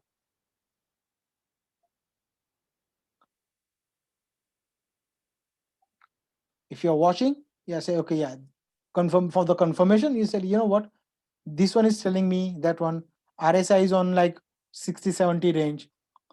I might want to reconsider to be in the trade. Just want to, because remember, RSI value will be changing every time when the price moves. But the CPR won't change. It will be the same. Same with this, like whatever the EMA you are checking. CPR won't change anything. This is for the entire week. Doesn't matter. Right? Even here, price reacted. Let's see the price. Okay. If you see CPR here, I'm gonna close down this EMA. Check it out here.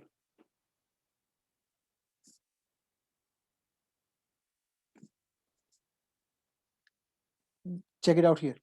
It's a CPR. It gives the rejections at the CPR. The price was going up, down. You shouldn't be getting in until the price gives closing above it. It gave the closing below, price fell. Now the price started a downward movements. At the same time, you got the confirmation from the EMA.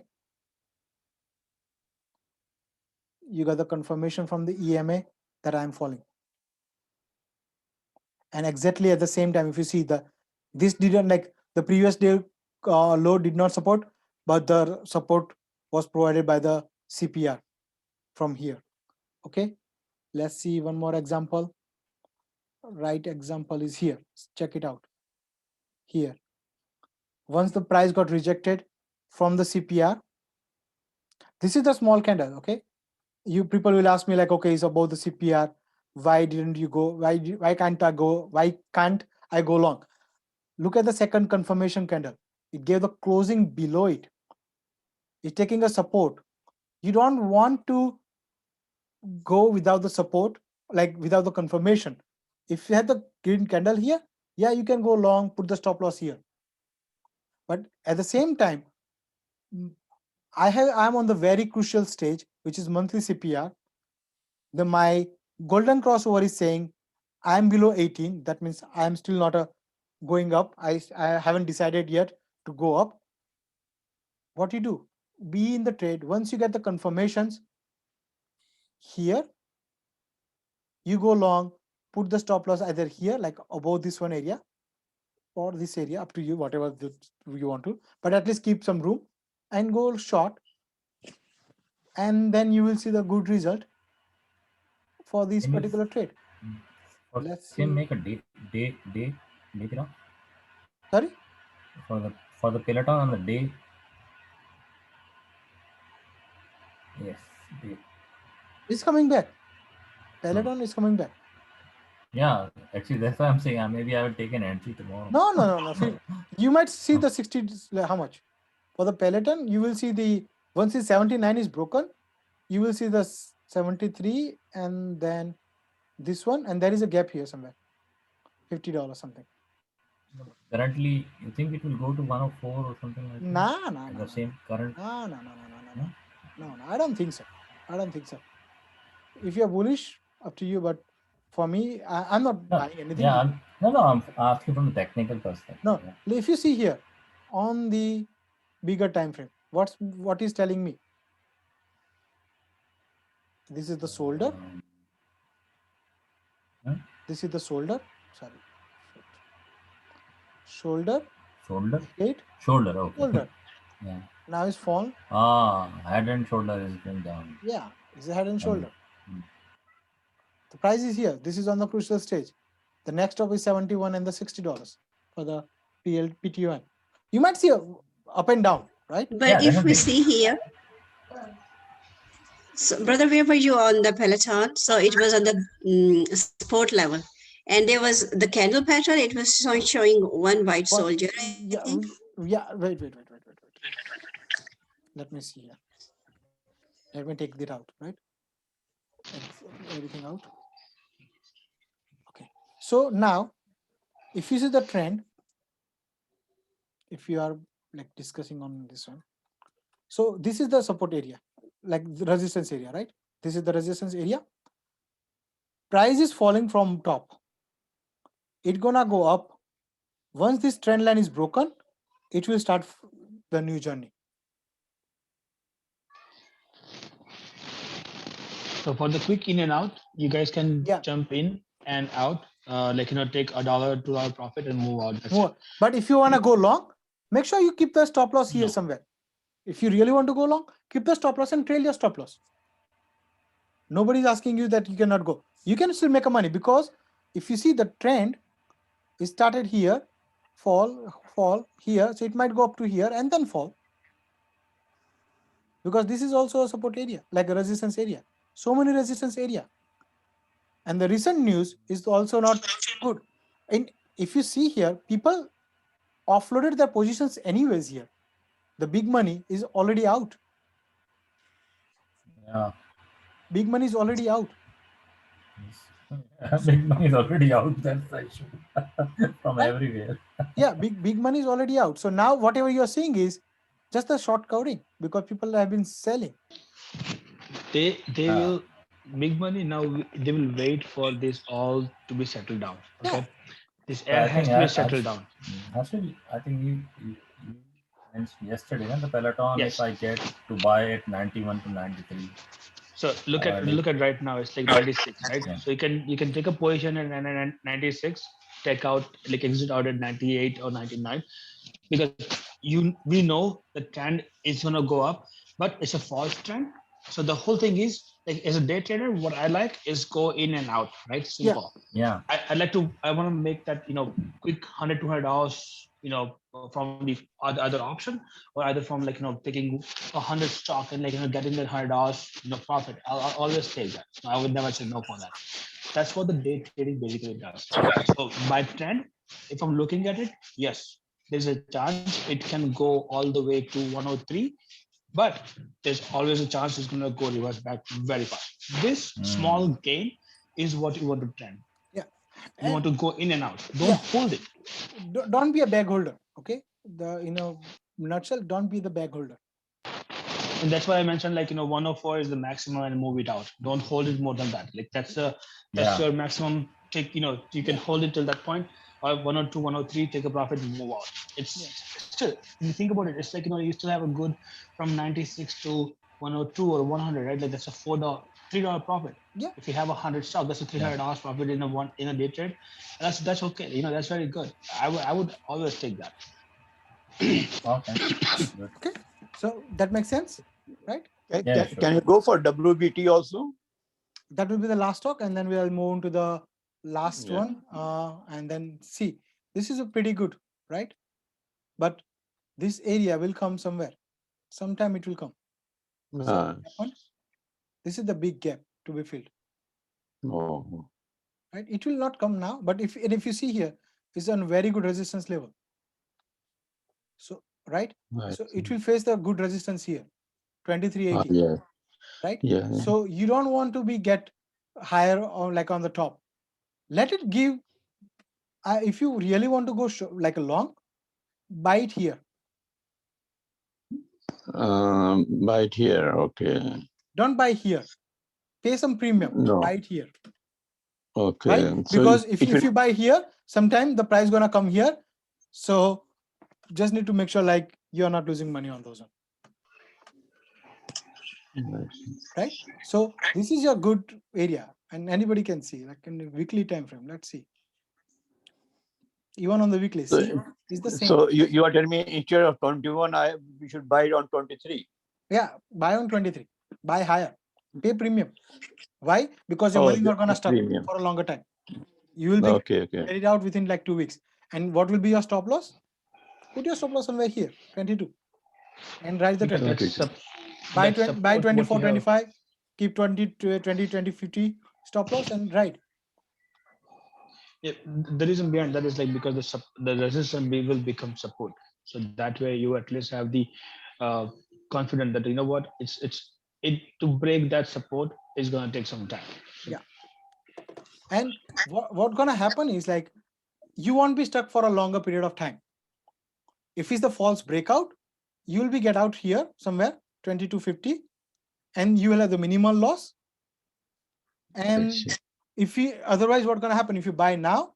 If the price falls, it will come to the $60 to test it again, and then it will write. Either buy at $16 or buy it at $23. Up to you. Choice is yours. Okay. Okay. So guys, we're gonna take the last topic, which is our Fibonacci. What is Fibonacci? Fibonacci is the numbers. I'm gonna look for the AMD. Let's see. I haven't checked the AMD yet. Okay. See here. So whenever you want to do the check how the instant support and the resistance you want to find it, you need to look for the Fib retracement. Go from the top to the bottom, and whenever you see this line 23, like say 23, 27, or this one 650, 61, 8,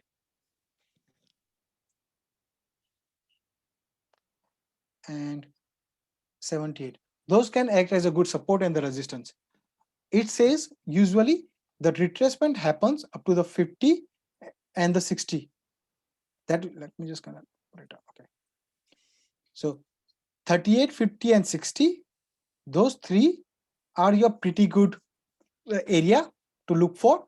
Sometime the price, when the prices come to the 23 and then falls, that means it's very bearish. Sometimes the price comes to the 78 and then goes back, that means it's very bullish. So sometimes the price comes here and then takes a U-turn. From here you can, this is the reversal trade. If you want to take a reversal trade, or if you want to get the entry, you can use the Fib level to figure it out how you can calculate and take the price to get entry. For an example, let's look for the 5 minutes for the AMD. Okay, pretty quick. AMD. Okay.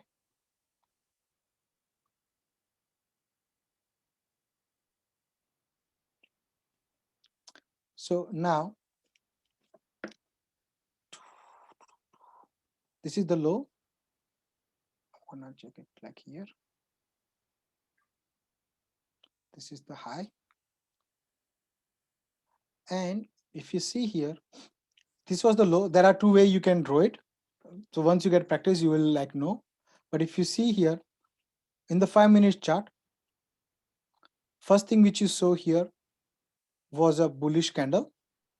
You did throw this one. So now it's not giving the reversal anywhere, right? It didn't give the reversal to anywhere. So this one, 1.618 area should be your target. You can target, this is your target, this is your target, this is your target, this is your target as well. You can take that target, okay? And usually if you see here,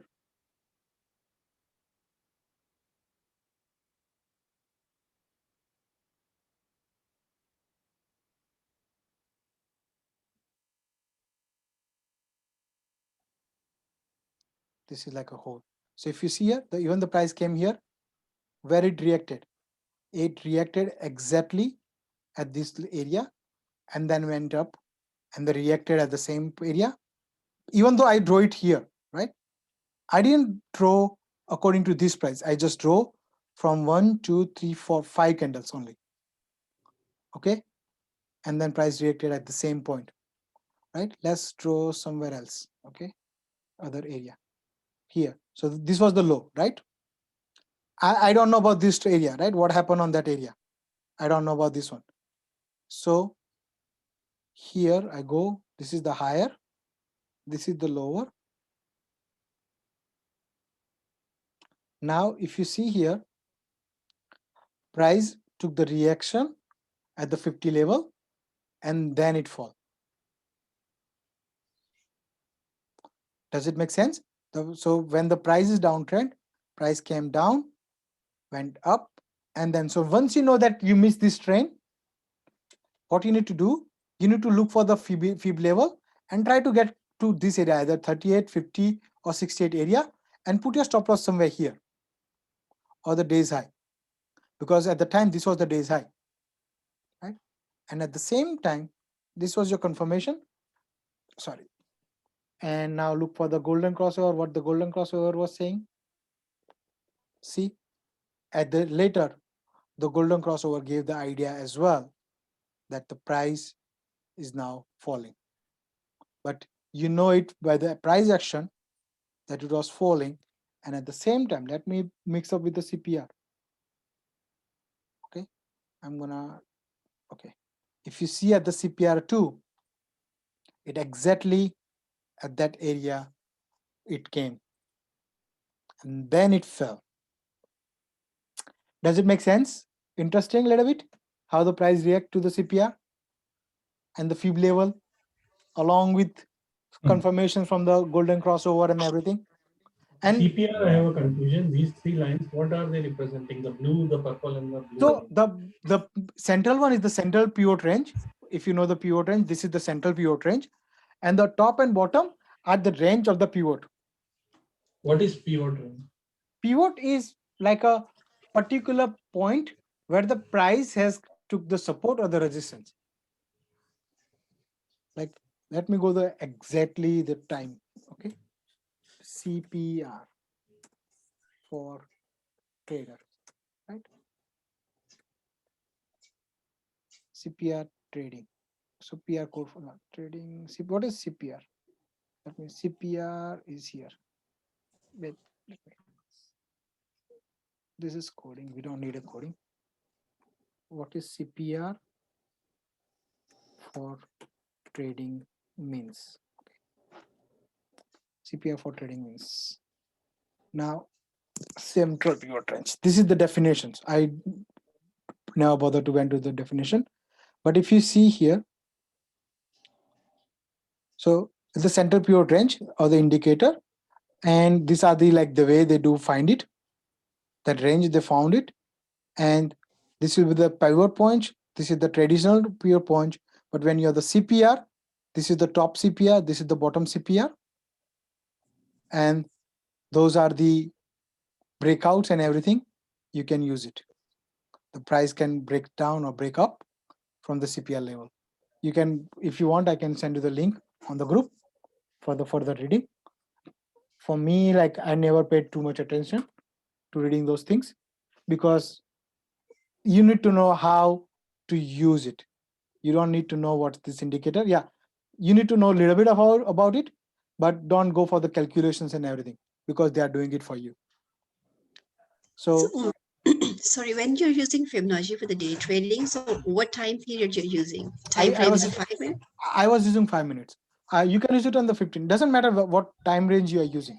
Doesn't So matter. we can use this for the daily as well, Yeah. Fibonacci. Yeah, you can use the daily. Let me. For the daily, we have to go for the previous day and we have to choose So the this is the lowest day. and the highest value. Yeah, this is the day, right? Say for an example, I don't know what happened here, right?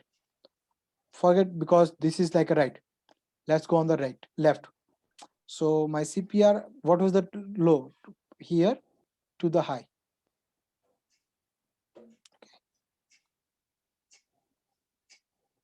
Okay. So if you see here, okay.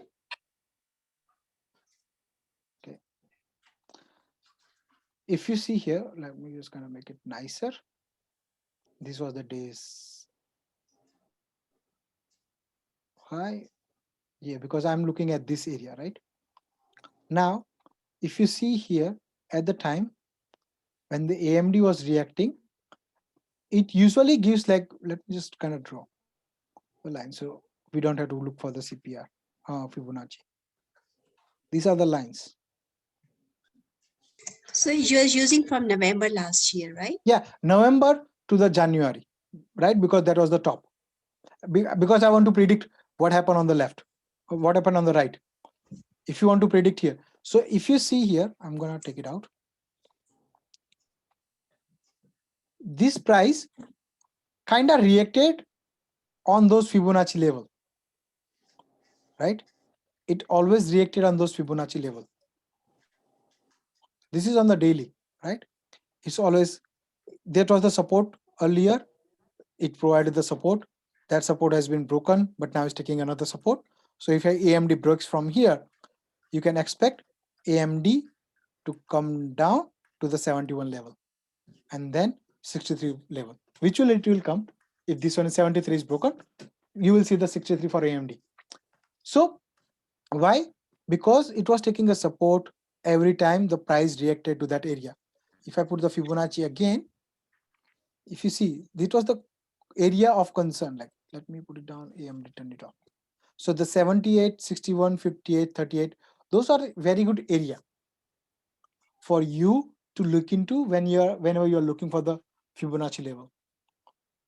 There are different ways you can do the Fibonacci, but the way I draw it, I usually look for the higher. Even I draw Fibonacci for 5-minute candles too. Why? I want to figure it out 50% of the particular candle if the candle is pretty long. Like if there is a 2%, 3% candle, if you want to get entry at the 50 or the 60 level. That means you are buying on the retracement. You're not buying on the full price. You're buying on the discount.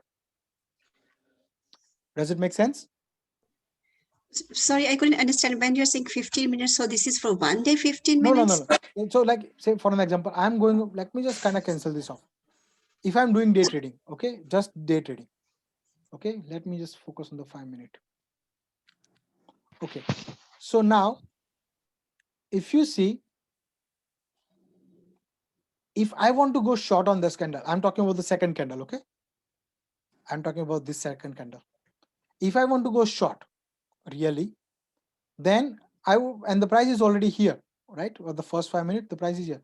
I can draw the Fibonacci from here to this candle, right? And if you see the candle, it took the retracement or the rejection of the price exactly at the 50 level, right? Go further down. If I want to take the entry on this one, I'm gonna move this area to here, right? See, the price took the rejection at exactly at the 23 level. That means there is very bearish. If I go further down, price took the rejections at the 23 because it didn't give the closing, right? And if I go further down, that means the price able to close above the 23 is a bullish. This give me the confirmation it's above the 50. There is a chance that it will come close to the day's high. When it comes to the close day's high, which is here, day's highs were here, it broke with the proper volume, right? Or the proper big candles. Even after the big candle, if you see here, there was a rejections, right? And usually that rejection happens almost 50 to 60%. Let me see with the Fibonacci. With this candle only, okay? Just that candle.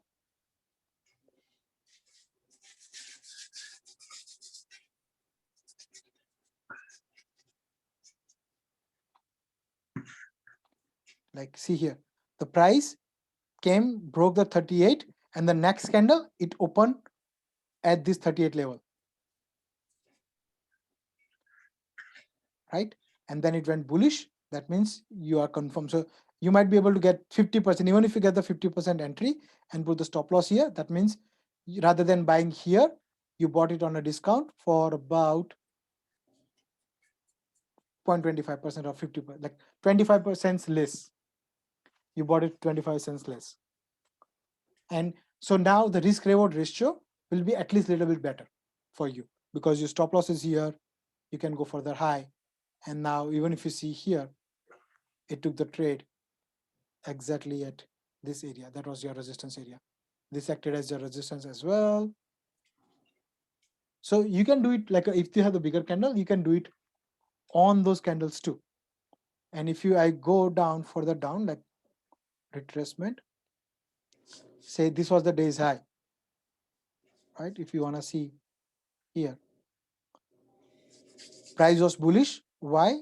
Because you can see the price did not give the closing at the 38 level. That means price is still kind of bullish.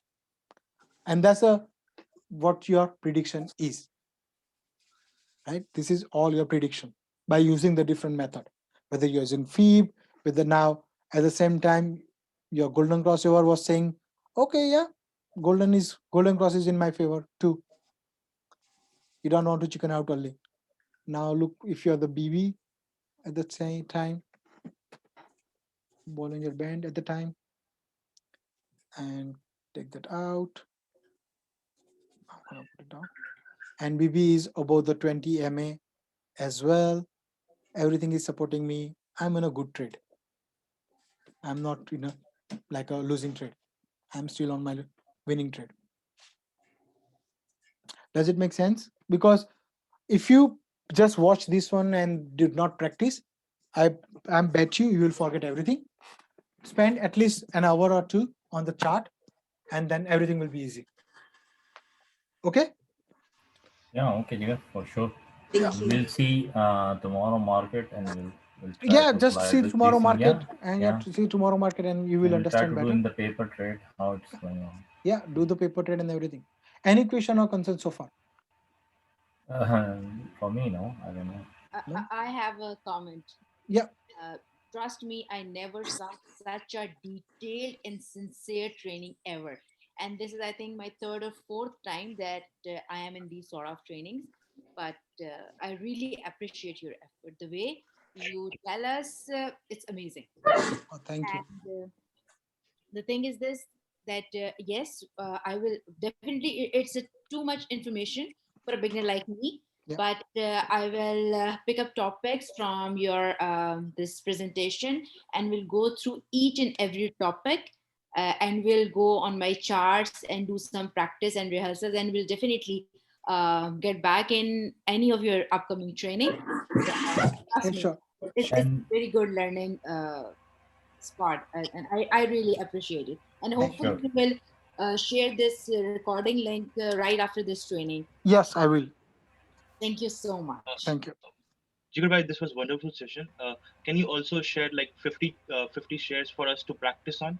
So just go to the, like, you don't need it. Say if you're TSX, pick up the first 50 stocks on the TSX, like, okay, 50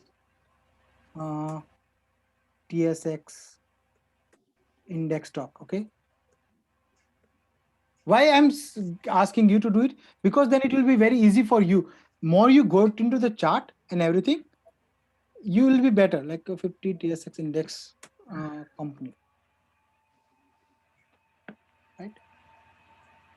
Top 30 companies in 2021. Pick this 20 company, right? Whatever the companies you're taking, this one. Pick any. These are the first 30 companies. Take these 30 companies. Say, Sure. and then put those here on, say, TC Energy, right? Yep. TC Energy. And here, this is the Canadian, right? Go to the chart and TC Energy. Go to the day. Always start with the day and see how it goes. Right? The monthly, what is saying? Monthly. Okay. See, this is uptrend. Rather than Sunco, TC is better. Why? It's uptrend. Right? It's making a higher high, higher lows. It's still uptrend. Very good company. I don't know anything about company. Okay. Right? Only trend. Yeah. Yeah, just on the trend. I'm talking about the trend. And this is the nice time to buy. This is the nice time to buy. Get out like 90, 78, probably get out like 72. Buy now, 72, get out. And then buy it again. And right, this is on the range. Yeah, that is helpful. Thank you. Jigar, I have a question. Like, yeah. Go ahead. Are you familiar with the IBKR platform? I do use the platform, but I just use that platform just to execute my trade. Okay. The thing is in that, when you go for the top gainers of the day early morning, by the time you get it on the list, the stock is already up. That's so why. what is the best? That's why I'm What is saying. the best? What is the best way to get hold of those stocks? Earlier. Then you're like going into the like a momentum trader, right? You don't need to be momentum trader. You be the focus on the companies you have, cut down the extra noise, and then you will be successful trader. What's happening? You will be at the end. You might be successful like 2, but like the 6 or 7, you will be bag holder. Trust me. You can get in. So this will be like more of a like gambling kind of nature. So you suggest that just start with this one. Start with the big companies. Once you are comfortable, then go to the screeners and look out the different screener, how you can figure it out to break out options and everything, and then go. Like for an example, last time we were like looking and I found. I was just taking a snapshot of. Can you just go back on that the list of companies you displayed? Here, this is the let me just take that out on a copy. Let me copy it, and I put it on a group. Yeah, I already took the screenshot already. No. Oh, you took the screenshot already. Okay, no problem. Right. Okay, and so basically, if you take it in a quite well, like take the support and resistance on the day, and then go on the 5 minutes. 4 hours. 4 hours, 1 hour, 15 minutes. That's how you work out. Oh, there will be plenty of lines in that case. 4 hours, 15 it minutes, won't and be. 1 hour. Trust me, it won't be. I think TD and RBC seems good, right? Like, I don't know. I haven't checked it. I mean, no. Yeah, it's a good one. From the list. Yeah, 1, 2, 3. Yeah, it's a good one. Jigar bhai, do you also do live sessions like from Monday to Friday? If any 1 hour? No live sessions. No. Yep. Oh, so Jigar, I just noticed these are all Canadian stock. I only do with New York Stock Exchange. Although I'm in Canada, but you put down the top 30 companies in US and you'll get the SP top 50 companies in the S&P. Just Google. Pretty easy. Just go there and kind of figure it out. It will be very easy. And once you get the list, whatever the company you name, you use it. Start with those companies. Make the chart. Try to see the trend lines and the support and resistance. And it will be very good for you. Jigar bhai. Yeah. Even Harshal bhai. Question to you. It's kind of generic. I'm sure a lot of us right now, with the way the market is turning out to be, a lot of us are like bag holders, right? Now, what do you usually suggest? I mean, should we just sell where we are, start off, or should we just wait for it to come up long term? Or what do you suggest? What would you do? Harshul bhai, you can go answer, because for me, my answer will be very like harsh. So so yes, exactly. I was I about think to, most of the bag holders can exchange with Harshul. He is the main person behind all this. he's a multi-bag holder. He's not a bag holder. He's a multi-bag holder. No. Multi-bag holder, that means like multi-folder. He makes like a 50% or 60%. Here's the situation, right? Like, this is my personal advice. Like, when I started trading in 2008, like, I did some of the mistakes as well, like, which I learned from my mistakes. The biggest mistake as a new trader, like as a fresh trader, is that what we do, right? Is like, hey, you know what? I have $10,000. I see this stock is going up as a momentum. I'm gonna put everything in it. And now what happened? That because of the news and everything is going up, we lose the time the stock momentum get down. You're gonna lose 50% of your portfolio right there, instead of going 20% more up. So my always situation is, there's three things I usually look at it.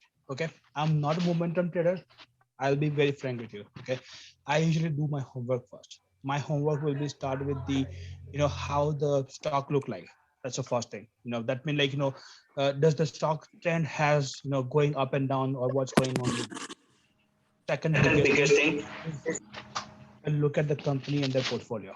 That's one thing I never do without, like, I see so many people or so many traders who basically comes and, they took a, long-term trade or short-term trade, and then they go in and go out. That's fine. But as an investor, no, I look at I look at this company. I look at how the company has been done from last 5 years. If the company has a cash flow in their hand, and if I'm investing my money, is there a proper channel which I'm looking at it, which definitely gonna give me a return back in like a year, 2 year, or even 3 years. Okay, this is my basic stuff. Now there are some of the companies which I saw, like, one of the company which is like MVIS, right? MVIS. I know a lot of people has this at the top 11 to 20, but when I got it at the 20%. Why? Because I did my homework. How the company looked like. Okay, Harshal, sorry to interrupt. Based on your criteria, how about if you can do the filtering on the Fenvis? You can, absolutely you can. But remember one thing. So what are the things that you select out of those? Because there are plenty of filters on there. Yeah, Finviz only gonna give you how the stock in real time, or like, from last half and like, 1 day, 2 day, or even like 1 month or 2 years, right? Don't look at that. Go and just do a research a little bit on the company. Like, AMD, how it is. Have anybody heard about the MVIS before? No. Before it went from 25 cents to $21. Nobody was knowing about that company. But if you do a little bit of research on that company perspective, you will know how that company is basically, what is their plans are. Plug, right? That's also one of the good company. Also, most of the trader has got it from $50 to $75, and like even it's gonna go further up. I have it when it was $2.50. Why? Because I have done all my research saying like this company has a potential to go at least $120 to $130 in future. So for me, that's a very good profit. As an investor, this is what I do.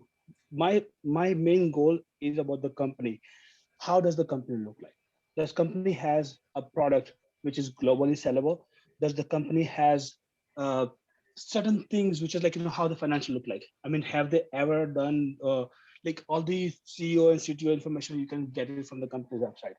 Just search as much as you can before you invest a single time with company. Yeah, that's a good idea, Harshal. The thing is that we being day traders, there are thousands of companies. So even if we go through 100 companies, it's not necessarily those out of those 100 it may come the day or that week. Exactly. So what is the best way? Yeah, if you can. It's one thing you mentioned, right? One particular word you mentioned, day trader. Yeah. Think about day trader. What does the day trader does? They will go in and out, take a profit or loss and move out. Why? Yeah, that's because they're not a trader. Like, they're not a long-term investor, right? Best thing for the day trader is look at the way the chart is showing you. Like even see, this is the one big reason I joined in this particular class. That I'll tell you, will be the frank with you. Okay, futures, the one which I'm working on, right? Like the one which I am doing right now, that is 100 times bigger than your, like, if you want to do a day trade the futures. That will gives you so much profit you can ever imagine. And I have seen it, I have gained it, and I know how much profit in each day you can make it if you know this chart, just the way I'm going on. Like as I said, like Bollinger Band, one of the biggest one I use it. Golden Crossover, one of the biggest one I use it for my each trend. Like if I want to go in and out. Now, stock is a different story. Stock is basically on the company. Well, I only do stock because future and all that the shorting and all. There's some restriction on us that we can't go for that. Show it to you. I will show it to you in the next week. I'm gonna give you the whole class. I know please. Canada also has the Ninja Traders. The only way you have to enable the Ninja Traders is from some other financial, like financial guys. You have to get the approval and everything. I have everything planned out. I will show it to you guys, and that way, I will show you exactly how much is the investment you are doing in the stock market, and how much investment you need to start on the futures or the micros. Simple. That one thing that will be great. Open an eye. That one thing will open an eye for everyone, and you will see that, hey, why we are doing stock. That's one thing you're going to tell me at the end of the session. But why we are doing the stock, why we did not think about going on this perspective. And one of the other things, like as even Jigar was saying, right? Stock is one company. Indexes is not a company. It's hundreds of company. So you can play the indexes without any issues. Like S&P 500, short it. Like you can basically short that S&P 500 as well. Say like, hey, I want to buy the S&P 500 for like $400. It will come down. You will get that profit. So at the end, it's all about how you are targeting, how you are playing. But day traders, when you go for the stock, you have to look at the moment. Jigar, you are on the trading view, right? Yeah. Can you go back to the screeners one quickly a minute? Okay, wait a minute. So as you guys can see his screen, right? I'll just show you something the way I look at it as a day trader or momentum trader. Yeah. Okay, nothing else. Unusual. Momentum trader. The most And keep the 1 second. Unusual volume, please. unusual. Yeah. And then go to the performance all the way top. Yes. Performance. Okay, so guys, this is something like very important if you want to do a day trade. Okay, so look at day trade. That means I want to see any company stock that has been changed from last 4 hours. Okay, that means it has the 4 hours mean. Let's say if I look at it at 8 o'clock in the morning, minus 4 hours. That means like at 4 o'clock in the morning. That means overnight if some changes happen. Can you just double click on the 4 hour change? The 4H. This one here, forward change? No, go. Yes. Okay. And 1 now hour look change? at the very first, second stock. No. Keep that way. Look at the stock called RENN. RENN. Right? Yeah. So look at that one, right? If you look at this one, you can see it's 4 hour up, 1 hour up, 15-minute up, 5-minute up, and 1 minute is minus. What does that mean? That means it's just showing me a trend that in 4 hours it has been gone up. That means there is a chance. It's like the way it shows, like, hey, 1 minute it has been come down. Absolutely, because now it has been RSI has been already touched or sold. You're gonna look at all this trend, whatever Jigar showed you. This is exactly what you're gonna see there. So, hey, it's been touched to my my level. I'm gonna come down and then I'm gonna reverse back up. Let's you will see this check it out this way. further up. Look at the check. Very good profit. Like if you see, even if you're a swing trader, look at this one. Trend is broken. Trend line is broken. Trend line is broken here. Trend line is broken, and the trend line is broken. Again, the trend line is broken. So it will come down, right? This And will come this down. is exactly what So- you guys want to look at it. so right? what Like, you know, do- how I look at my trends. Yeah, buy at 949. Don't be FOMO. Go with the trend. Buy 949. Put the stop loss, and you are good. So even if the price falls, you're not gonna be like a bag holder. First loss is always a smaller loss. First loss taken is always a smaller loss. Okay, remember that thing. Okay. And if you go back on the same thing again, Jigar, on the website, and if you just reverse back, right, for 4 hours, reverse backing up. So this is basically showing you what happened in last 4 hours for that stock, for that Yeah. particular company. Mhm. It has been drop down, drop down, drop down. Look at the third one, right? It says BRPA. This is acquisition company, so it's not be a good company. Let's look for. I'm just what I'm showing is like, Okay, let this one. the way- Algas. Can I see the Algas? Yeah, look at it. Because like this is a acquisition, so that's about $10 something. Okay, so Usually, look at- sometimes it's not good. This one is pretty good. Can you go back on that one thing? One thing. Okay. So the way you have to look at it is look at the 4-hour chart, the 4-hour changes. If it is minus, but in last 15-minute, 1 hour is minus 2, 15-minute minus 2. But you see a reversal at Yeah, any this one point. here. That's the whole reason I was saying, like, if Yeah, it's yeah, 4 yeah. hour minus. So 1 here, hour minus, like, can I see this one? This is a pretty good. yeah. 1 hour. Yeah, this You is a can pretty look good. at that whole. But PDUP. the whole thing is look at this particular way. Yeah. How, as a momentum trader or as a day trader, you want to have the maximum use of the trading view. Look at I'm saying, like, just spend 15 minutes on like trading view in the morning at 8 o'clock. Okay, I'm being frank with you. 8 o'clock in the morning, just go on, or even 7 o'clock. Okay, go on the trading view and just double click on that particular thing. Look at what changed in the 1 hour.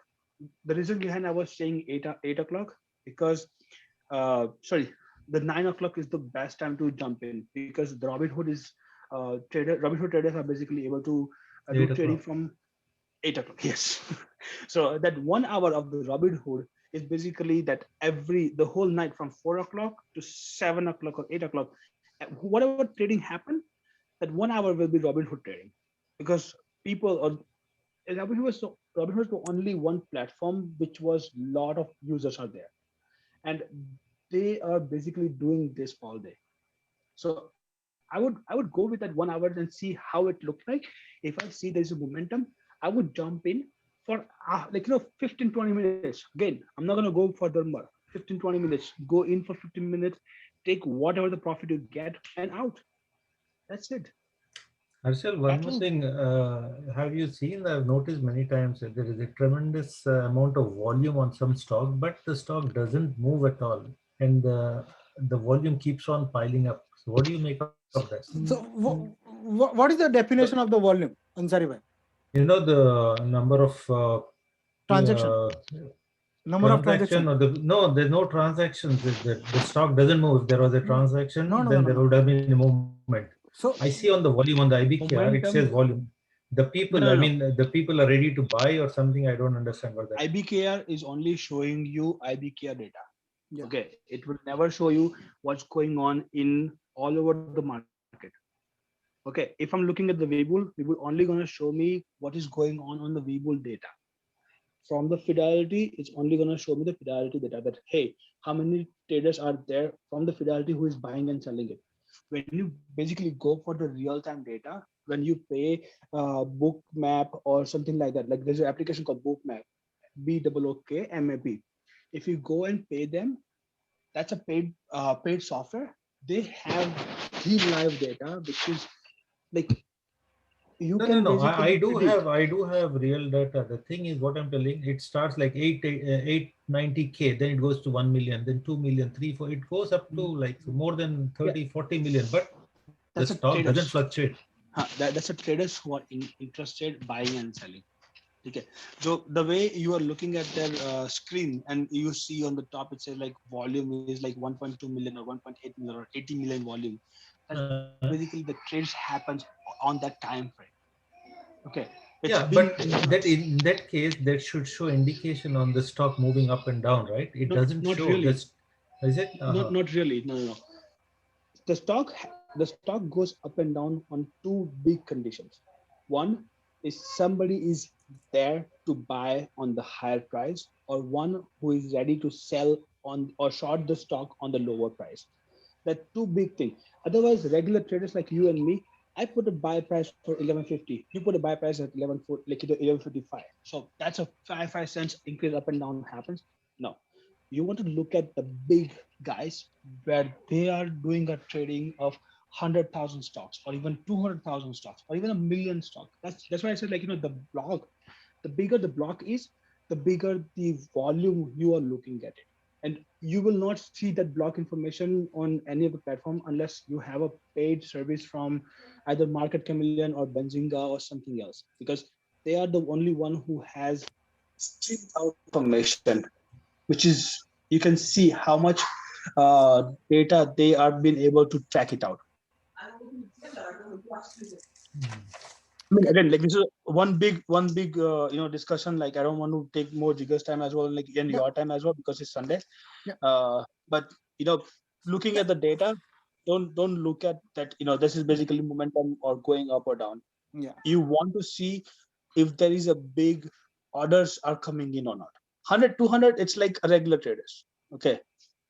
Yeah. But if you see a consecutive 100, 200, like 100 buy or sell, like every 1 second, every second, that means it's a block trade happens. And you to checking or getting that information is a little difficult. Okay. Yeah. So there are actually we are in the big ocean, and whatever we know is just like a drop of the ocean. More we get into the details and everything, more knowledge we acquire, and more better trader we gonna be, right? So as Harshul said, Harshul is like a more senior, right? So he knows so many things. So he will share his info, and so many things I know, so I can share the infos. And if you know something, you share the infos, and we share the knowledge, and that way we become the better trader. Because the ultimate aim for everyone for here to make the money. Right? Jigar, I had put a question, maybe you missed that question. What I was asking was, when you're comparing the Bollinger, along with Bollinger, the combination you had given for 4, 9, and 18. Yeah. And if we take instead 20, 50, and 200, which one is more compatible? So for a day traders, 4, 9, 18, if you are doing like a 15-minute chart, you can use the 20 and the 50. Like, you can use the 20 and the 50 and the 200. If you are doing for the long-term swing traders, 20, 50, 200. For a swing traders also 20, 50, 200. No, day trader. My point is on day. 4, 9, 4, 18, 9, and 18. 18 for the 5 minutes candle, 20, 50, and 200 EMA for the 15 minutes candle. Okay. Yeah, because the timeline is changes, the way you do it is changes too. Right. So basically, if you say for everybody, it is good. Like, I just want to reaffirm that for the setup for the day trade, the best thing is to have support and resistance with the day 4 hours 15 minutes. Yeah. With Bollinger and 4, 9, 18 EMA. Yeah. And look for the crossover. And the CPR. Look for the CPR. Okay. Yes, okay. First, look for the support and resistance 4 hours, 1 hour 15 minutes. Then look for the CPR. CPR will give you the idea for the day's high, day's low. And if there is any swing areas, means where the price kind of change, kind of keep that in, because that might be an area of interest. It is also a support or the resistance at the same time. So keep those an area. Keep the 4, 9, 18 on a one screen. Keep on the other side if you want to Bollinger Band, on the other side if you want to, or just keep everything in one and just go for the confirmations. Once you get the confirmations, get into the trade and you will get a good result. Okay. When is the next class? How can we register for it? Like, I haven't planned for the next class because this is whatever I wanted to train. It's supposed to be like 2-hour class. We are going for 5 hours, right? We are supposed to have the 4-hour classes maximum, but we are going on 5 hours. So I don't have any more classes, but if I take the classes, it will be like more advanced. Will be like patterns and how to look into the patterns and couple of more intraday trading strategies. So Yeah. you'll post on the big group that we have. Yeah. You and Herschel both will Yeah. post your classes there, right? Yes, Harshul Bhai is probably starting next week. Harshal For me, bhai, will be Yes, sir. will take it a long time now. Okay. Harshal, for the can you post? Go ahead and post your what you're gonna teach in the class and when it's gonna be. So I have few friends who can register that as well. So I'll let them know as well. Yeah. Yeah, no problem about that. I will definitely put that in the group and whoever wants to join in it. But again, like it's only for the future trading, but it's only like I'm going to only show what platform I'm using it and how I'm using it and how you guys can take the maximum profit or the like minimum loss, and you can always prepare yourself how to take a trade, how to take the profit and everything. So I'm definitely I will definitely share that information as well. yeah, please, I'll let you because future I'm interested because future is Yes. I know it's excellent. But the problem is this: the issue in the future you cannot hold overnight. That's because the what you call the margin requirement is very high. You can if your account has the full future price acceptable, you can hold it. But Yeah, we'll you have discuss to this pay in fee. your future, session. yeah, Sure. yeah. Yes, and you have to pay the fees as well. If you are holding a session, like if you're holding a position, you have to pay the fees. But it's a beast. You can make a $10,000 in a day, or you can lose $1,000 in a day. Yes. Okay. But anyways, Jigar, like Jigar sir, I'm very Hey, impressed. Prabhu. Very good. Very Thank good. you guys. I for hope sure. everybody Thank you. learned something from me and Harshul Bhai. Yeah, sure, right? sure. And best of luck to you guys. Hopefully, you will can see what I am trying to see on the chart, and that might help you to be at least prevent some losses. No, I think this week, which is from tomorrow, I think we'll start. I will start with a new perspective, with a new different. Getting back your losses, you mean? Huh? And Getting Jigar, back your losses. Losses is gone. Khalas, you cannot do anything. Yeah, loss is gone. Loss is the part of the business. Yeah. This is the business, right? At least we'll try to cover or reduce our mistakes. Yes. That's Okay, thank you all, everybody. Thank Thank you very much for all thing. this information. Sorry, and one more thing is whatever Jigar taught you today, they are the same indicators I'm basically using for the future cycle. Just give you a heads up that this is what exactly I have been using it. Yeah, Jigar, I missed the first 1.5 hours. I had mentioned to you in my message I had gone outside. So can you send me the link? Yeah, I will send the. Yeah, you'll share the recording. Yeah, I will share the YouTube link where I will upload because it's a 5-hour session, so it will take a lot of time for me to upload. Yeah, sure. But No I will share the link, and wherever I do the sessions, I usually upload on the YouTube, and there are pretty 5 or 6 or 8 sessions already. You can go back and check it out. Okay. Okay, thank you very much for all of this. Thank you. Sir, are you? Thanks, Harshul. Jigar, are you putting this the link for this recording? Yes, I will put the link for this recording on the YouTube. Okay, thank you So very can much. you please share the YouTube channel and link? Yes, sure. I will do it. My channel, I will share it now. Like I will share it in the group. I have it. Let me see if I can share it here. I don't know. Sure. So usually the channel I basically opened up because I wanted to kind of upload this kind of contents. It makes it easier rather than using my data. I can use the YouTube pretty well. So yeah, I will share it on the probably groups or here whenever I share the details on area. So that's fine. I will share it on the group. Thank you very much. Okay. Okay. Thank you everybody, and good luck. Best of luck. Thank you guys. Have a good weekend. Good weekend. Bye. Thank you, sir. Bye. Thank you. Bye.